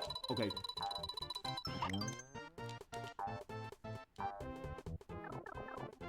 I'll definitely finish World 3 as far as tonight. I mean, I'll go into World 4 a bit, because it's worth pointing out the way the save in this game works. Okay, first thing I'm going to do is... Well, okay, I can go down the other way. It saves every time you beat a level, so in that case, I can go as far as I need to, as far as World 3, or 4. That is, depending on how Extra 3 treats me. If I do that on my first try somehow... Oh, wait, okay, I know all we need to do. We're good. Well, let's keep my way going. Don't get hit by anything. There's a switch around somewhere. I don't necessarily care about it completely. Let's get rid of you guys. There you go.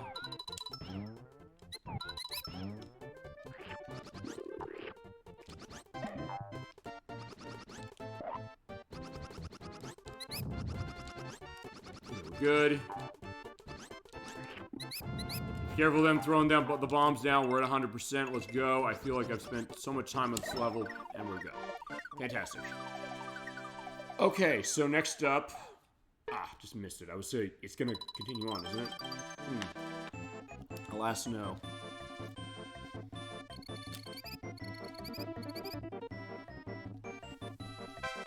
In fact, I'll also say this, before we get to Extra 3, I might duck back to World 1 to play flip cards to get another star item. Unless you see it here, we go to the Cave of Hairy Hedgehog. I guess they're paying attention to Sonic the Hedgehog with this? I don't know. I mean, maybe. We'll see as far as what Hairy Hedgehog's going to be doing.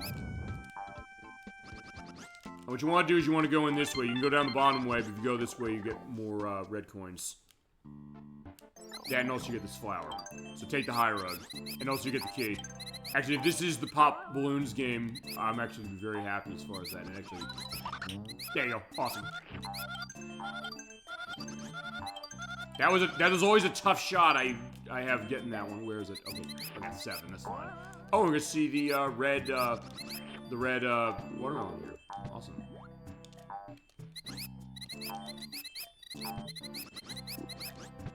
Yeah, in this case, yeah, burn the mice. There you go. This also, by the way, is where you come in. And the reason you want to go this way is because I don't think you can make the jump upwards. Yeah, you can't make that jump there. But there's Hairy Hedgehog pointing out how he works is, we're close to him, he gets higher in size. You can eat him or you can burn him. And he's blue like Sonic, so maybe they did have that on their minds. I would not necessarily put it past Nintendo. Whoa.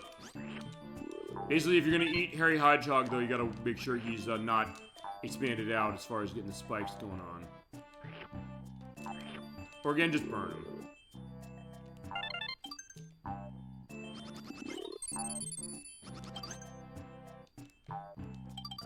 Actually, in this case, it's actually taking place in a greenhouse. Which is a detail I actually did not realize until I was doing my practice on this, because I looked at it, hey, there's like a window outside. But it is showing this great perspective of all the places we're going. So yeah, we're in a jungle, but in this case, we're saying, well, we're taking a bit of a break from the jungle. Wait a minute. Ouch.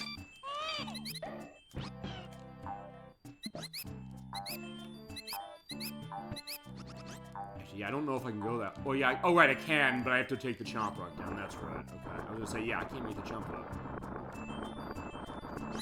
But this game is impeccably designed, if you're not recognizing that, or seeing that yet. It's never a case where you get a sense of saying, oh, yeah, I'm gonna get stuck somewhere because there's something weird about the way the game is set up. And even in cases where I'm getting myself killed, it's a case where, yeah, the game can be really hard, but it's something where it is fair, and it is building on, you know, saying, hey, you better master this game by now.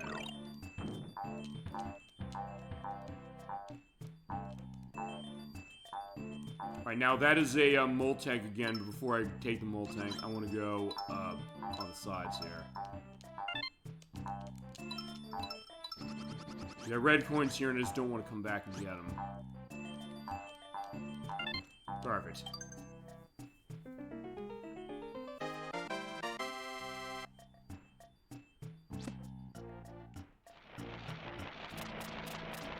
In this case, you do have to kind of go all over the place in order to get all the red coins, but it's not like some of the areas we saw before where you have to...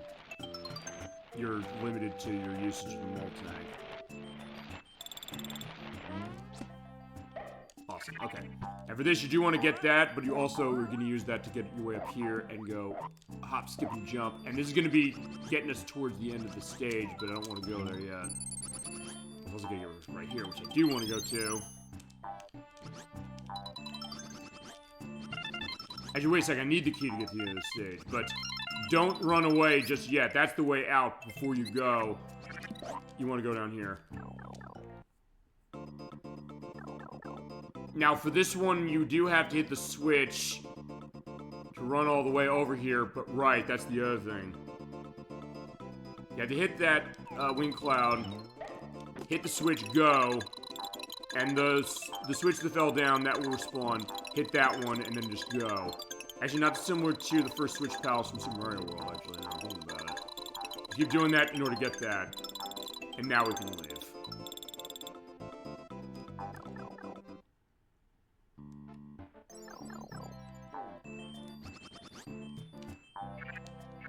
In this case, also, I'm going to take a shortcut by saying, hey, we jump on that. Because I was chugging a lot on my end. I don't know if it's doing that on the video. And actually, I don't know if the Super Nintendo game did that. Actually, also, another thing is that if you wonder what's up there, I did a bad job indicating it, but there are, what is it?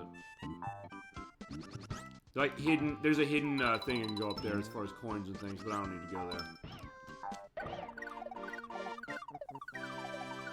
Alright, next level, and we're gonna have more of those Shy Guys with red coins that I hate so much.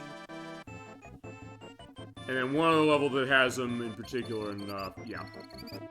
The fact that we're getting that done tonight is, I guess, kind of a good thing.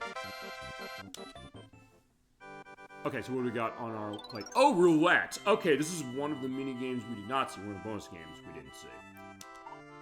This is a case where it is gambling. You do have to gamble the number of Yoshis you want as far as a winning combination.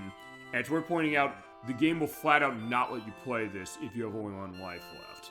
You basically can wager as many lives as you have up to your last one. But it actually will flat out say, if you don't have enough lives, if you only have one life, we're not going to let you play. It actually quits out the game. So basically what happens is we kick us back to the menu, but we have more than enough.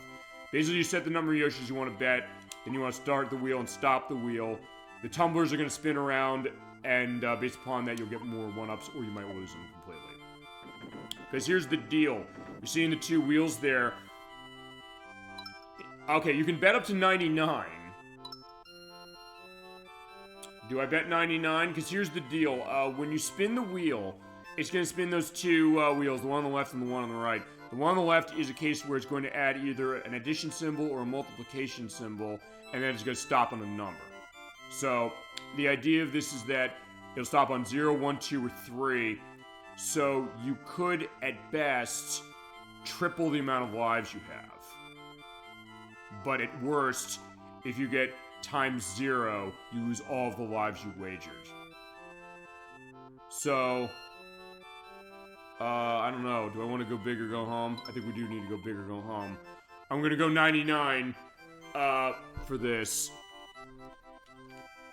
But if I get anything that's... If I get an X and a 0, I'm going to lose them. So, I'm hoping for an addition of something. So, you know what? Let's do it. We're going to go the whole way. I mean, I've got these lives. Why not? Let's give it a shot. Basically, hit the A button once. It stops both wheels. It stops the one on the left first, and the one on the right. I'm hoping I don't get a multiplication, or if I do, I get somehow lucky enough to get 1 or 2. If I get plus 0, that's fine.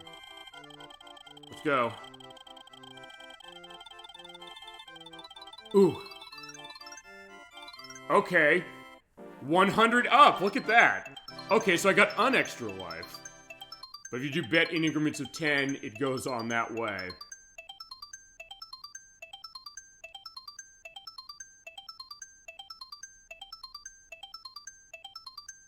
There you go. So, alright, I got an extra life for my trouble. So there you go, 100 up. Look at that. That was lucky. I'm glad I got that at least. If I got times 0, I would have been... Yeah, that would have been horrible. Okay, that was good. Alright. Glad I got to show that, and it's to make a fun thing for the thumbnail. Okay, Monkey's favorite lake. Is their favorite lake not my favorite lake because it has those Shy Guys with... Or the Fly Guys with the coins. Ouch. And they're the ones that fly away. There we go. You also have the Shy Guys on stilts. We're pointing out when you go to them in the water, if it's too deep, they'll sink and die. But in this case, it's just ground underneath that, so you're set. I missed. Also, to point out when you're throwing eggs, I didn't mention this. You can stop where it is with L or R, but also you hit up on the D-pad, hold up on the D-pad, you'll basically aim up straight. So that's actually a really easy way to shoot them when they're right above you. Oh, I just don't want the flopsy fish to get the best of me as far as it. Or the monkey rope, don't want them to deal with me either.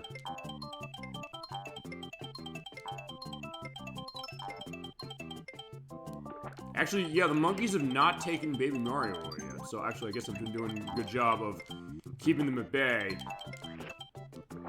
Yeah, wait till we get the extra level. I'm dreading that.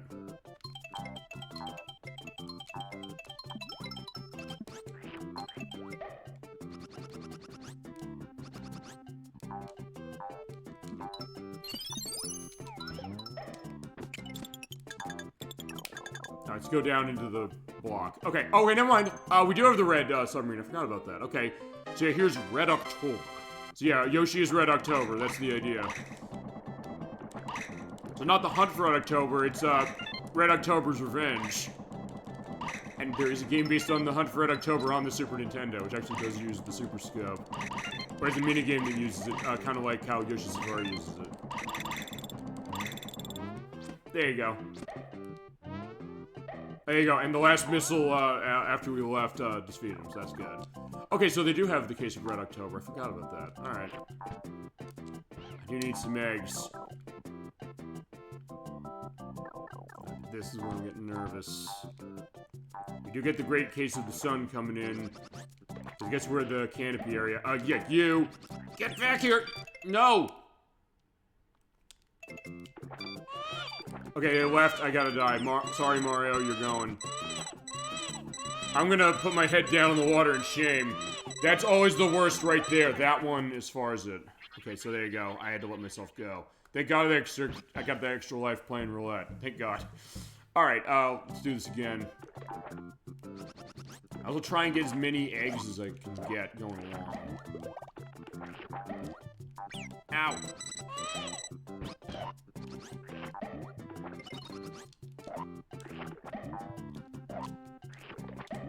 Okay.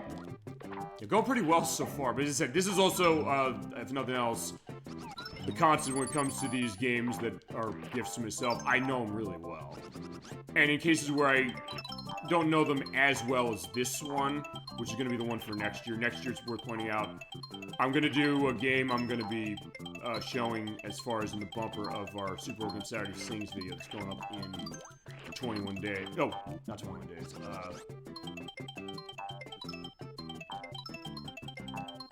Yeah, I'm trying to think of that 25 days. Okay, 25 days.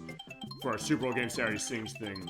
I'm going to just start Rhapsody Musical Adventure for the PlayStation. I've been wanting to do that for a while. But it's one of those things that I kind of thought that I could do it really quick, but then I said, well, for certain things, I want to make sure that I'm showing, so I'll have it set for that. Because I've mentioned that game enough, and we gotta do it.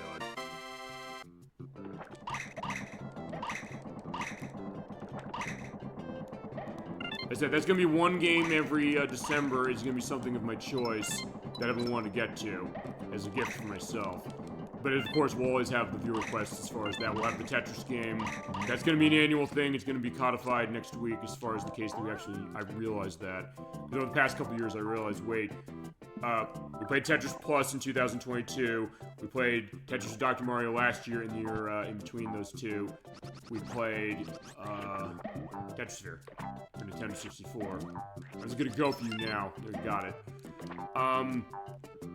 I didn't realize we had a Tetris game going on in December for the show. Almost every year except the first 2 years. So every December we got a Tetris game of some sort. And we can bend the rules a little bit depending on what it is. Because it could be a case where Tetris Attack would fit even though it's not technically a Tetris game.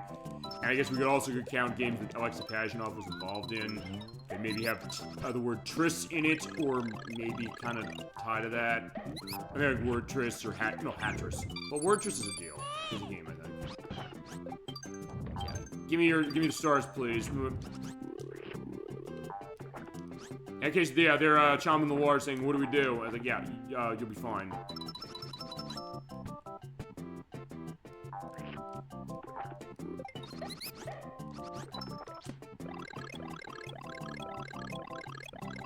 We do need to hit that because there is a secret area up there. Whoa! I think there is. Yeah, there is.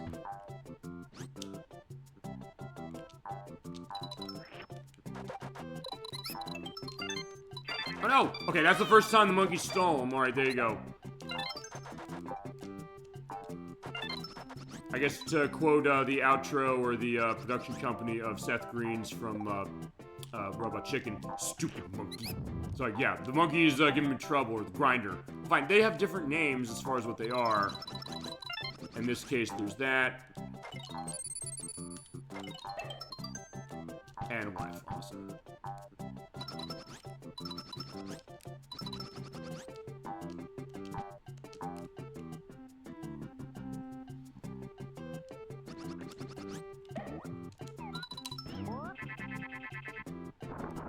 Yeah, that thing's scary as hell as far as that flower.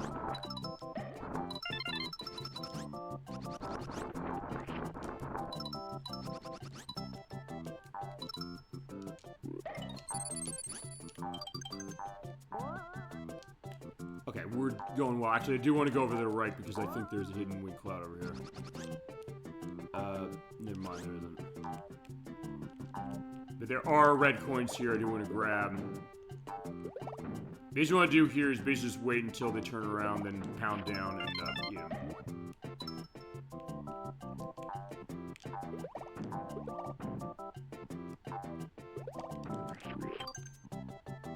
And for that one, I guess it's not really going to matter.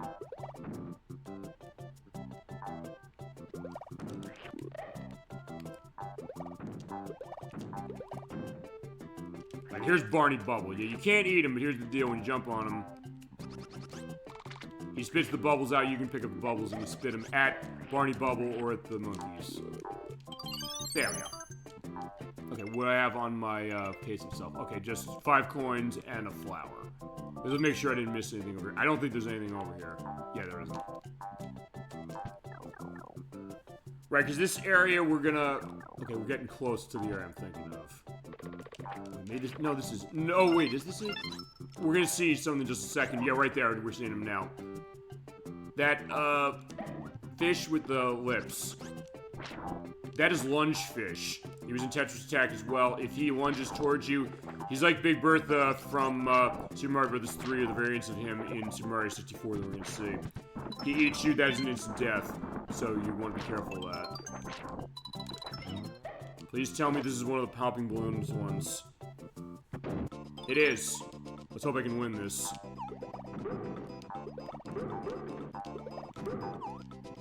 Oh, that's the first one I lost. I really would have wanted to win that, honestly, because then I would get the flower item. I'm gonna go back to the bonus stage of World 1 to do that, honestly. Now, for this one, you can hit him and knock him down. You can hit that and make your way, but the other thing you want to do is... Uh-oh. Stay out of the water. Do not go in the water. That's the first thing you want to know. You want to skip the eggs across the waters. That'll help.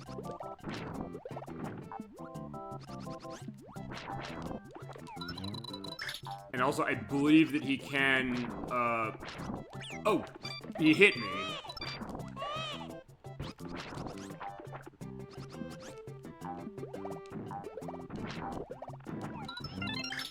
Okay, so I do want to hit this. Actually, let me eat you. That's the end of the level, but I want to go backwards because... What am I missing? Stars, and actually the rest of them are stars.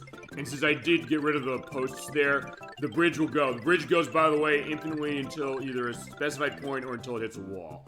In this case, it goes all across this. So you can get your way back and try and get all the things we need. That's all we need. We are going. We're not staying.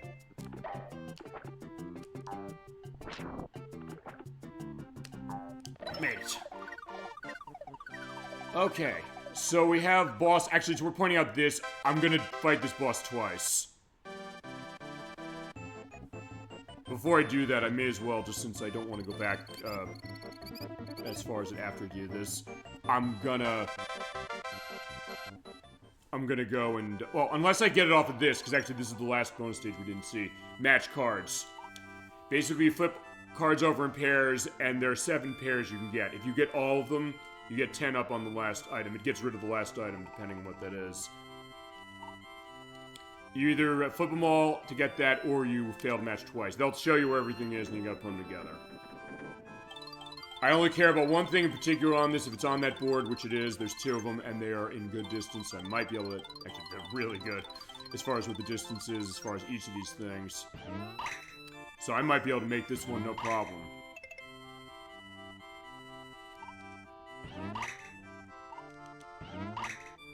This is exactly what I was asking for. Perfect.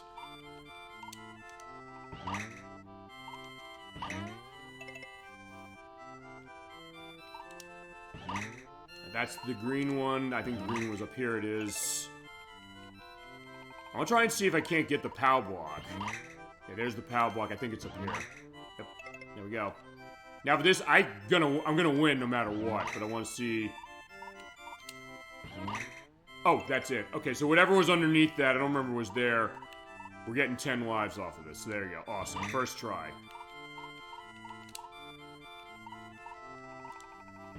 And no misses. Beautiful. There you go. So you get all the items you got, and since you got all 10 pair, or all 7 pairs to say, I get 10 up. Perfect. So I will not have to go back to World 1 as far as this. And actually having that POW block might also be useful too for what I'm going to do. Okay. Okay. So next up is the boss here. This is Naval Piranha's castle. Naval Piranha is also in Tetris Attack because at the end of the game, I guess she, as far as the way Tetris Attack indicates it, with the voice going, the babe, is one of the final bosses. In this case, we have like the cavern ghosts. What you want to do here is they'll keep spitting out the shy guys. You basically want to knock them down over into their sewer hole. Like, what's this all about? Like, oh, that's not good. He knows I have those fish there. Just let him go that way. At this level, I'm not gonna lie to you. When I did practice on this one, it was something where I kind of forgot where everything was, and I actually got in a case where I was missing stuff more than I thought I would. There's the Aqua Kitu throwing out bombs out of the water. Another case where going all around as we get the little ravens over there, you need to explore everywhere here because you might miss something.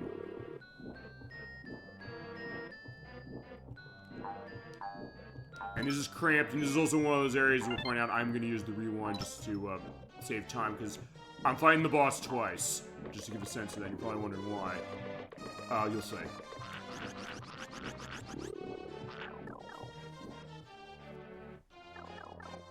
Alright, and like I showed you on the last stage, they'll openly say it now, saying, hey, you know, you get the coins underneath and you skip them as far as it. In this case, we just point to, or shoot it right where the arrow is. Like that.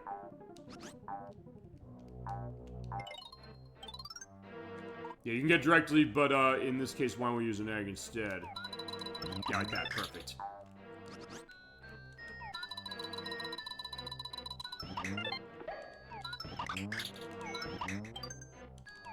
Except in that case, yeah, I gotta go directly because I missed it as far as all the shots I had to take. Because I had to take technically 3. In this case, I'll just get rid of the piranhas there. Or the, fine, yeah, piranha plants there, I should say. They're piranhas.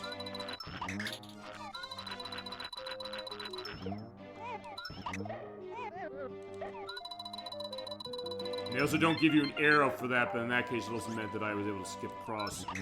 Not exactly as intended, but still not bad. Let's grab that. We're all good. Okay. Rose are red, violets are blue. Never forget what I say to you. Timing is all, and aim true. Measure the angle and win due. Yeah, we did. Indeed. There you go, we're giving you poetry for the show as well. Okay. Also pointing out this water, it'll push you downwards and you can't go back. Oh no! It says you get eaten by those things. So first off, come back, baby Mario.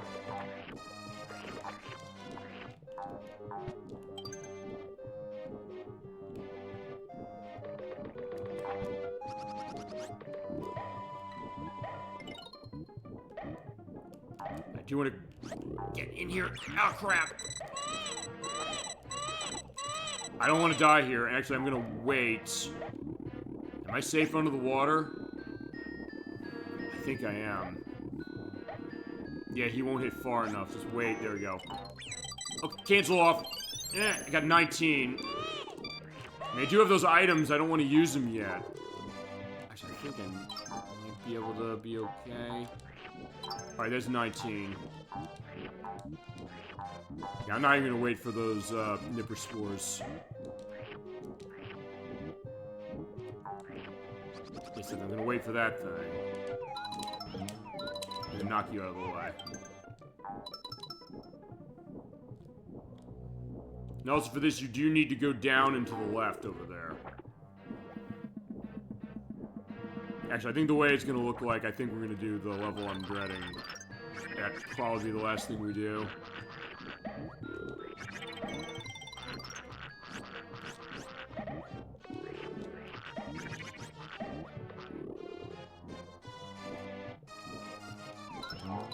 There's another variation of the sewer ghost. Basically, it takes either all 6 of your eggs, or you can jump over after you hit him with 4 or 5. Uh-oh.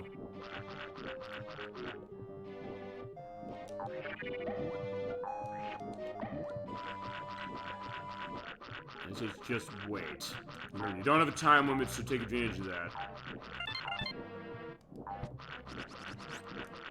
Get rid of you. I don't want you here. Get that. I hope I have another opportunity to get another ring. If not, I can use my 10-star. I'll be glad to use that one. In this case, yeah, just keep spitting them out. I'll keep swallowing them. Ouch!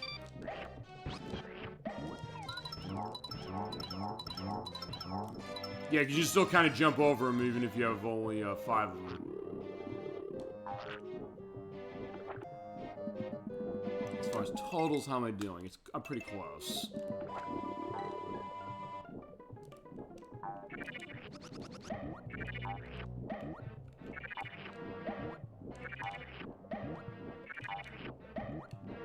Alright, just wait, because you really can't hit those things. Here's the deal also, is that we do need to take one of these things to get rid of that, or try to. Yeah, I want him gone.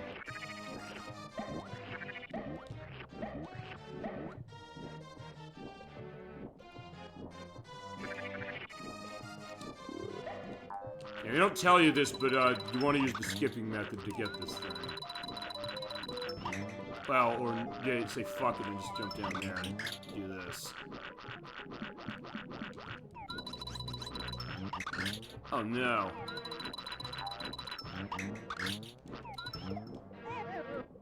Yeah, I had to give up all my eggs to do that. Although, if you do run out, this one does keep giving you stuff for that. Just keep eating what you need to have. You also spit these seeds out at him as far as that, which I can do that.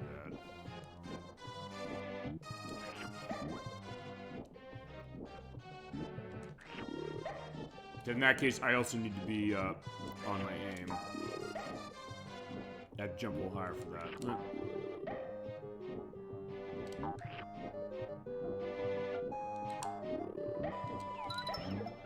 Or you hit him right at the top, you can get him. Need eggs. Okay, we're good. Well, alright, oh, that's gonna be just enough. Awesome. Okay. Oh no, I shouldn't have done that. Okay, never mind, I got it. Perfect, because I get 8 off of this, we're good. Alright, we got it, we're done. But here's the deal. I'm gonna fight this twice. Or actually, you know what?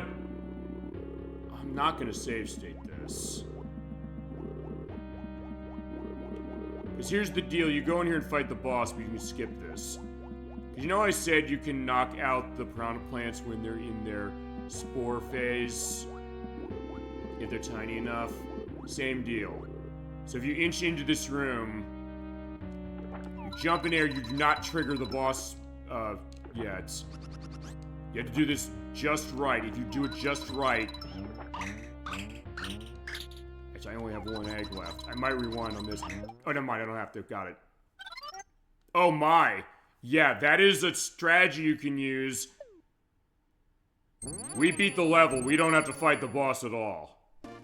And since I got 100, I may as well just do that. So, boom. And then I'll tell you what I'll do. I'll just run through the level again. So that's the easy way to get through that boss, but I'll show you how you actually have to fight it.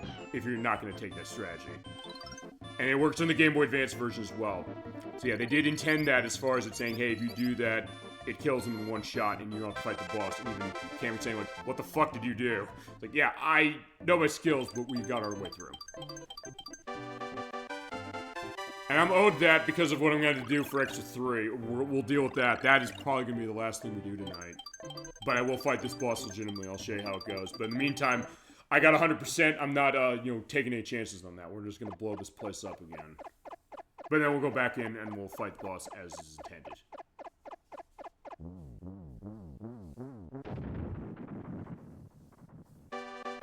There we go. Raised with the flag of Yoshi. Good job. And for World Free, you're getting the case of... But, okay, we gotta do two things. We'll deal with you in a second. I'll show this because it's drawing lots.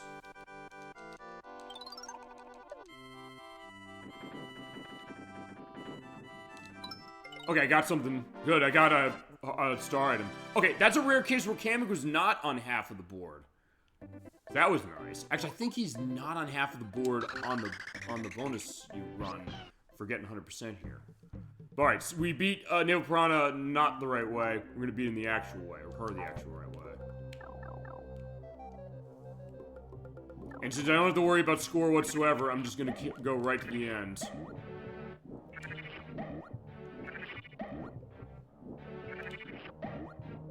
And then I'll do the extra 3, and that's gonna be all I need to do tonight. If you do hit him, he does spin, but outside of that, there's not much really you can do. Alright, I just need to grab a couple of eggs, but in this case, yeah, just go, I don't care. I don't even care too much about, getting hits. Actually, the only thing I'm gonna do is I'm just gonna grab eggs just to make it faster to get through what I need to get through. In this case, just run through the level.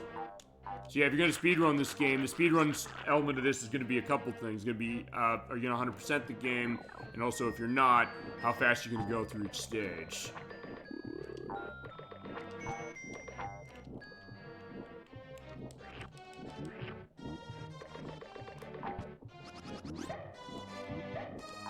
In this case, just so I have a backup policy, I'm gonna hit that unless I die or something. I don't know. I'm not gonna die to this boss, probably, but... I'm not gonna die to this thing. I think that's a pretty safe bet. Ouch! You do have to hit him quick, by the way, otherwise he'll continue growing. So, no, screw it, I don't care. Go.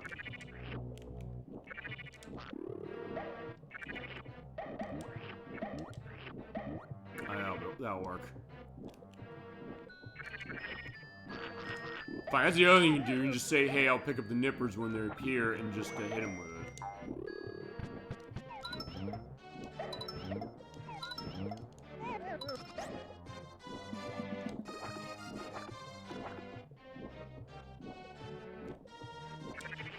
We'll just get some eggs just so I'll have that for the battle. And now I'll show you how you actually fight this boss. For years, I did not know actually how to do that, but then when I learned, it's like, oh, okay, I can do this. Because if you come in too far, the boss begins. The room is boarded up. Okay, so that was how we did it as far as the other way, but here's the deal. Give it up, cutie. Give it up, Yoshi, you cutie without a navel. That's, the hint of what you gotta do on this boss, by the way.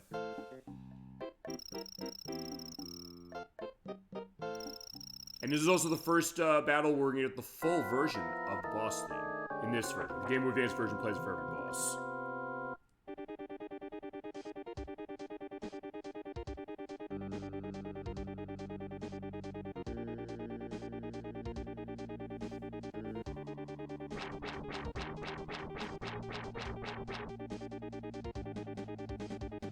Yeah, so you get the intro. It's pretty cool. Now here's the deal. Cam was saying you cutie without a navel. A navel piranha is the name of him, or her. With the way the voice goes in Tetris Attack, we think it's female.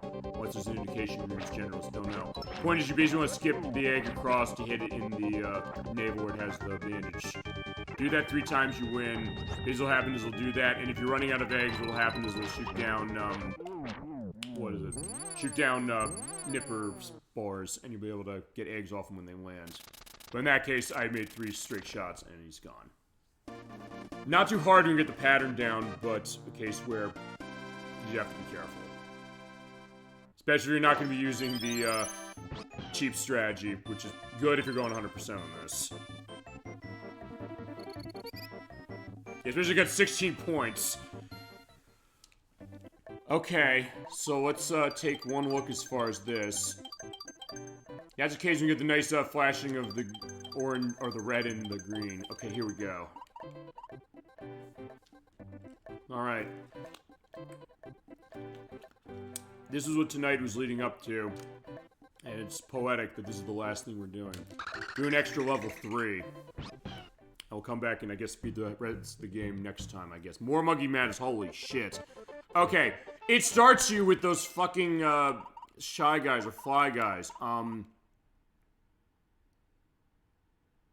I want to use that now? Yes. Oh, no. No, I don't. I'll use that.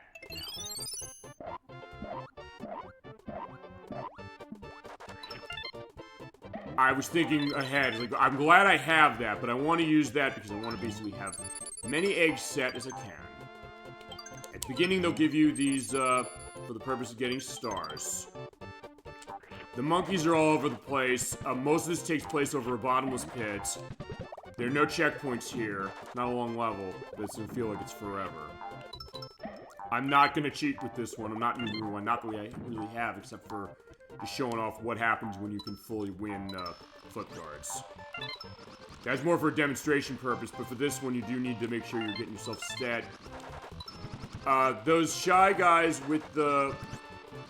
We'll point out the Shy Guys with the red coins. They're all throughout this level. In this case, you have to make a specific jump or let yourself fall down. Yeah, they do that. Yeah, if they hit you once, you're basically gonna fall and die. You better be damn good at doing that flutter jump. Knock the what is it, the tap off if you have to. In this case, be careful as far as the monkeys shooting out the what is it, the seeds. Yeah, this level is such a case of itself, I'm kind of forgetting like how the words work and what do I have to say to explain what you do this thing. Whoa.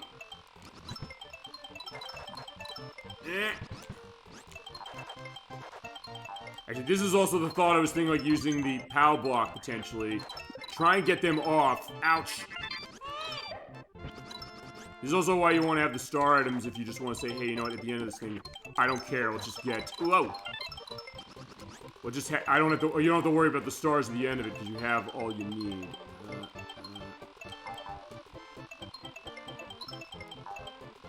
Okay. Right, hang on. Oh, there you go. You motherfucker, you're right there. Because if you miss any of those, you have to do this entire level over again. And the tap comes back, by the way. Oh no. At least there's an egg plant there.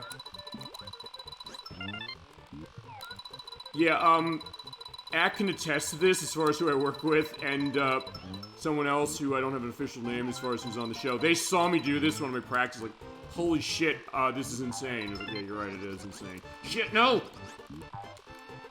If I pull this off in my first try, it'll be a miracle, but I'm not gonna necessarily say anything. I'm just staying here. Remember, take advantage of the fact there's no time limit. Take advantage of the fact that I have items to help me when it comes to just getting, you know, guarantee of stars. And that power block, I want to hold on that power block. Okay. Here we are. Holy shit, I might have known this. Oh, wait. Right, power block. This is why I saved the power block. Boom. Blow him up.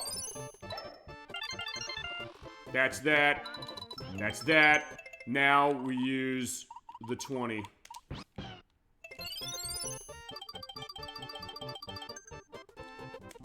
Holy shit, that went way smoother than I thought it would. I made that look like nothing, but trust me, it is not nothing. And we got a bonus stage on it. Fitting. That is one of the hardest levels in the game. That is what I practiced in particular. I've had a hell of a time doing that ever since I was little. The fact that I did that on one of my first shot, that was quite a thing. Alright, awesome. That was lovely. But I also kind of cheesed it a little in the sense I had an item as far as it. And I also had the power block, and I also said, hey, you know, use the eggs to get myself set. But there you go. That is 100% on More Monkey Madness. And we're gonna play roulette. How fitting. I don't know if I want to be risky on this one. I'm gonna do the bare minimum. So in that case, last time I did 99 up and got 100 up. I'm gonna do 1. We can bet the minimum here. We're not gonna press our luck on this one. Oh.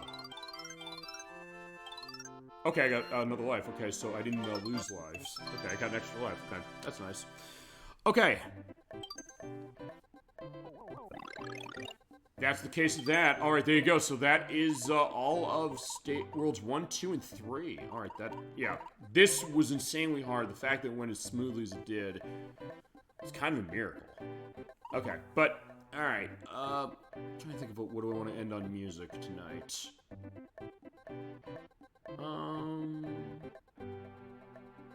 You know, let's take a preview we're gonna look at next time. How about that?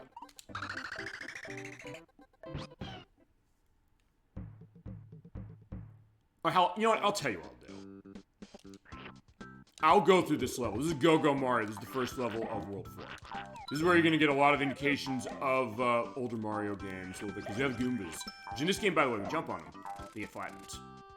You can't jump on them and kill them in this game. You have to either hit them with a Koopa shell, or you have to eat them and swallow them. Or spin them out into something else.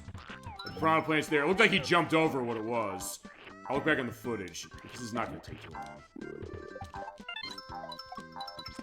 And also, it goes along here that blimp, blip, blip, blip, blip, blip, blip.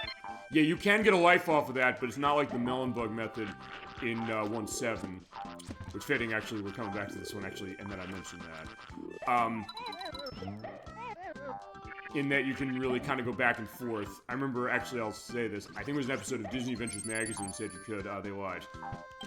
With all due respect to Disney Adventures Magazine, they were not right about that. So, use the melon bug strategy. Ow! Yes, get rid of him with extreme prejudice. We are gonna go down here. We're pointing out one thing. Those crystals look nice. Behind the crystals, yeah, see that little face there? There's a bandit. Jump over the crystals. Basically, do not get yourself passing by any of them. Even though it's only really the ones that indicate, you know, the eyes there. You can just barely see it. I'll stop by another one. You just use your hover case. Just don't ever touch the crystals. That's what you want to do here. And yeah, right there. He's kind of there. You can sort of see him just barely. But in that case, right, because if you pass by, what happens is that Bandit will pull a fast one. He'll basically put the Shy Guy on your back. And at that point, he takes Baby Mario away.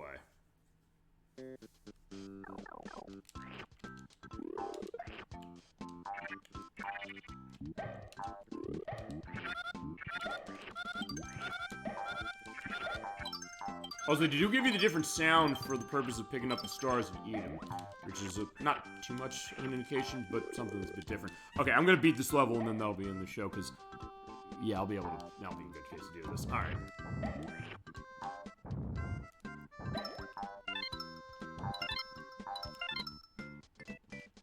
He'll jump back into his shell where he tried to. Like, yeah, no, I'm getting your shell. Ouch. And I guess I got what I deserved for the purpose of that. you do here is let's get the nice case of freezing. I also love that attention to detail. It does stop in the animation that the bullet cannon was in. So in that case, when it gets big like that, look at how much it inflates, and then boom, you're able to shatter it with the ice. Alright.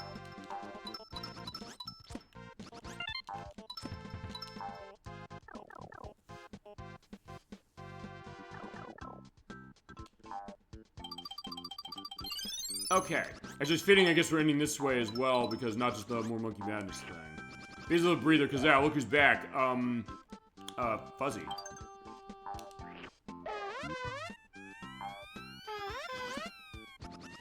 I also love the distorted version of this music as far as how it is. Remember, this is also over bottomless pit, so you have to be careful as far as this.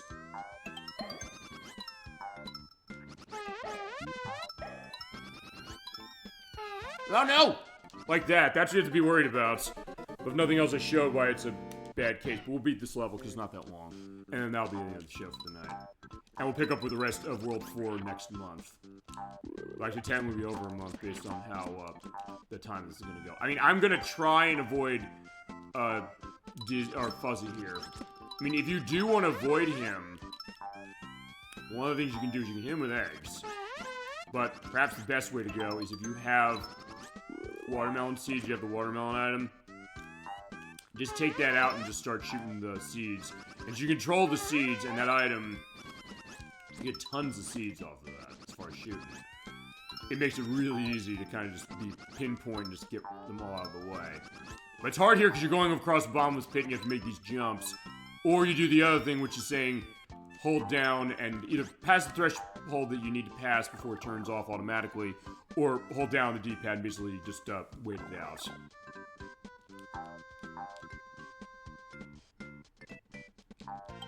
Okay, there we go. So we got that.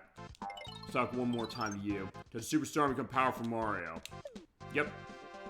In this case, you just have to take it out of there and we're set. If you don't have enough eggs, you can just go up to the pipe and get them set. Alright, we got Super Mario. Let's go. Yeah, so we're gonna go Mario. This is how we're getting through this and how we're gonna end the night. And I think the music I'm gonna end on the victory music for the end of the level. But oh! But also down here is something I actually never knew existed in all the years I played this until I was doing my practice. This. You can get a life off of it. Not much, but it is down there. But also the other thing is, I do need to go here. Here's flying wigglers, just like wigglers in Super Mario World. They get mad if you jump on them.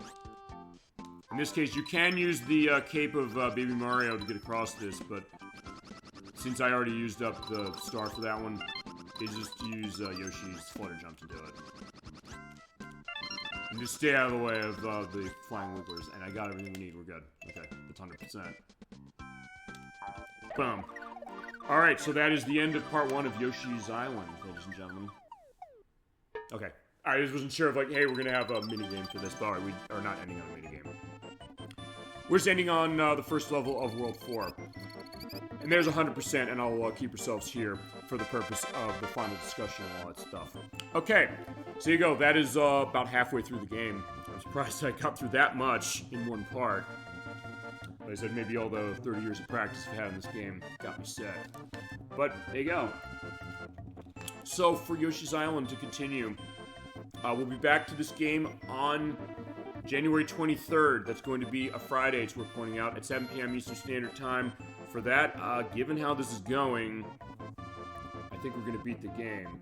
I think at that point, I think I'm only going to need 3 parts for this. So, the finale then will be sometime in February. I don't know when I'm going to have it. But when we do that, I will make it so that we look at the Game Boy Advance version. I'll have all of the levels unlocked for the Game Boy Advance version. Because what you have to do in the Game Boy Advance version to unlock those extra levels is you have to get 100% on every one of the levels in the game, including the extra levels. So just giving you incentive to 100% them, unlike this game where it's just giving you the star on the title screen. Which I'll start next time show indicating, I think. Or Well, since we're going to beat the game, probably, I'll just show it at the end of that. That's probably fine that way. But basically the idea is that after you have that set, as far as getting 100% on every level, and you have to beat the game completely for it, and do it on the extra levels, you get the bonus levels, as far as, not the bonus stages as far as this for the minigame thingies, but just the case of you get extra stages. And I'll look into those, I'll try to see about 100%ing those. And I'll have an overview of the Game Boy Advance version. That one might not be as long a show, honestly, if I'm going to think about it, because I'm basically just going to show off, I think, either just some selected levels or levels you want to see, chat, as far as how's the Game Boy Advance version indicate them. I'll show the Mario Brothers game, because when we show the Super Mario Advance games, we've not shown that yet, so I'll give it a little bit of an indication of that, and indications of how the port is, as far as it, because it's a really good port. It is on Switch Online as well. I will show that off through this. I do have that on Game Boy Advance, so my thought was saying, hey, I could show it that way too, as far as that being the original concept, because they do have it unlocked on that. I mean, I'll tell you, if it is a case where I'm not able to unlock it in time, as far as the Switch case, which I don't think it will be, I'll use that, and I'll run it through the Game Boy player, but I doubt I'm going to do that. I'll probably just run it through Switch 2, like we did for this time. There you go, that's going to be the end of Yoshi's Island, and the end of our show for this week. Thank you so much for watching, everybody. We have only 2 live shows left, because that's taking us to schedule. We'll talk that, starting now.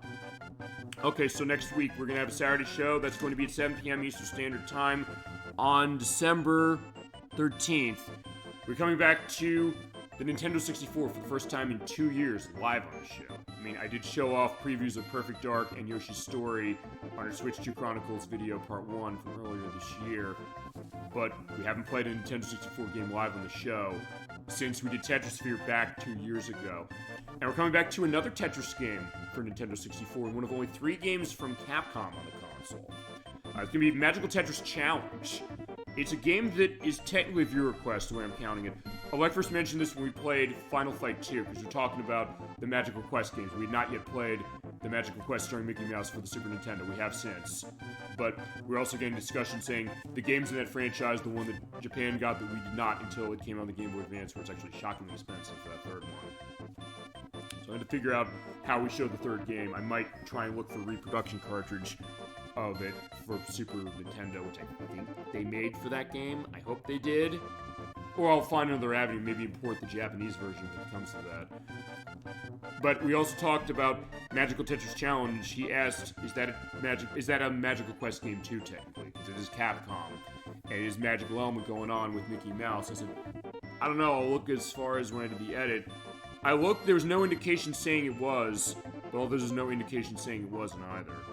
And for the purpose of our show, I'm going to count it that way.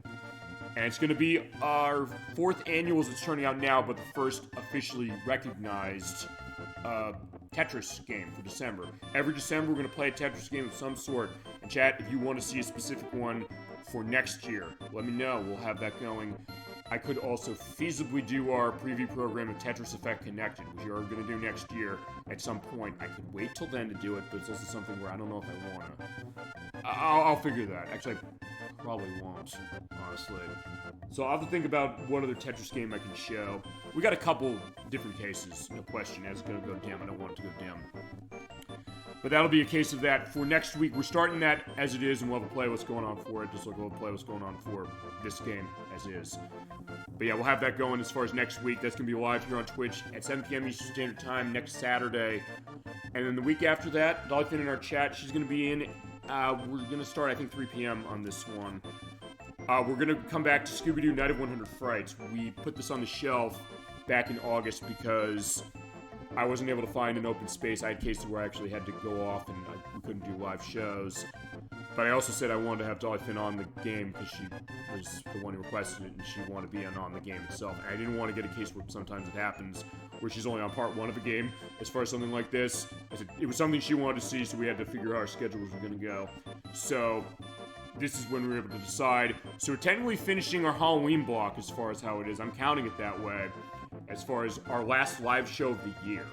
We're going to be finishing Scooby-Doo Night of 100 Frights for that on PlayStation 2 on December 20th at 3 p.m. Eastern Standard Time.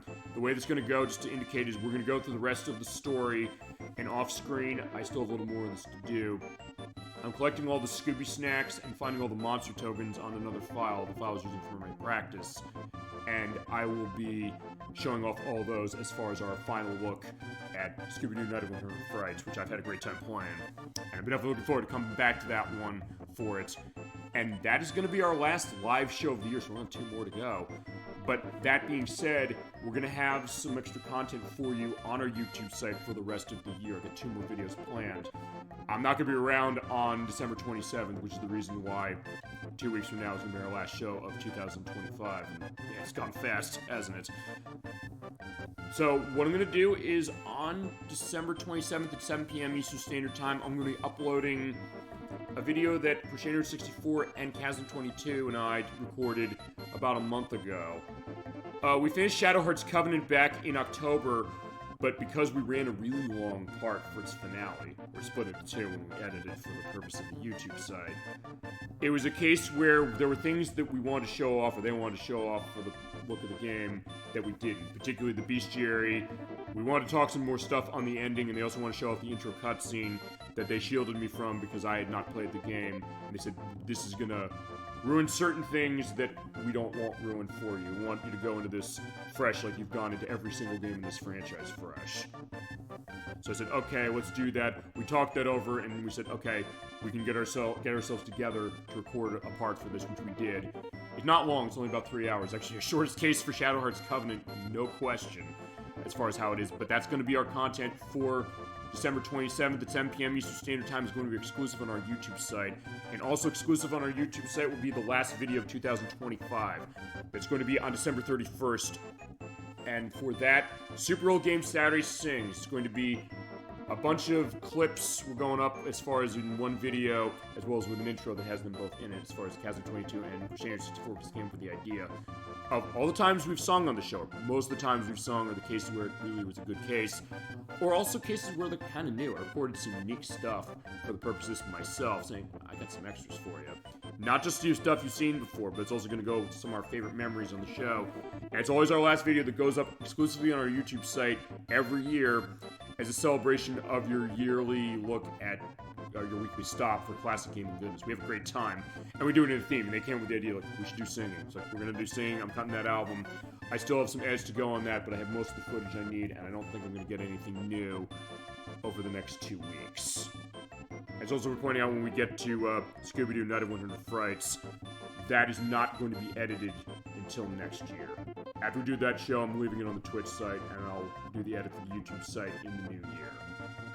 But this is going to go up next week as far as the edited version, and same with Magical Tetris Challenge, we'll do that next week. But that's for the rest of the year, and then we get into 2026. For this, we're starting the earliest show we ever have as far as time of day. We're starting at 12 noon Eastern Standard Time on January 3rd, 2026. Edwack and Nikki are going to be joining us. They're actually coming to the Super Old Game Saturday studio for the first time. And Edwack is going to be playing Beethoven, the Ultimate Canine Caper, for the Super Nintendo. It's a game that he remembered playing as a child, and he did want to show on the program. It might not be that long, it might be really short, and he might not potentially have another game to buttress it. So that might be like an hour or 2, if that, unless he thinks like, hey, he has something else. He's trying to think over as far as what he's got. But that's going to be their return to the show. They haven't been on the show in almost a year, and they've been waiting to get back, as is the case. And it's going to be an interesting one to start the new year with, I'll definitely tell you that. And then the week after that, on January 10th, at the time to be determined, Gemini96 in our chat, he's going to be starting our play of Super Mario 64. Yeah, I made you wait 2 years for a Nintendo 64 game as far as it, but I'm not going to make you wait longer after we do next week's program. So yeah, he's playing the flagship game for the Nintendo 64, one of 2 games that came out at the launch in 1996. Celebrating 30 years of the game. It's a game he has a lot of personal memories with, and he's the one who called dibs, and that's all his.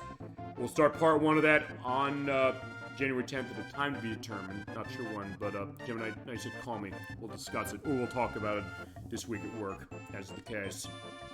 And then the next couple weeks after that, we're going to have Friday shows. I'm going to have Friday shows for the next 2 weeks after that. On January 16th, we're going to be doing something of a viewer request, as far as how this is. It goes to something Lekber said when we played Tidal Legends 2 this year. He was saying, I don't get the sense that people know about Bust-A-Move, or Puzzle Bobble as it's known in Japan. And I said, we gotta change that. And I asked what game in this franchise should we look at. He said, I gotta take a look to get a sense of like what's the best one.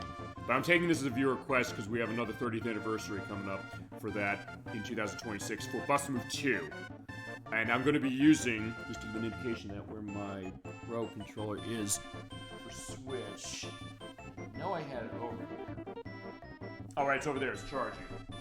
I can technically show this as far as what it is assuming it's supposed to turn on. My Pro controller's not been turning on correctly. I'll come back to this in just a second, but yeah, we're going to be using Puzzle Bobble 2X / Bust-A-Move 2 Arcade Edition and Puzzle Bobble 3 / Bust-A-Move 3 S Tribute to show that game off. We'll take a look at everything Puzzle Bobble 2X and 2 and Bust-A-Move 2 Arcade Edition. It is porting the Sega Saturn version, by the way, of that one, and same with Bust-A-Move 3. That's what the S Tribute stands for. It's running on the Zebra engine, which is something that Taito was able to get going, or the people who developed this were able to get going to get a really good emulation for that. But Puzzle Bobble 2X and Puzzle Bobble 3, those are arcade ports as far as how that release is. That's what we're going to be using for the purpose of our 30th anniversary celebration of Bust-A-Move 2, and we're going to bring that to new people as far as, because like I said, I don't get the sense people know this, like we're going to fix that. And I think it's worth doing. It's a really good puzzle game. We had a great time playing it when we demoed that a couple of years ago. And now one controller is connected to turn off the Pro controller, as it is. And then the week after that, that's going to be 7 p.m. by the way, for January 16th for Bust-A-Move 2 / Puzzle Bobble 2. That's going to be our look at that.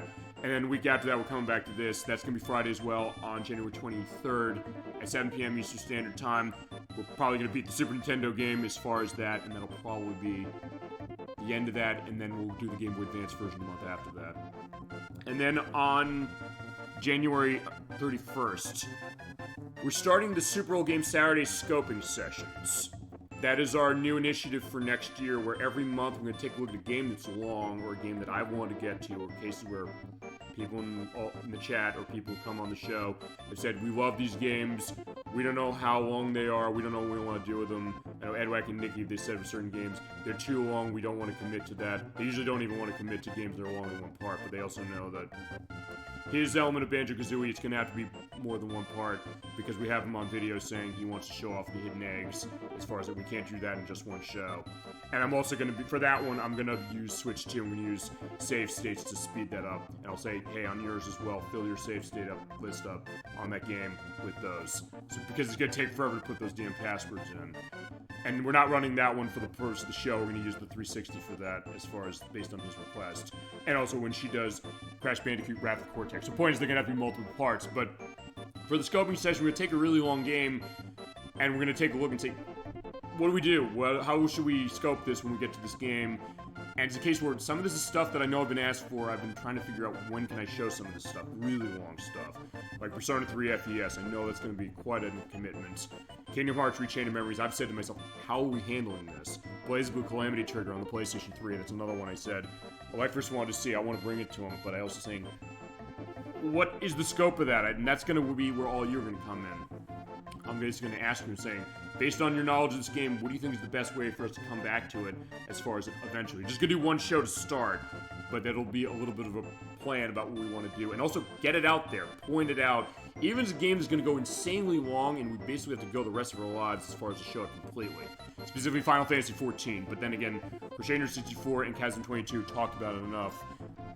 I don't think we should say no, we don't show it. It's that the only time I'm going to say no, we don't show something is because it's illegal for us to show it, like the Guy game. It is illegal for us to show that game, and even Twitch has it on their list of banned games, even though they have a mature rating. Because usually they will not allow anything with an adults-only rating, but even as far as mature rated games, there's certain things they will not allow. They won't allow that. They won't allow BMX Triple X either, and that would be a nightmare anyway because of licensed music on top of the other aspect, and they don't allow it. I get the channel banned by showing that, so I can't show that. Those are the only times we'll say no, we can't show it.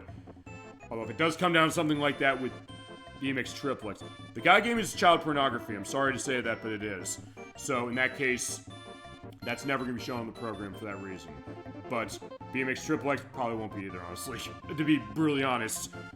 But we could off-screen it if it comes to that, but I doubt it. My point is that, except for very specific extenuating circumstances, would make total sense as far as those two. I'm not going to say no, we don't show something. I'm not going to say no, we don't show Persona 3 because it's long. I'm not going to say no, we don't show Final Fantasy 14 because it's basically a lifetime. I do want to get that stuff out there, especially for the people who love those games, and I want you to have that experience, but also stuff that I've wanted to show in particular, and I said, I don't know how I'm handling this. I want to show Skies of Arcadia. That's the first one we're going to be doing. That's going to be on January 31st, I should say, at 7 p.m. Eastern Standard Time. I'm going to be showing that off on the Dreamcast. I've been talking about the game a lot. I've wanted to show it. We flashlight warnings aplenty on that one anytime we're in a battle. But it's a game that's terrific, and maybe get some more attention to it. I also get a sense that that might be a pretty straightforward one about how we play it, but I do want to at least give a little bit of a preview to it to get a sense. And each month we're going to do that with a bunch of games on the list for that. I mentioned Final Fantasy 14, I mentioned BlazBlue Calamity Trigger, I mentioned Persona 3 FPS, I mentioned Kingdom Hearts 2 Chain of Memories, and Skies of Arcadia. But also the ones I want to show Okami, I want to show Indiana Jones and the Great Circle, assuming I don't have content questions when it comes to the music, which that's going to be a weird one if I do. I don't know if I will or not. And I mentioned Tetris Attack Connected, and we got many, many more. And we'll have one of those a month, by the way, and that's the first one going up in January. And then when we get to February, we'll have Super Mario 64 continuing. The finale of Yoshi's Island is going to be probably that month. I think I'm only going to need 3 parts for this. I think what else? Scoping sessions, I don't know what I'm going to do. I think I might want to do BlazBlue Calamity Trigger. I got to figure a viewer request for that month. I'm thinking of maybe showing Sonic Labyrinth for Game Gear, because I know that came up a couple times on the show, but I don't know. I'll figure what I want to do. And then for March, we'll have Super Mario 64 continuing. I'm going to have an opening now because of Yoshi's Island. I thought I'd need 4 parts for this thing. I don't think I'm gonna, honestly. Unless next part I really have trouble on the rest of World 4, and then on World 5 and 6, and 5 and 6 are hard, especially 5. You thought 3 was bad as far as the extra level, and it is, even though I made it look really easy. Yeah, 5 in particular, Kamek's Revenge, that's going to be quite a case. I have to figure something as far as an opening. I do know we'll have Looney Tunes Speedball that month for Super Nintendo if I want to show that. I mentioned we'll have Super Mario 64 still going. I'd figure out scoping sessioning that month. And then for April, we have our annual April Fool's Day game. In this case, we went with Plumber's Own Ties last year, which is so unbelievable. Like, yeah, how do we top that? I'm not going to even try to top that. We're going to go backwards a different way. I'm going to say, let's take a look at a game that, is it good or not? I don't know. And when I played it seems like it's fine, but I'll play a little more of it over the next couple months. It's one sort of on the request of Reese the Whirling Doge, but also in case it's come up more than once, not just by him, her. It's Digimon Racing for the Game Boy Advance. I'm going to take a look at that. We're going to take an overview as far as our first look at Digimon on the program. And then the only other show I know we're going to have is in May. We have a compilation show. I don't know when we're having that for either Cinco de Mayo or Memorial Day weekend. One of those two. We're going to Midway Treasures 3 for the GameCube. And also because of how short a collection that is in terms of games. I also have some Nintendo 64 arcade ports from Midway that I'm going to toss in as a bonus on that one. And then the only other thing I know is I'm going to be playing Cool Spot for Sega Genesis in June at some point. I'll figure when that is, and some other stuff, and obviously all of your viewer requests and all that other stuff. And in July, tentatively speaking, I'm talking with Chasm22. He wants to do Sweet Good In for the program. We'll figure when that's going to go, and anything else you want to see, of course, and we'll get stuff going with everything we got. We got a great 2026 coming up for the show, no question. I've had a great 2025 so far, but 2 more shows to go, and 2 more that are going to be YouTube exclusives. So I hope you look forward to them, and I'm definitely looking forward to the next couple of weeks for the program. But I think with that, that's going to be the end of the show for tonight. Thank you so much for watching Super Old Game Saturday, everybody. Thank you for joining me for Yoshi's Island. I love this game, and I can't wait to continue it next month. I guess complete it next month. I guess that shows the love I have of it already. So with that, thank you so much for watching the program. Have a great rest of your night, a great rest of your weekend, and a great week coming forward. I will see you next Saturday at 7 p.m. Eastern Standard Time for Magical Tetris Challenge for the Nintendo 64. Till then, keep being awesome. Have a wonderful night. Keep staying 100%. Take care, everybody.